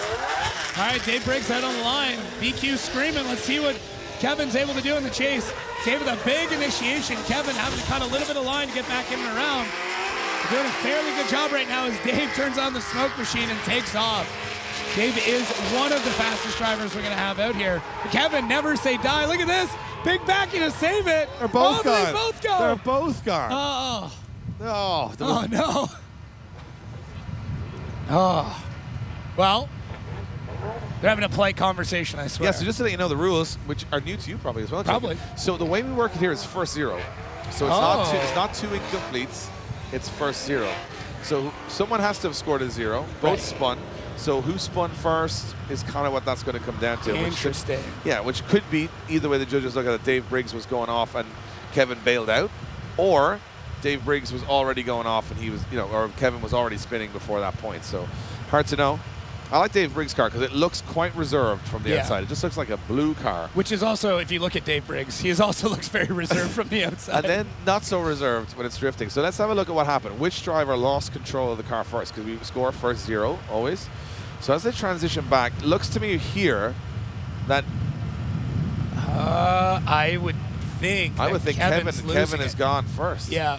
And then Dave just almost. That's tough, man. That's real tough. That's inches. Yeah. That's millimeters. Yeah, you can use metric here. You're good. Really? Canada's metric. Wow. Yeah, all metric. We speak both. We can do both. We do both too. Yeah. We're too polite to argue. People in the U.S., they're kind of stuck on one. There's like 2 countries left that are doing imperial.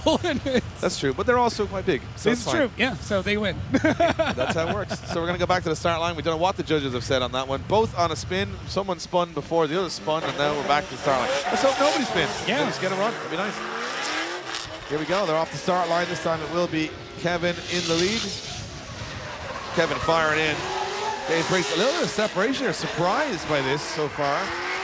As Kevin Darwish pulled a little bit of a gap now, Dave Briggs says, hold on, I've got way more horsepower. Let me get back into this one.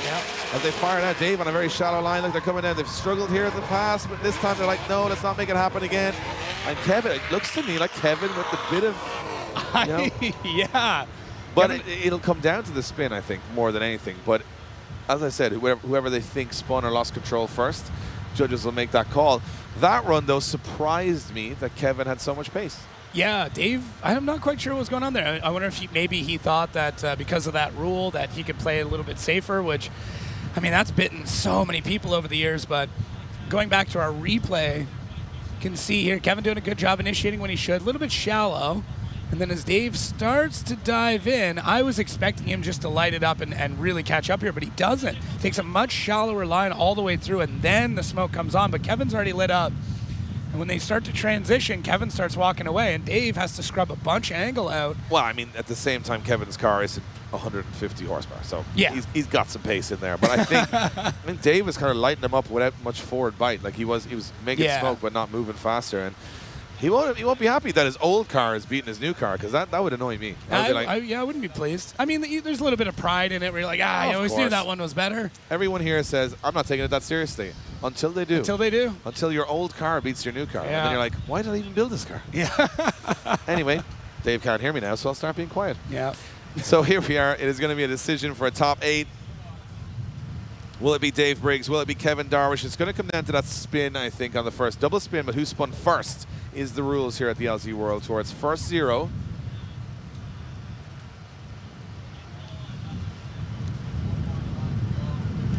So it is a one more time from the judges here. So I'm assuming Kevin spinning first, but then winning the second battle. That's my guess.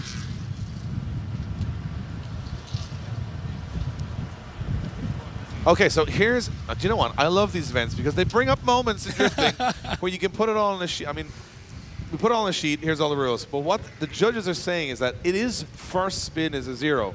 But both spins happened at exactly the same time, which I've never seen before. Because usually someone goes off and then the next person goes off. But those guys did an absolute synchronized spin, and we're going to go one more time. So both eliminated, essentially, and we go one more time. It doesn't matter. Yeah. Doesn't matter. And then we go back to it one more time again, which we go back to Liam Stanford and Jason Farron. No deciding factor in that one either. This is going to, I guarantee you this event is going to throw up some things. Some stuff and some things. That we're going to be saying, not sure what's going on, because there's so many variables when it comes to so many different drivers. They're all driving together for the first time. Some of them in cars for the first time. Yep. So we go back to the one more time between Liam Stanford and Jason Farron. Jason Farron. Keep it read. Got to keep it on track to keep it read. That's the way it works. Ah, okay. Keep it read means, I think, keep it like right, keep it relaxed. It's kind of the style. It's an Australian phrase. I've heard a few Australian phrases, but I don't think I can say any of them on air. Exactly. So here we go. Liam Stanford out front. Oh, late initiation from Liam Stanford as Jason Farron dives into the chase position.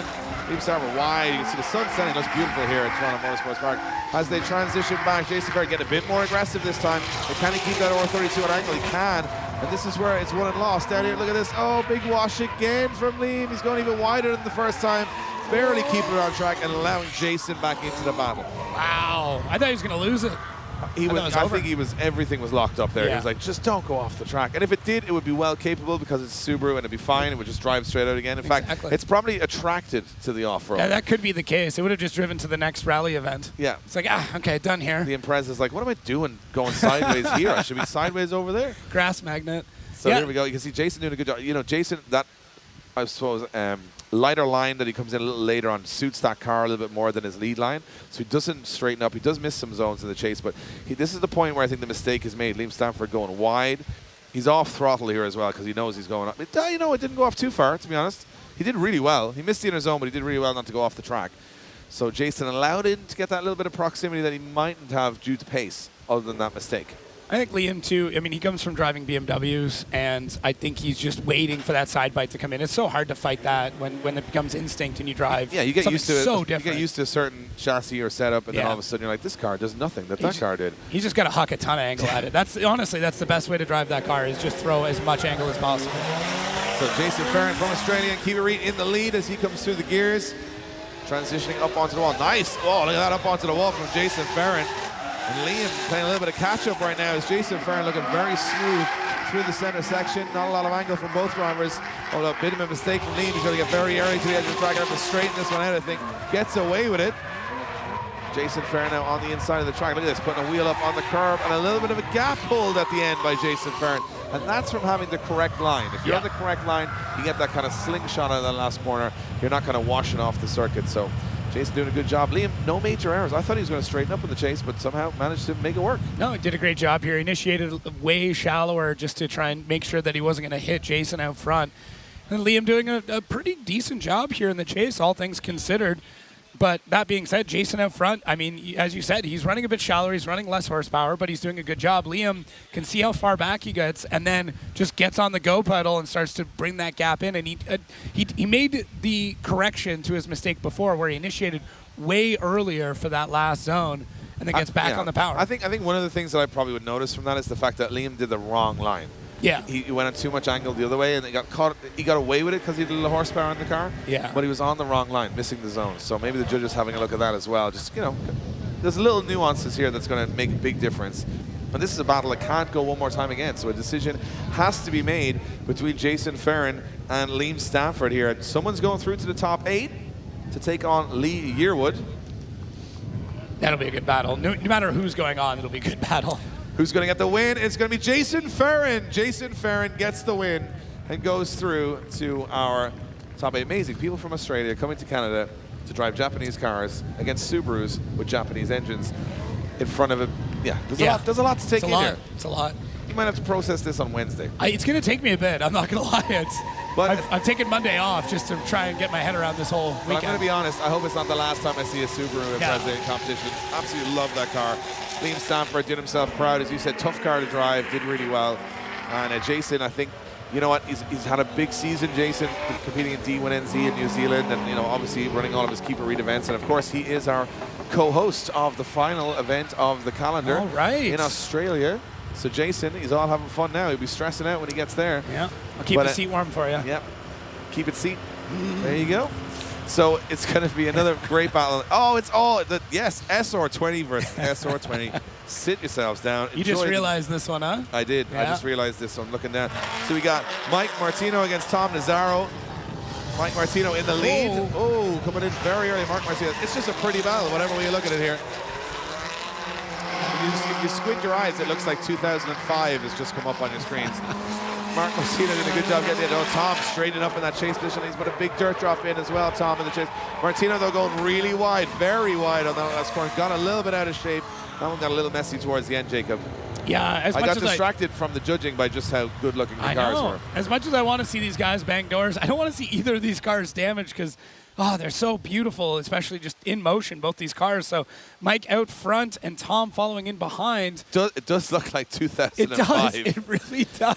I don't want to do our live stream, guys, do like a VCR filter on this. It would just look like we were watching D1 from 2005. Very cool. Tom definitely struggled a little bit there in the chase. I saw almost an opposite drift at one point in time, but Mike out front really just missed all of that zone. The car shooting really wide. So a couple mistakes. It's going to happen. But I mean, yeah, I'm here to just see how beautiful these cars are. Sun's going down. We got good lighting. Like everything looks very pretty. It's very pretty. It's nice out here. Golden hour here is long. It's like 2 hours. Wow. Yeah. So you should just call it Golden 2 Hour then. It should be Golden 2 Hour. You got me, Dave. Yep, sorry. Anyway, we're back to the start line. It's going to be Tom. Tom's had some really good lead runs, especially practice qualifying. Mike Martino was struggling more, but Mike's, I think for me, Tom had the bigger mistakes. He got caught a little bit on the inside of the track. He's got to kind of turn that around now. I think Tom's got to show what we know he can do and get out there and put on a bit of a show. Yeah, let's watch here for Tom's initiation. He's been having a ton of fun with it. Drags it along the wall there. Mike doing a good job in the chase, and Tom throwing a bit more angle and starting to run away, and they're getting real close. Mike not worrying about the paint job, trying to get in as close to Tom as possible as they come to the power alley. They transition out. This is where they struggled a little bit before, but Tom doing a much better job. Mike dipping a wheel, throwing himself wide. Yeah, looks like Mike almost straightened up coming across the finish line. Just he got up on the curb and it unsettled the car. Yeah. And where I feel we had the bigger mistake from Tom on the first run, we've had a couple of mistakes from Mike there on the second run as well. Mike initiating kind of in the middle of the track too, kind of a weird place to initiate. but he does. Tom just here has a little lockup on the, I think, on the handbrake. Yeah, just there. You can see the car suck up on. Mike just coming a little closer. I wonder what the surge was about, but Tom just trying to correct that line. This is much cleaner from both lead and chase. Again, we've seen this happen a couple of times today, where a good lead creates a better chase, and I think that's what we're getting here. Yeah, once you've kind of got a moving clipping point at that point. Just watch Mike here, though. Watching the chase, comes through, and I'm just wondering, does he actually get all the way across that finish line? Hard to see on that angle, but Nick Swan just applauding the beauty. Oh no, Tom's bumper is broken. Oh no! Oh, cancel the event. Tear it all down. Not worth it. Not take worth a moment. Back Yeah. it up, guys. That's the end of the show today. Yeah. Another beautiful car gone to waste. Spin the whole thing. Exactly. So it's going to be for a spot in the Grade 8. We're looking forward to seeing that Grade 8 stacking up right now. Oh, looking man. forward to it. Let's see who goes through. Will it be Tom Nazzaro or Mike Martino? I think you'll get it and immediately check It's the going to be a bumper. very pretty S chassis either way. And the results are in. And it's going to be Mike Martino. Mark Martino gets the win. It goes through. Tom Nazzaro out of competition, but the consolation prize is he has, in my opinion, the prettiest car on the grid. You can go clean it up now. Yeah. Yeah. Get some tire shine on there. You know what? All those Front Street guys, they drive so hard and with so much style. And, you know, there's a lot of, I'm not saying there's a lot of guys in that car park in the show that have cars that, in my opinion, have probably not as much attention to detail as Tom's car or Mike's car. Yeah. And they're out here doing this with them. Not three-stage polish, not tire shine, not trying to keep it nice and, you know, these cars right here are doing what they were designed to do, which is go sideways and have fun, and that's what they're doing. They're literally trying to take all that hard work and put it as close to a concrete block as possible. Yes. Yeah. That makes perfect sense. Yeah, If other people do it, it's fine. Incredibly logical. So now we have got Dave Briggs and Kevin Darwish. So here we've got Kevin. He's gone up against the boss. He almost took him down. We didn't get anybody finish the first run last time around. No car. Double spin at the same time. Interesting. So we're going to see if Dave Briggs and Kevin Darwish can show us what we know they're capable of, putting in some solid runs. It will be Dave Briggs in the lead position. He is the higher qualifier of the two. Dave Briggs out there. Let's see if he tries to run away from Kevin. Dave making that VQ screams. He comes through, cutting it real tight on the inside and shooting wide. Getting a real wide line coming out. He cuts a little bit shallow. If you go wide one spot, you're going to go shallow in the next.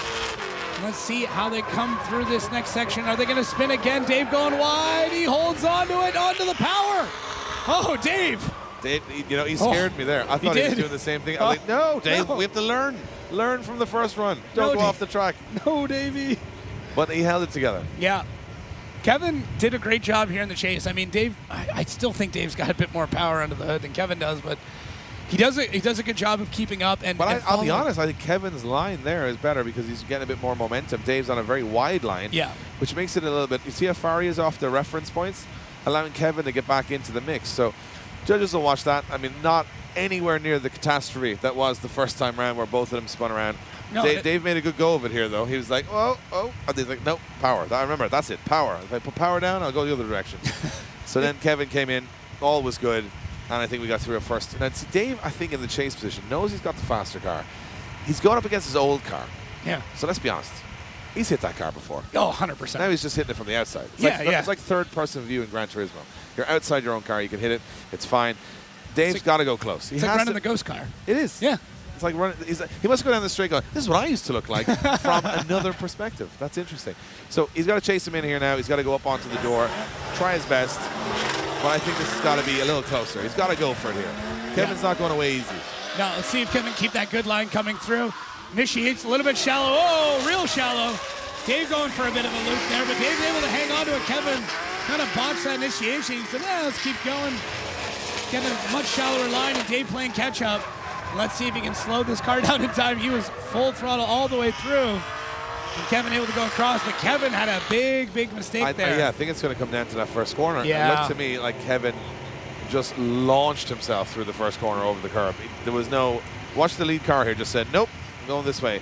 To the moon, boom. And he went up, and then look at all the dust, and he's put it all over the new car. No. All that dust on the new car, you can't be doing that. He's going to have to wash it. It's like, what's the new car now, Dave? So, with a big separation. Dave's car is like a rocket ship here. It just takes off. I mean, but then it's trying to slow it down. He overshoots it a little bit. He does okay here. But you can see the car washing, so he can't come on throttle too early. He's going to spin, so he's got to back off and let Kevin get away. So judges are going to have another little think about that one. Not an easy battle. Yeah. Dave and Kevin not making it easy on the judges. Moments of brilliance, moments of madness. Excitement for everybody in the stands, everybody at home, though. It's good to watch. Yep. For anybody in the chat, there is no one more time. We've done the one more time. Yeah. So it's it. Only one more time per pairing. So judges got to make a call here. It's in the name. One more time. One more time cannot be 2 more times. No. Well, it could be obvious, but I'm just saying. You never know. Yeah. It's going to be Kevin Darwish getting the win. Kevin Darwish getting the win and going through. And I think, you know what, they're saying Dave Briggs didn't react to a lot going on the track there. I mean, we saw Kevin jump the curb, but Dave went wide as well, making an error, and at the end had no proximity and didn't catch up, so I can understand it. I think he might have even straightened coming across the line. He might have actually done a rolling burnout from outer zone 4 to 5 because he had the power, but from the angle we were looking at, the judges looking at it from a slightly different angle as well, with their naked eye. Yeah. That's why they're judges. They're commentators. Exactly. Yeah. That's why we don't have to make any decisions. No, we just We're get to talk. happy-go-lucky, Dave and Jacob. Everything's fine. Everyone's great, and everyone should win. Yeah, everyone should win. Yeah. Only the judges. So only the judges want singular people to win. So just if you got a drone over the track right now, can you please take that drone down? Because our FBV pilot cannot fly with your drone in the sky. And nobody can see what's happening in your drone until next Thursday. So we need the live drone up there. So everybody can see You're not going to edit that footage. You're going to do nothing with that. You might just go, I was just looking at the windmills. Yeah. So we now go back to the start line. This is the one we've been waiting for. It's Sam Lucas, all the way from Japan, originally Australia. Going up against Colette Davis in the Corvette, Sam in the borrowed E46 wagon. Very colorful battle coming your way here. Love it. Sam, let's see how he initiates. Been getting more and more comfortable all the time. Doesn't quite get all the way up, but now he does. Colette able to collect up some space there, getting in as Salmon is just going all over. He's using all of this track, and Salmon shut it down. No, it keeps going. Colette able to suck things back in. Let's see. Oh, and then Colette straightens. Oh! So, here we go. Here's the moment. Bring up that Canon replay. Yep, I'll tell you now straight away, you can see Samet was washing off the track. Oh. Colette went for Samet, but then she got caught being too far out as well. Right here, I'm looking at Samet going, this is a good line. Watch, look up on the curve, man. absolutely perfect.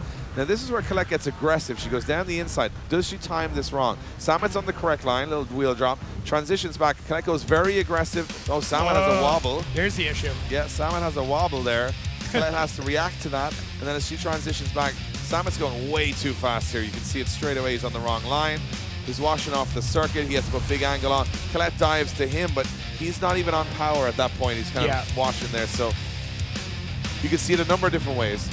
What I'm going to do is I like to present the case. All right. I'm going to present the case that Samet has the wobble, but Colette comes in and she makes the bigger mistake by not reacting to Samet at the end and spins out. That's the obvious. But then the other case is that Samet caused the spin by one wobbling before the transition and also choking up in the turn. Your own devil's advocate. But it could go either way. Could go either way. I don't have to and decide. there's still another battle to go. And it could all change in a heartbeat. Yep. As Colette Davis leads in, Sam Lucas off the line. Colette through the gears up along that concrete wall. Nice initiation. Colette filling the whole zone. Samet up on the curb. He's going to lose a bit of ground here. Now, Colette definitely has the pace. She can run away here if she gets the line right. It looks like she is getting the line right. So she fires along. Look at the pace in that Corvette. And Samet trying desperately everything he can do to get back in this. But he's going to wash. Well, she's going to wash through the court. Yeah, very difficult to catch up at that part of the track because you're carrying too much speed. Well, I don't know. And the plot thickens. Yeah, the thick plottins. The thick plottins. The thought plickens. Exactly. To me, look at that run in the wall from Colette. Absolutely perfect. And then Salmon here coming in real hard. He's on a wheelie going through the first corner. And that's so it's going to be an interesting, I think to me, looks like Samet making some big errors there in the chase. Yeah. Now, I'll be fair to him. This is a new car to him, new chassis to him. And he's borrowed it this weekend. And it's not easy. And you got Colette, who's got, I would say, more horsepower, but also a lot more seat time in her machine. Yeah. But at the same time, you know, in the moment, anything can happen. It's a 40, 50-second run. You can make a totally unforced error. We've seen underdogs come through, win the whole event, right? So keeping your nerve, keeping your cool is a massive part of drifting. And it looked to me like Colette did keep her nerve and her cool through the two runs. At the end of the day, we have two beautiful ombre cars. Love the paint jobs. Yeah. Great style out of both of them. And yeah, Samet, like you said, just, I mean, new track. probably tired and jet lagged and going crazy all weekend as he does, and then new car. So everything's stacked up against him, but he did a great job. And I mean, seeing him progress from practice all the way till now was awesome to see. Yeah, no, it's a lot of fun. I mean, that's the thing. You get to see these stars from all over the world. You've been following along. You see Samet rolling up. I think he joined a new team too. That's it's on the bumper there. Oh, there you go. Yeah. Interesting. He's going to say that was on the car when he got it. I think so. I don't know if it was. I know that car. I'm not quite sure. It's Colette Davis getting the win. Colette Davis goes through to our top 8, knocking out Sam Lucas. Samet will, you know what, he did well, I think, for what he was given this weekend. And, he loves coming and hanging out at these events. He loves having a good time. And Colette just saying to Samet, look, we had a good run. It was fun to do. And, of course, we will see Samet back out for probably some fantasy battles tomorrow. Yeah. I can guarantee you. And you're going to see a big height difference here between both drivers. As Samet comes out of the car. And you know what? It's nice to see Colette getting that turn of fortune. Guys, give it up for Samet and Colette. That was a good battle. Great battle. Like to see it. And those guys are out. So now we got what? Mike Martino going up against Colette Davis in the top 8. Like to see it. Corvette versus SR20. Canada, if you're still with me, make some noise. We are out here. Love the fans here. You guys are awesome. We try. I'm having a good time. And you know what? We said we're working our way into the weekend. Yeah. We started with a 2. It was like a yeah. And then it was like a wow. So we're probably at a 6 now. Tomorrow we're going to go to a 10. I guarantee it.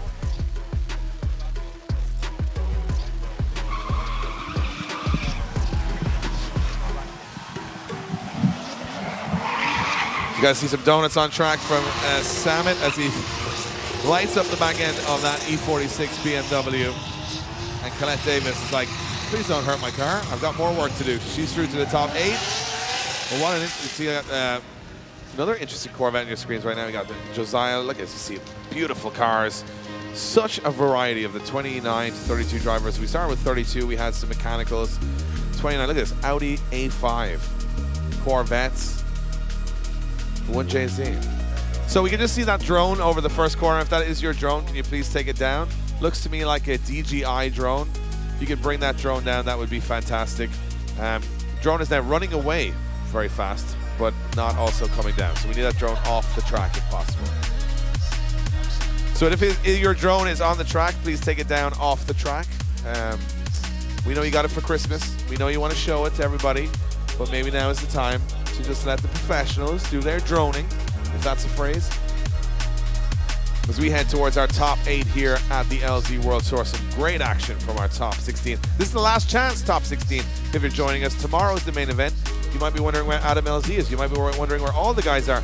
Well, those guys made it through top 13 qualifiers. Will go through to tomorrow's main event. What we're watching now is 16 drivers trying to make up the final 3 positions.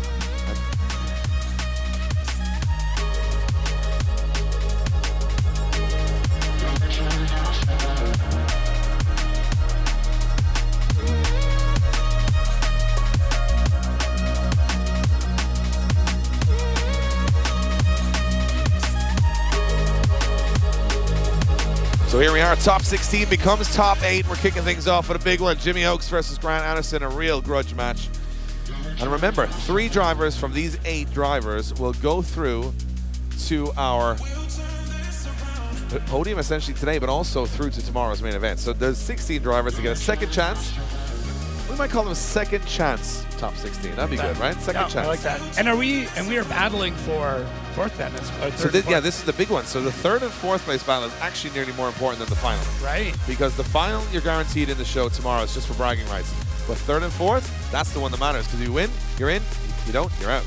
So that's good, almost like the final. So you could win 3 battles and lose at that point and not get in the show. And someone with a little 1 or 2 more points in qualifying.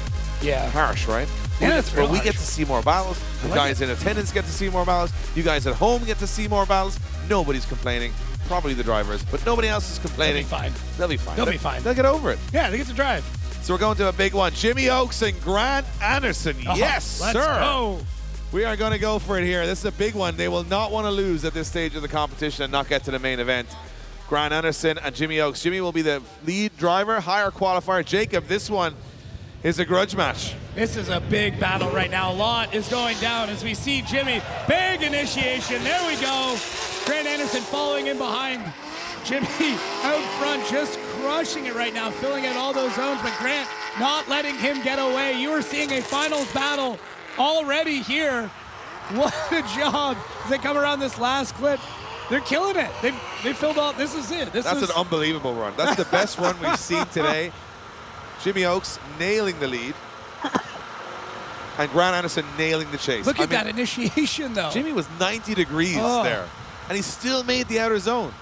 But look at Grant right there in the pocket. But you got to say, kind of a good chase for him and a good lead run. Yeah. And right now, Jimmy Oakes putting down the perfect. That's the best run Jimmy's done today. Look at that line. But Grant given the opportunity then to show what he can do. Yeah. Get close, get up personal. That's a phenomenal battle. That could have been a final. I'm worried because I don't think the final might even be as good as that. I just saw Hurt Life in the chat say rematch from Ireland. It is a rematch from Ireland. Yeah. Well, they're both on even ground here. Two guys in their own machines, which is a bit different. They're both in borrowed cars in Ireland, which is difficult. You know, you're getting used to something brand new. But now, in their own machines, this means even more because you know you've watched all the builds of these two cars. This is the cars they love and know. Now they're up against each other, which is the fun part of this competition. Now Jimmy's got to go for it. He's got to go for the door here because Grant, for me right now, lovely proximity the whole way around. Jimmy's got to be aggressive. Yeah. That being said, Grant's got to throw something massive in this initiation. So gets it out. And there, you called it, Jimmy out there. Rubbing doors, not caring at all. Rebuild the car after as they come through this outside zone into the transition. Grant doing a good job out front, really laying it down. And Jimmy, what's he going to do here through this last zone? Scrubs it a little bit close. And let's see. Do we get a door tap in? Oh! Just at the finish. Well, you got to give it to Jimmy for the bravest entry of the day. Grant Anderson right out to the wall. Watch this initiation. Jimmy Oakes makes contact, I believe, here with the door. Look at this. Boom. Wow. That's unbelievable. Canada, make some noise. They're loving it. There we go. They're loving it. They're alive now. But you know what? You can tell people to make some noise, but you got to get the driving the match, and that was the driving the match. Jimmy gets it all done on the first corner, but then loses the ground on the second because he's so aggressive on the first corner, and then gets back into it for the third corner. So judges are going to have to weigh that one up. Good lead from Jimmy. Two really good proximity moments, but then a mess in the end. And then Grant kind of steady over the two runs, you know what I mean? Yeah, this final here is the real question is, did Grant straighten just at the end? But look at Grant. He's pumped. He knows what's going on. Well, he had broke it, you know, and Axel yesterday thought the car might be out for the weekend. Here he is, banging doors. And I mean literally banging doors on the first run. If you're here in attendance, we want you guys to make as much noise as possible for Grant Anderson and Jimmy Oakes as they come down because they put on a show, putting the car on the line for your entertainment. That's what, well, you know what, when they come out of the cars, everybody here is going to make some noise. They're definitely going to get out of the cars and make some noise here. And we're going to get a word from Cerise as well. She's going to talk to both of our drivers. Give it up for Jimmy Oakes and Grant Anderson. Big hugs, there it is. It's a tall man lifting a tall man right there. Cerise, you're down trackside, that was fun. All right, guys, get up here. You guys are close on and off the track. That proximity run was insane. I know you guys love each other. Tell us about what that was like. What is it like driving in Canada? Incredible. And all I know is that I heard wastegate for 35 seconds straight, and I went, oh my gosh, he's inside my car. Yes. See, it's easy for me. I've done so many laps with this guy all over the world. Yeah, literally. And, I can't trust anyone more than him, so it was easy to take chances. Yeah. Bunch of Connecticut homies right here. We're all in Canada together. It was phenomenal. Well done, guys. Give it a round. Guys, give it up for Grant Anderson, Jimmy Oakes here in Toronto Motorsports Park, putting it on. But who's going to get the win? Who's going to go through to the Final Four? It's Grant Anderson. Grant Anderson gets the win and goes through to the Final Four. Jimmy Oakes knocked out of competition, and it came down to that little mistake. He went up on the door, great proximity, but then he lost Grant through the whole center section. Makes sense. If you're going to go close, you got to stay close, and he just didn't, unfortunately, on that occasion. But a great bout. I think if either of those guys had come up against anybody else we've watched today so far, they would have got the win. But unfortunately, they went head-to-head, and Jimmy bows out. Here's the greatest part about this is everybody here is invested. They've seen these builds. They know what these guys have been through to get here, and they got to see it. They got to see both these amazing cars shred, tandem, and now some massive burnouts. Well, what I love about it is Smiles all around. These are good friends behind the scenes as well. You know, these are two guys, both from not so far away from each other too, right? This is what drifting's about. Like, this is it. This is, you struggle, you strive, you put everything into building a car, and then you go out and like beat the heck out of it with your friends. Yeah, well, what the drivers say a lot of the time is, you know, when most people go drifting with their friends, there's 7 people watching. Yeah. When they go drifting with their friends, there's a lot more people watching. So At it's a least lot more than 7. Yeah, it's a lot more pressure. You know, it's a lot more to take in. So I can see that the nerves can get to some of these guys because they're just amateur drifters. I mean, at the end of the day, these guys are learning their trade. They're enjoying it. They're building.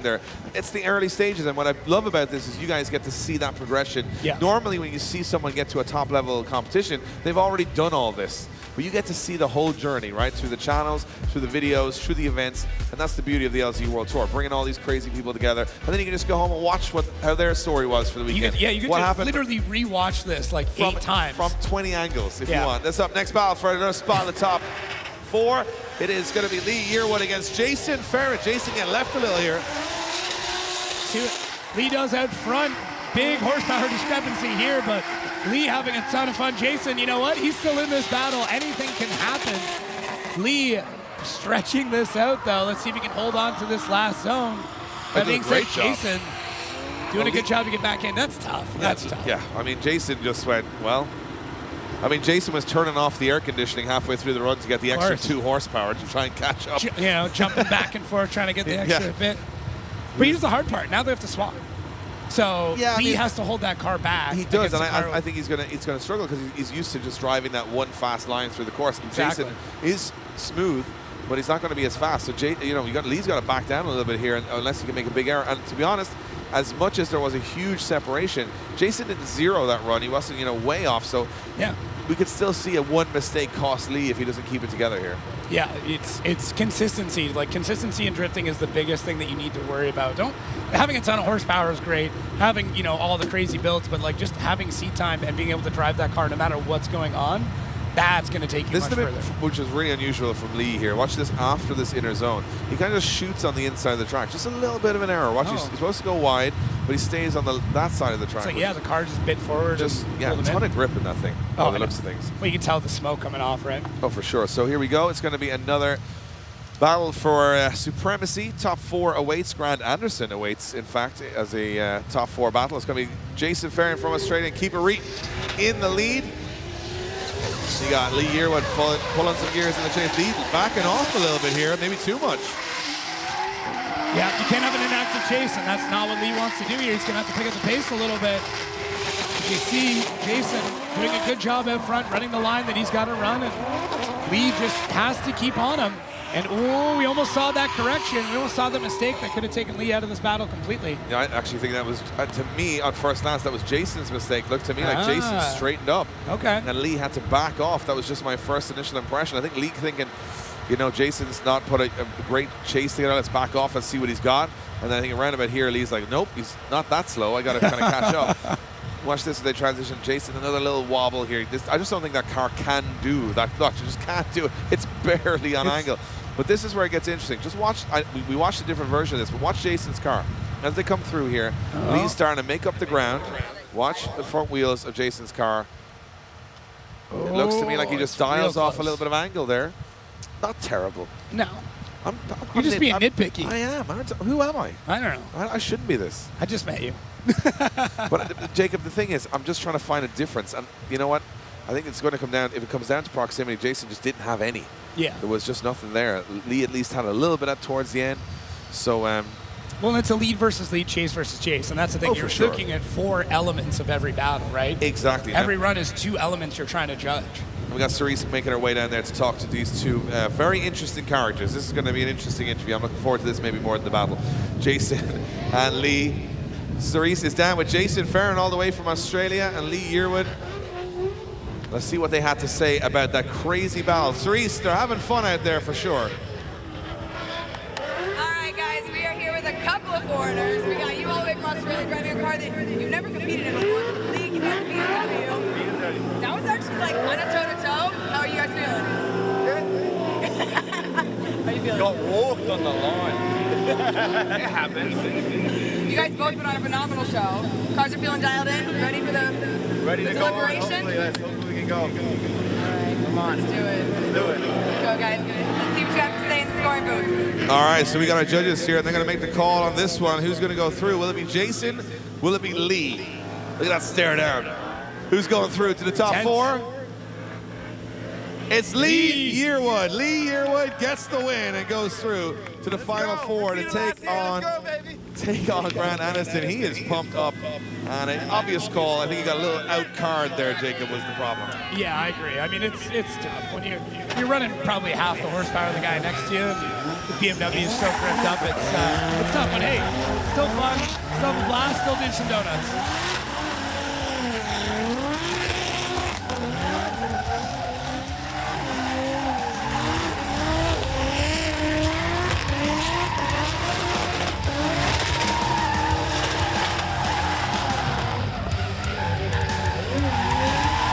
So we have Lee Yearwood and Jason Farron just lighting up the last of his tires on the Keep It Read R32.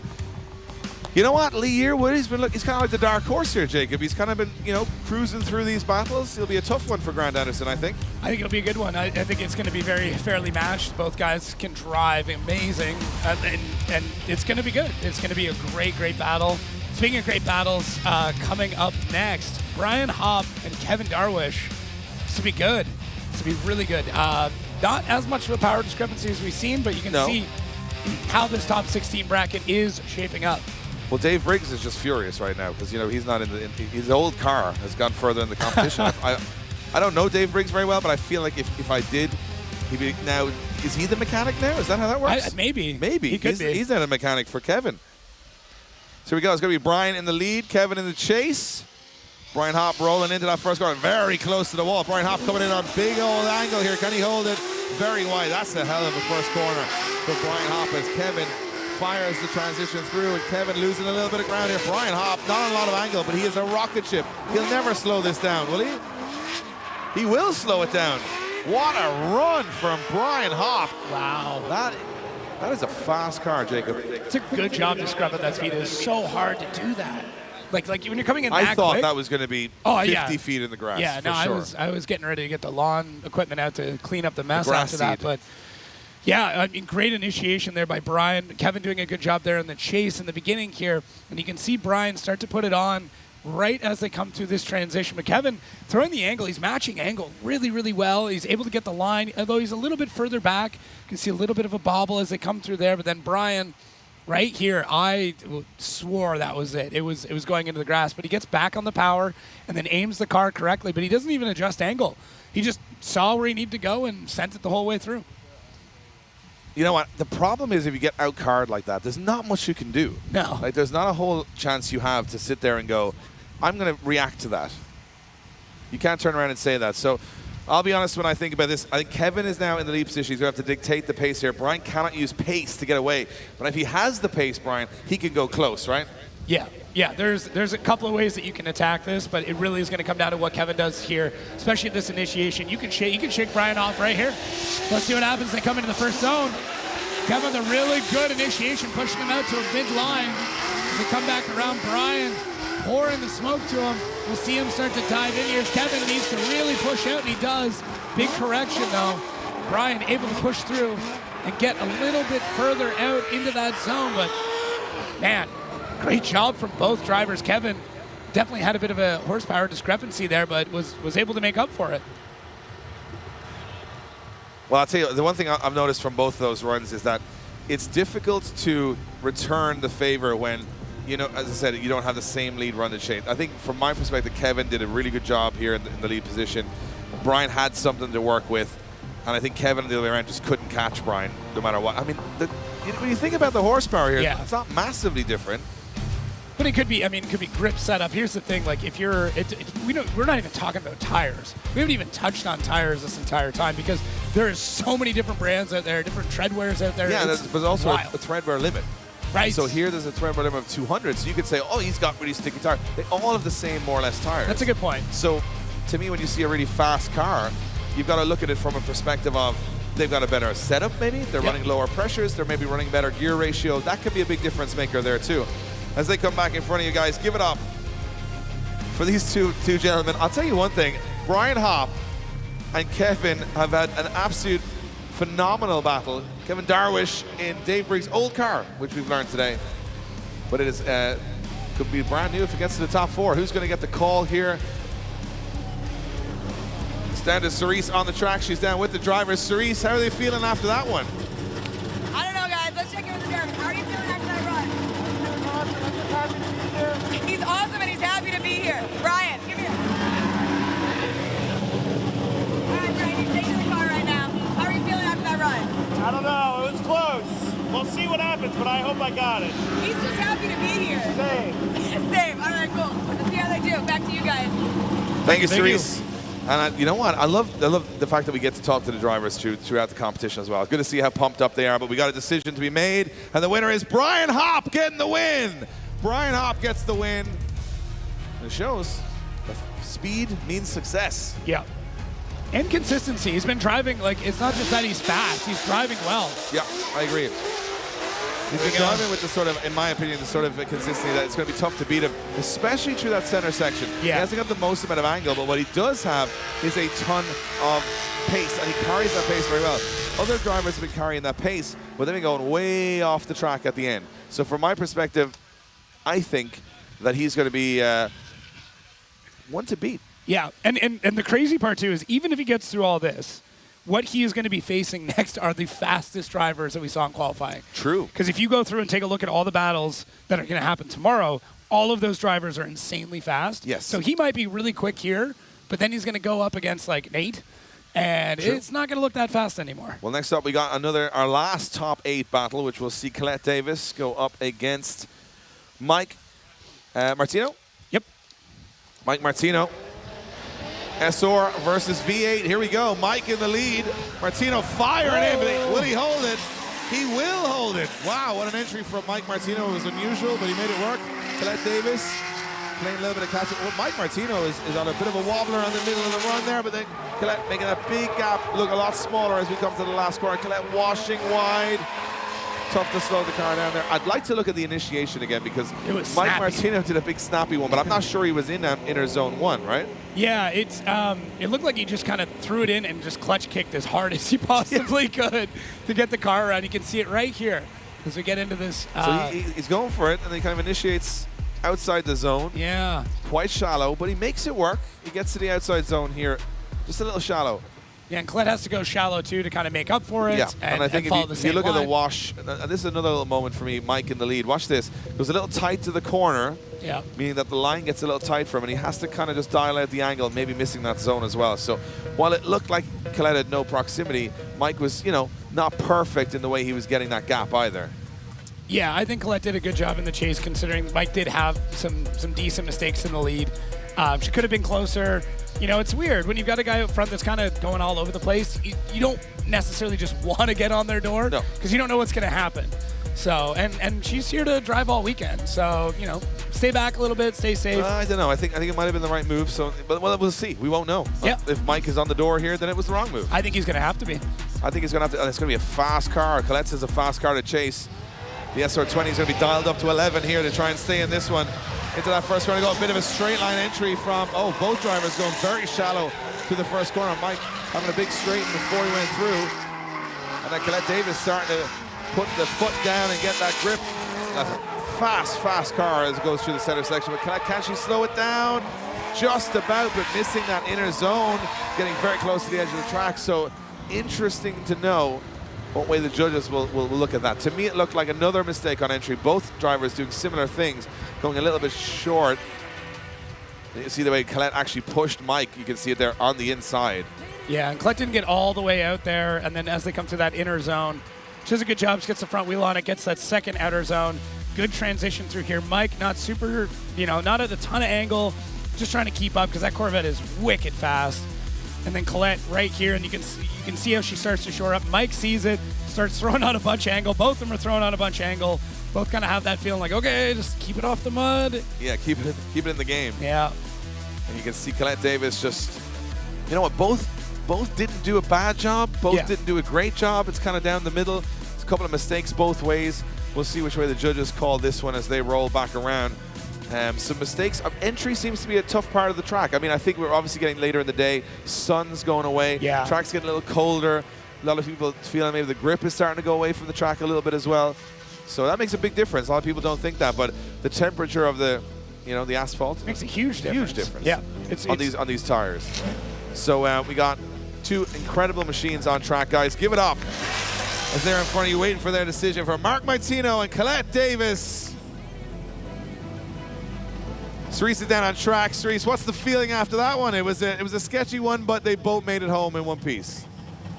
Yeah, no, we love this car. Colette, this car is rowdy, it's gorgeous. You've been a very consistent driver all year. It's a very different platform. So you think you were giving it a little bit of bully action out there, or was it a fair race? Both my battles, I haven't driven with them at all today, and I've barely done any chase, so I didn't really know what to expect. So I'm just out here trying as best I can and enjoying every minute of it. We saw a lot of really good throttle control. This is a pretty technical course. It's a lot of power. Let's go check in with this other guy. Good job. All right. Martino, with all due respect, I've heard that you have really surprised people this event. You've done a lot of really consistent driving. How did you feel against driving against Colette in the car? Say it again? Definitely intimidating. It was intimidating? And she enjoyed it. All right, that's fantastic. Great job. Let's go see what you guys have to say in the scoring booth. Thanks, Cerise. And of course, we can talk to them. We can talk about them. Cerise can interview them, but they don't make the decisions. It's the three boys up here that make those decisions, and that decision is for a space in the final four. Will it be Colette Davis? Will it be Mark Martino? We're about to see. And it's Mike Martino getting the win. Mike Martino gets the win and goes through to our final four. We got an SR20 in the final four again. I'm a big fan. I know. I got to stop hating on them, man. They're proving me wrong here, left, right, and center. They're on the comeback streak. Comeback streak, yeah. We finally figured it out. Everybody slept on them for a while, and then they're back. Yeah. SR20s are back. This is the rejuvenation. But we'll see Colette tomorrow, of course, on track for our fantasy battle. She'll be out there, I'm sure. Oh, we got a big wall run from Colette Davis to leave the circuit. That's what it's all about. Putting on a show. That made the hairs on my arm stand up. I thought that was going to be a big crash. But she went into the marble. She was so controlled, though, and everybody just loved it. Colette putting on a show for the fans.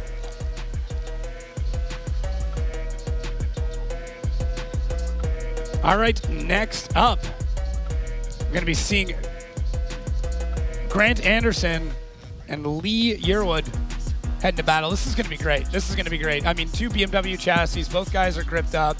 Got good horsepower here. Both are driving consistent, aggressive, on their doors. This is going to be fantastic. We're waiting to see here. Nick Swan giving the point.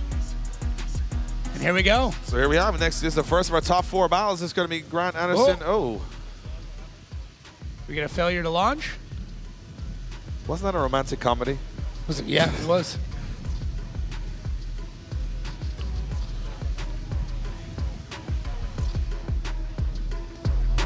Just waiting to hear what's going on.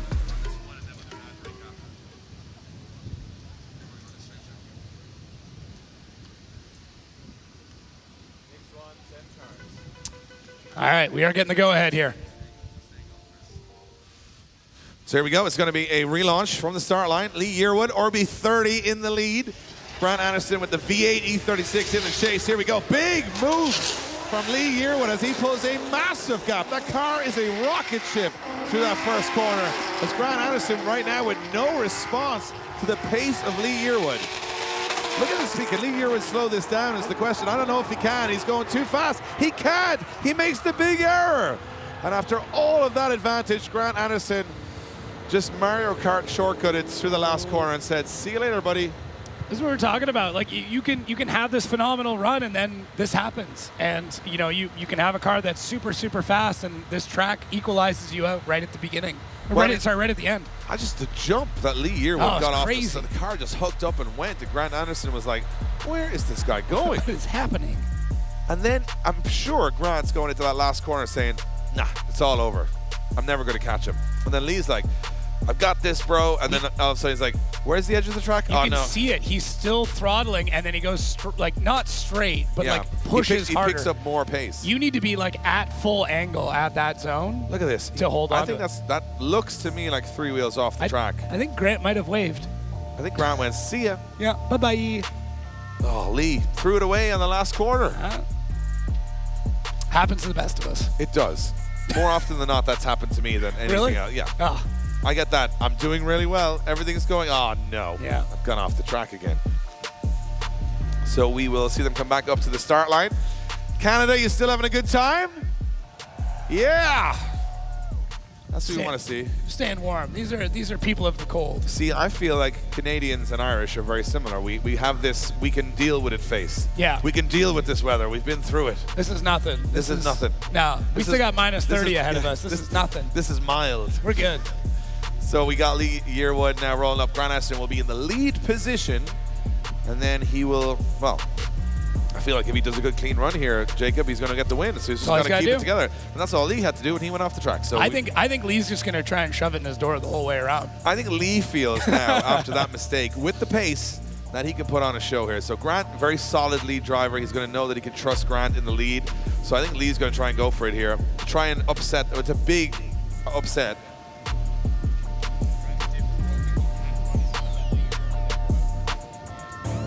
Oh, so we got some word from the start line that even though he has the advantage, Grant Anderson has broken the differential in the car. So it looks like Grant Anderson does not. Oh. Yeah, I think he's out. I can see hands on heads in the stands. Yeah, Grant Anderson out, which would mean the win would automatically go to Lee Yearwood. Oh, he's going to send him. Oh, Grant is sending Lee Yearwood in for a victory lap. Let's just sit and listen to this RB crank.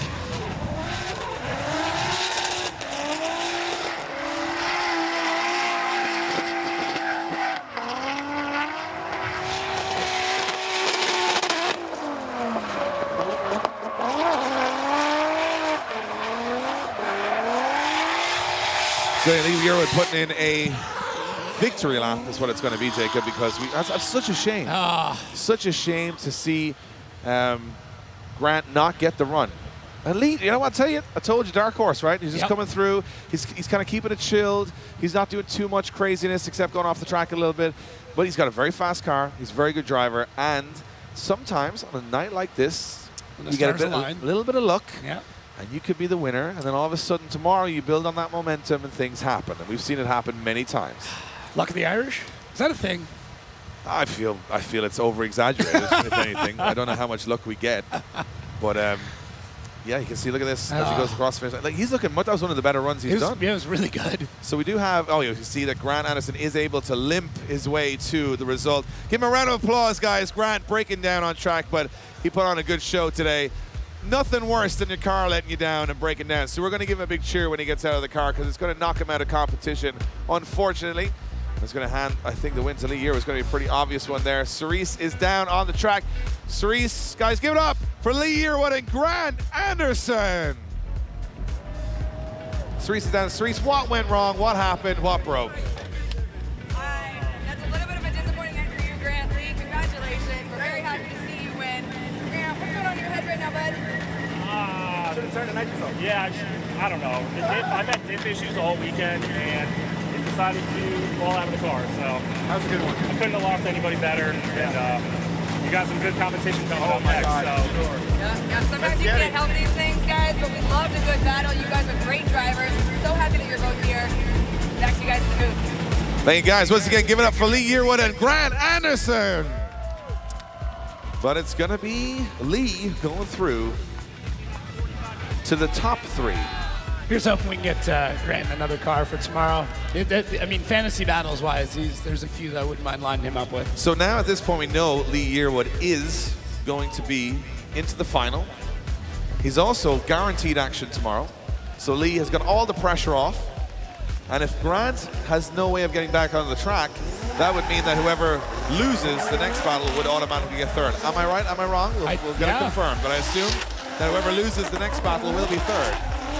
Unless Grant can take another car and go back on track. I think we can find him one. There's got to be a car out there. So we're receiving word that Grant Anderson says he's not out of the fight yet. Oh. So Grant is out of this battle. And he's got to go for a couple of donuts. Oh, hold on. What does it, hold on. Why is Luke Fink on the track? What is happening right now? So Grant Anderson would be out of competition, can't go to third. Hold on a minute. Do we have Grant Anderson back in the mix for the third and fourth place playoff? We do. Luke Fink giving his Corvette to Grant Anderson to fight it out to get into the show tomorrow. Guys, give it up. That is what it's all about. So Grant Anderson will take Luke Fink's Corvette to the third and fourth playoff, meaning he has a fighting chance of getting into the main event tomorrow. And Luke Fink's going to have a long, horrible, broken diff return to the pits, the Link ECU pit area, as he goes off the track. Guys, give him up. That is Luke Fink donating his car to Grant Anderson to keep him in the show for you guys. That's what it's all about. Jacob, gotta love this. I love this tour, right? Perfect. Exactly. We can make up the rules as we go, and he can use whatever car he wants to get, and that's perfect. Let's go. I want to see him. It just means everyone gets a second chance, right? Second chance battles, second chance in cars. And we get to see Grant, who's never done a lap, I would imagine, in this Corvette, go into a battle against either. So we're going to have a winner out of Brian Hopp and Mike Martino. One of those guys is going to the final if they win. And the loser will go up for the third and fourth place playoff against Grant Anderson and Luke Fink's Corvette. Doesn't need to make sense, folks. It's entertainment. That's what it's all about. So we are going to move on to our second semifinal. Warming up tires right now. We've had a great, this is the last chance top 60. Tomorrow's the main event. This is just the warm-up to the main event. So if you've enjoyed today, imagine what it's going to be like tomorrow when we get the heavy hitters, the top 16, the parades, the fantasy battles. It's all going down here at Toronto Motorsports Park. So we hope you guys are enjoying it on the stream as well. Tuning in from all over the world. And let's see who's going to get to the top three. Remember, it's just the 3 places left in the 16, and there's 4 drivers remaining. Who's going to get there? Well, we got to see. Remember, winning this battle for Brian Hopp or Mike Martino will mean a guaranteed step into tomorrow and a shot at tonight's podium. The loser will have to fight it out with Grant Anderson. Here we go. Off the line, it's going to be Brian Hopp in the lead as the higher qualifier. We got Mike Martino in the chase in that beautiful S15, SR20 into the first corner. Look at this entry for Brian Hopp on the wall. Oh, there we go. That's a killer lead run so far from Brian Hopp, but this is the bit where he struggles with gearing as he comes out. No, a little bit straight, but still very fast. Can he slow it down? He's going too fast. Oh, he does make it work. That car is just the way. I mean, I'm going to say the car is fast. Brian's fast. Brian puts his foot down on the start line and he lifts it when he's finished the run, and he just left foot's just doing the clutch. He's not even. There's no dial. Love this initiation. He's right up next to the wall, grabs the e-brake and just tries to slide it from basically door handle to quarter panel all the way back around. Gets it super wide coming out here, and then, like you said, just puts his foot down, parks it there. I think he just sets cruise control, to be completely honest with you. There's rumors that he does not have an accelerator pedal. It is a switch. It could be. He just turns the switch of full throttle on and uses the clutch just to modulate. And like, I don't know if they added some more gearing because he's able to get it now. I just don't think he cares. You know, maybe the track temperature is dropping a little bit, making the track a little looser. It means that he's connecting that a lot. I'm actually noticing a lot of guys that looked like they were struggling when it was so sunny earlier on. Now we're actually just starting to make it work. So pretty cool. Look at you. That was a great connection. No, that's spot on. I know very little, but I use it to my advantage. So if I know one fact, you'll hear it every day. Track temps. Track temps. Just track temps. Got to talk about track temps. Now, so Nick Swan, as you can see on the radio, he's about to send him. Mike Martino in the lead position. Right. Yeah. Checking left. He's good. Let's go. Brian Hopp's like, I'm coming for you. Off the start line they go. Brian Hopp in the chase, got the pace. Has he got the aggression? He has the aggression. Here you go, right to the door of Mike Martino. This is what we came here to see. The good lead run from Mike Martino so far. Right there. Oh, and Brian Hopp throws it away. Fires himself off the track, and Mike Martino just about gets to the finish line. Wow, okay. Judges are making some faces. Could we have an SR20 in the final? I'm seeing Italian hands. That is wild. All right, looking at these replays, we can see here, let's see if we can pinpoint the moment that this all goes wrong, and it's right here. I don't know if he scrubbed out. I am not entirely sure what happened there, but it obviously just did not go well. He was so fast, he just went straight off the track. It happens. That's all it was. It happens to he the best. He spotted the finish line from the wrong side of the track You can and see went for just about here, the SR20 was like, I'm way past my bedtime. I should have been broken long ago. Yes. How am I still in this competition? The rockers are angrily trying to get out of that engine. Check the expiration date. It was like, I am past due. But there you go. We're going to get a decision, and we're going to get a finalist. Remember, the winner will go up against Lee Yearwood in the final, and of course get through to the main event tomorrow. Guys, give him a round of applause if you're still here in the Toronto Motorsports Park. We want to hear you. Two beautiful cars, by the way. Oh, I know. I love the wing. I'm a big wing guy. Yeah? Bigger the wing, the better. Yeah. I like the little kind of 326 power style going on Brian Hops. I'm into that. Give me a big country labs with some like massive end plates. Okay, so here we go. Cerise is down on track, getting some word with the guys. For a spot in the final, Cerise, how are they feeling? Good fun battle, but Brian went off the track pretty hard. All right, we're gonna check in with Martino first, as he was the first out of his car. Martino, how you feeling about that? Did you just get lucky? Do you think you'll give it a run for your money? What was up? Well, Brian's a good driver, and I don't know. I got lucky, I think. All right, and in your opinion, what happened out there? This is a lot of car for this track. Yeah, a little bit. Just a little too much. I don't know. A little too much sauce? A little too much adrenaline. All right. Well, you know what? You guys gave each other a really good run. Good job, man. Very impressed. All right, guys, back to you in the booth. Let's see how they did. Yeah, for his first spot in the final, Cerise, who's going to get it? I think this one might be an obvious one. A little bit. Might be an obvious one. We don't know. Every time I think it's obvious. It might not be. I know. We don't know. Is it Mike Martino? Is it going to be Brian Hop? Which way is the result going to go?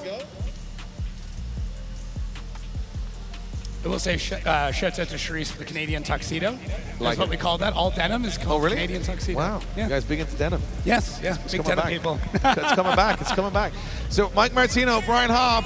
There you go. Mike Martino gets the win and goes through to the final. And we're going to see Brian Hop he's got a V8, right? And now Grant Anderson's got a V8.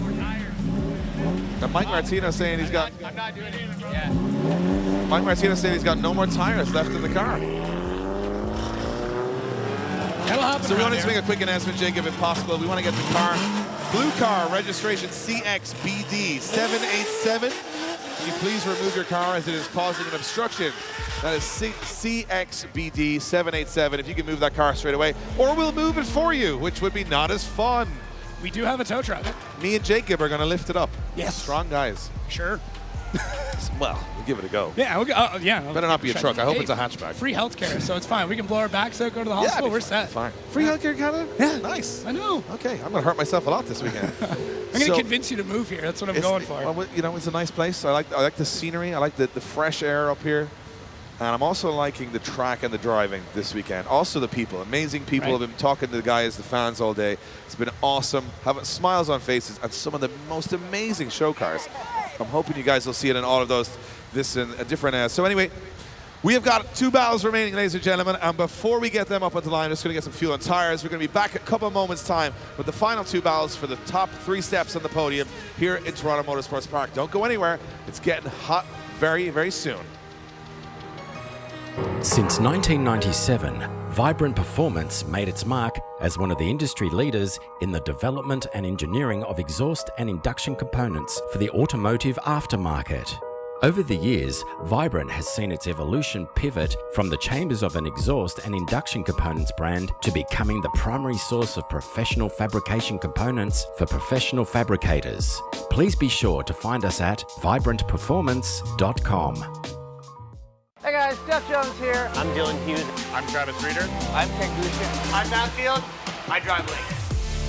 They are the most reliable ECU around, and they always deliver. Their global tech support gives me the advice I need every time I need it. Their products are super easy to install and easy to set up for the performance that I want. They stand behind their products and support their customers. They're always innovating and delivering great new products and performance features. I drive Link.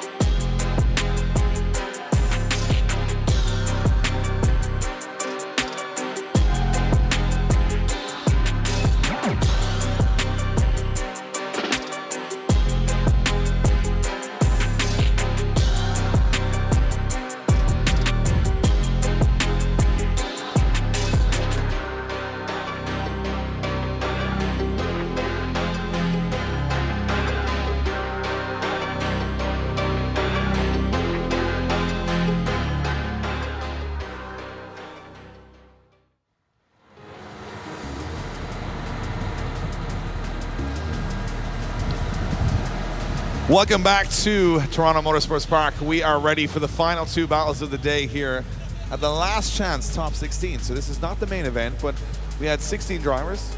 We then ended up with 4 drivers, and we are only going to have 3 of those go through to tomorrow. So the 2 drivers in the final will guarantee their spot in tomorrow's main event, but they're kind of doing it for bragging rights from here, right?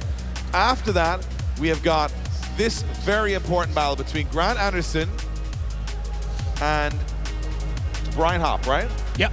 So Brian Hopp, Grant Anderson, both of those guys are going to go for a battle. One of them is going to go through, and one of them is not going through, which is tough at this stage. But Grant Anderson, if you're just catching up, E36 M3 breaks a diff. Luke Fink comes out on the track, gives Grant Anderson his Corvette for this battle. So Grant Anderson's going to drive the Corvette in this battle against Brian Hopp, who's been driving his own car for the whole day, Jacob. So he's got a little bit more of an advantage here, but Grant is a very good driver. So I think this could be an interesting one. Yeah, the chat was saying that Grant's run has driven the car for a couple of laps, I believe at a different event. So he's got some experience, but very different chassis, very different horsepower. It's going to be very interesting to see what Grant's able to do with it. But he's a talented driver. I think you could throw him in anything, and he's going to put on a show. 100%, and I think one of the biggest things that I like about this is that it's a little unknown. Because Brian Hopp, we thought was killing it, then all of a sudden he went off the track. Yep. Grant Anderson's in a new chassis, but at the same time, he's a very steady driver, very smooth driver. So you might be able to adapt quite quickly here. So looks like Brian Hopp's on the line. He's the higher qualifier, and then we're just waiting on Grant to warm up the tires in the Corvette, and then we're going to send them. And one of them is going to go through to the main event, and one is not. This is probably the most important battle, even though we have a final to go. This is actually more important because they all want to drive again tomorrow. Yeah, this is more than bragging rights. This is about who gets to come back and make it into the show for tomorrow. Absolutely. And if you are here and you haven't bought your tickets for tomorrow, we still got some left. We still got a few, just a few. If you want tickets for tomorrow, if you're not here, what are you doing? Yes. This is where the action is. If you're in, is it Ontario where we are? Ontario. There you go, yes. learning. There you go. Ontario area, this is the place to be. If you're not, you got a hell of a spin, but let's go. 3rd and 4th place battle. It is going to be Brian Hopp in the lead, Grant Anderson in the chase. Brian Hopp firing up along the wall. But a big initiation from Grant Anderson, and Grant Anderson's up on the door. First lap out, Grant Anderson goes for it as he fires through the smoke. Oh, pops a wheel over the inside. Look at Brian Hopp's car. He's gone back to 1984. He's that fast, but he's going to wash off the track. He's going to wash off the track, and Grant Anderson takes advantage. Wow. Grant Anderson, great guy for going fast, bad at going slow and stopping. So all that pace, it comes with a price, right? Look at this wall run from Brian Hopp. Brian Hopp has been doing this all day, just running in like along the wall, grabbing the e-brake, sliding it around. Grant Anderson, for a guy that hasn't driven this car, like a duck to water immediately. But Brian Hopp, you can see here as he comes through this inner clip, starts to straighten out. He's still struggling with that. He just doesn't have the gearing for it. But then Grant also looks like he rehooks the car up, gets back into drift, and then by then Brian is stretched way ahead, but too far ahead. And now Grant cuts in on the inner line, and basically by the end of the run, he's on him. But Brian Hopp. Yeah, I mean, Brian Hopp missing outer zone 4, kind of straight lining through there, and also dropping wheels at the finish line. But then Grant not having great proximity. But was that caused by the fact that Brian was kind of straight lining through? We don't have to decide that. The judges will think about it. But we'll go to the second run. It is going to be Grant Anderson. He's in the Corvette, Luke Fink's Corvette, going up against Brian Hopp. These are just real-life images you're seeing here, folks, of silly things that are happening throughout this event. Grant in the lead position, coming down the wall. Nice fast initiation on both drivers here. Brian Hopp, now that's a much better initiation from both of these guys. Brian Hopp trying to stay in the mix here. We know he's got the pace. Can he make it work? Look at that. Grant right out to the edge of the circuit. Brian Hopp coming in. You see both drivers struggling with the wheel there. And look at that, much better lead run from Grant Anderson. Hand out the window as Brian Hopp in the chase position is right there. I don't know. I don't know either. I really don't know. Grant Anderson here, I mean, first big initiation out in the lead. Does a great job. Touches just the inside of that curve, gets to the outer zone just perfectly. Gets the wheels through it, comes back to the inner clip, doing a phenomenal job. It's like he's been driving this car all weekend. Don't forget, this is his second run in this car. I can't believe it's the second run. I can't believe it. And Grant's doing, Brian Hopp in the chase doing a good job. He's able to correct it. You can see a big correction just to make sure that he doesn't shoot off track. And then Grant Anderson, as you said, consistent. You know what? I got to say, Both of these guys put on a hell of a show. Oh, man. Yeah, wow. And we can see on the far side, Jimmy Oakes pumping up the crowd for some T-shirts. It's all going off.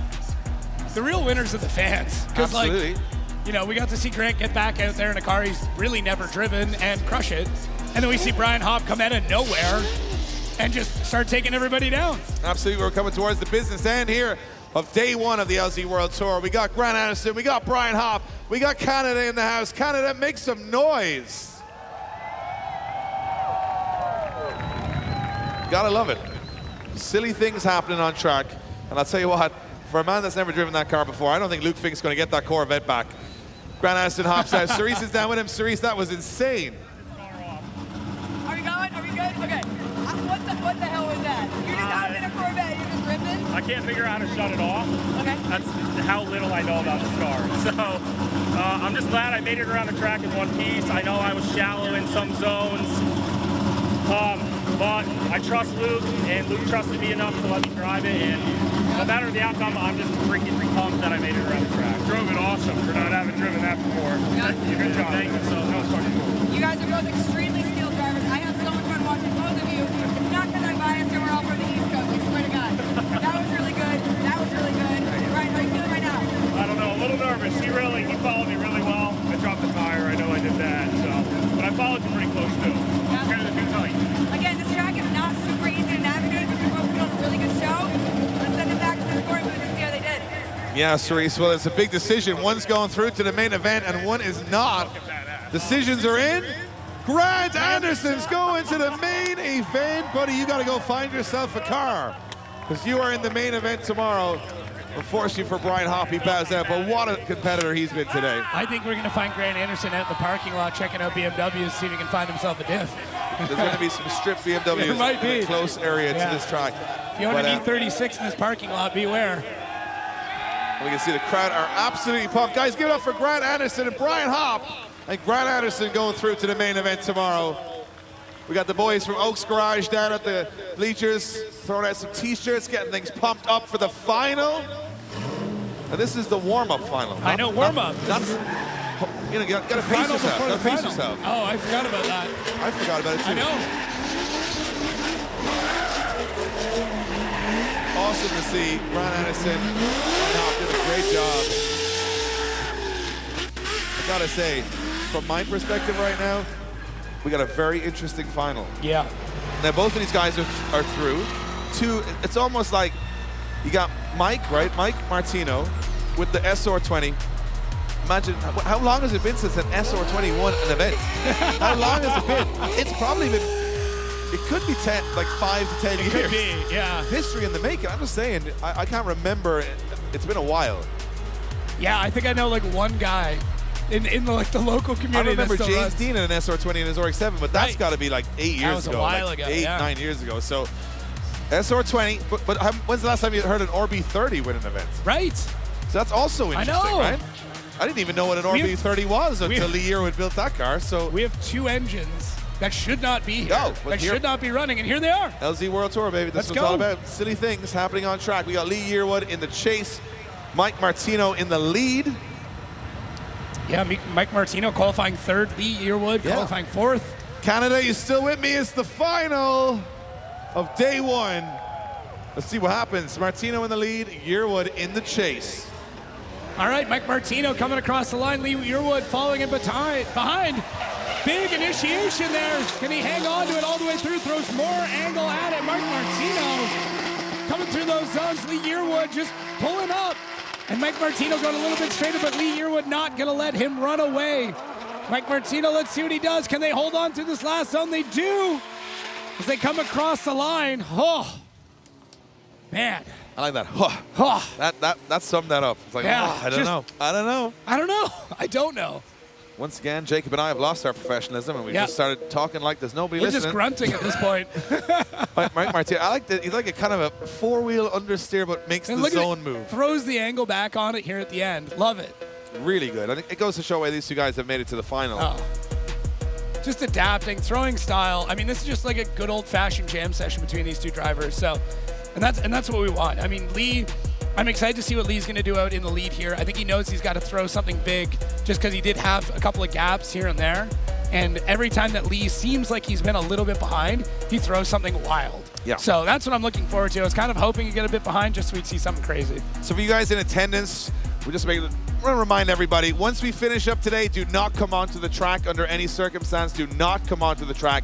The track is not a place that you can walk after the finals. You got to stay where you guys are behind the K-rails. Just a little reminder. Everyone gets a little excited, Jacob, but we got to keep some sort of law and order. We're into the final, though. Final runs of the night. Day one of the LZ World Tour here at Toronto Motorsports Park. This is for all the marbles. Let's go. Of nothing, because it's just for pride, but there's a lot of pride on the line. Lee Yearwood in the lead, Mike Martino in the chase. Here we go. Big initiation there for Lee Yearwood. Like we said, he was going to go big. And this is it. Mike Martino's got some room to make up, though, but Lee is not letting him catch up. He is throwing that car as hard as he can, using all the throttle. If that engine blows, the engine blows, because we're in the finals. He's got all night to repair it. As he comes around, turns on the fog machine, and that's it. That is the final battle. Holy Lee. Love the fact that an RB30, I mean, if I woke up this morning and thought an RB30 and an SR20 be in the final of a pro drift event, I'd be going, this is something. Yeah, what year is it? Are we in 2007? Have we gone back? Do I have a Razor flip phone? Did we all get in Brian Hopp's car and go through a wall, flaming wall? Oh, man, Lee Yearwood out front here, just You know what's the funny down. thing? This car was, debuted, I guess, in competition at Englishtown. Right. And it was like kind of a fresh build. They were still putting it back together. This has had very few outings, this car, and it looks like it works really, really well. You got to say, I mean, Mike Martino's is sort of the old school mix, the SR20 in a Silvia. It works, it handles great, but you're giving away a little bit of the power because you can only push the SR20 so far. But then, Lee's got an E92 and an RB30. I don't know if anyone else has that in the world, in honesty. I don't think so. I mean, I haven't heard of it. But they're heading up towards the decision. We know Grant Anderson has made it through to in third place into tomorrow. So this will be the big decision for who's won tonight. Both of these guys will be back for the main event tomorrow. It's the big decision to finish things up. We're going to see what Cerise has to say. These guys are in the final, and I think they're well deserved. Oh, it's great. Yo, for the final? Yes, absolutely. Get out and join us. Lee-Bird. Let's go. That was amazing, dude. That was really good. Good driving. We're going to wait for Martino to get over here. Martinez, Dude, man. you've been going, man. You're making it. Yeah. Just like last year, man. He said just like last year. He said consistency. I'm bugging over here. Hopefully not consistent. We began to know each other well today. Your car's performing very well. Just met. Good fit. Yeah. Good stuff. All right, guys, real quick, give it up for these two. Woo! Go. We're down to it. Here's the finals. There's some drama, you guys. Drama, baby. You guys have put on a good show. We're ready for a score. Yes. You guys are friends at the end of the day. Yeah. All right, guys. Maybe. Oh, he said drives a maybe. Nissan. We're good. I got Nissan engine. But they say Canadians are nice. All right, let's see how nice these Canadians are. All right. Scores? What do you have for us? You know yet? No. Give it a go. You don't know yet? No. Oh, do you know? Does Yep. Anderson I know. know? No, I don't know. I don't know. All right, they're taking their time. They're taking their time. Lee Yearwood gets the win in the finals. Lee Yearwood gets the win. Lee, what a win. And again, you could still lose because tomorrow you could just lose again. So you win, but then you could lose. But he's through. 3 drivers through. Lee Yearwood, Mike Martino, and Grant Anderson all through. And Luke Fink's down there, smiles on faces. And he's also through tomorrow. So you got 1 car between 2 people. I don't know how it's going to work. Do the math. It's all going to be fun, though. It's all going to be fun. Thank you guys for coming out. Remember, do not step onto the track. If you guys can, just stay behind all the K-rails. And tomorrow is the main event. This was the warm-up, and what a warm-up it was. Jacob, we've had a lot of fun this evening. And I'll tell you what, I can't wait to see what happens tomorrow because we got to throw these 3 guys in against the 13 highest qualifiers for a very sketchy top 16. This is just the start. We have just begun. It is getting more intense, more insane, and it all begins again tomorrow. Exactly. So join us tomorrow. You'll see all of the scheduling on all the LZ socials, along with the LZ World Tour on Instagram and Facebook, or the LZWorldTour.com if you want to get some last-minute tickets. I want to give a big shout-out to Vibrant, big shout-out to K&N, big shout-out to Drift HQ, BC Racing, Kansai Wheels, Link ECU. And I'll tell you what, guys, if you've enjoyed today, you're really going to enjoy tomorrow. Me and Jacob are going to take a rest because I'll tell you what, we need it. Because tomorrow, you might have paid for all your seats, Well, you're getting ripped off because you're only going to use the edge of them because it's going to be that exciting. We're going to see you guys tomorrow morning for the top 16 main event here at the LC World Tour. Until then, Canada, you've been amazing. You guys at home have been amazing. We'll see you then.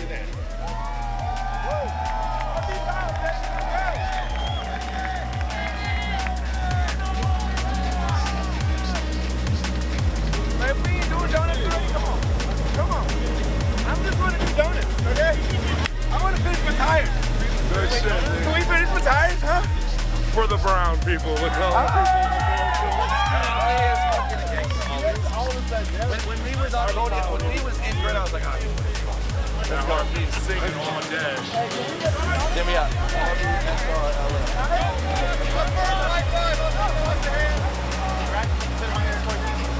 Yeah, maybe.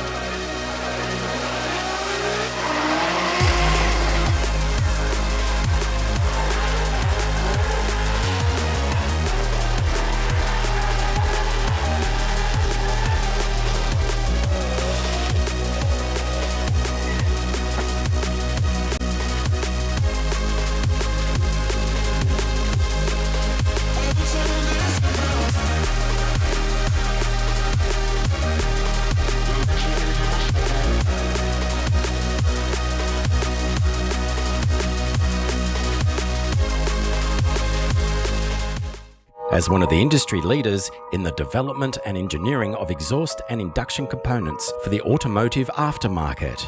Over the years, Vibrant has seen its evolution pivot from the chambers of an exhaust and induction components brand to becoming the primary source of professional fabrication components for professional fabricators. Please be sure to find us at vibrantperformance.com.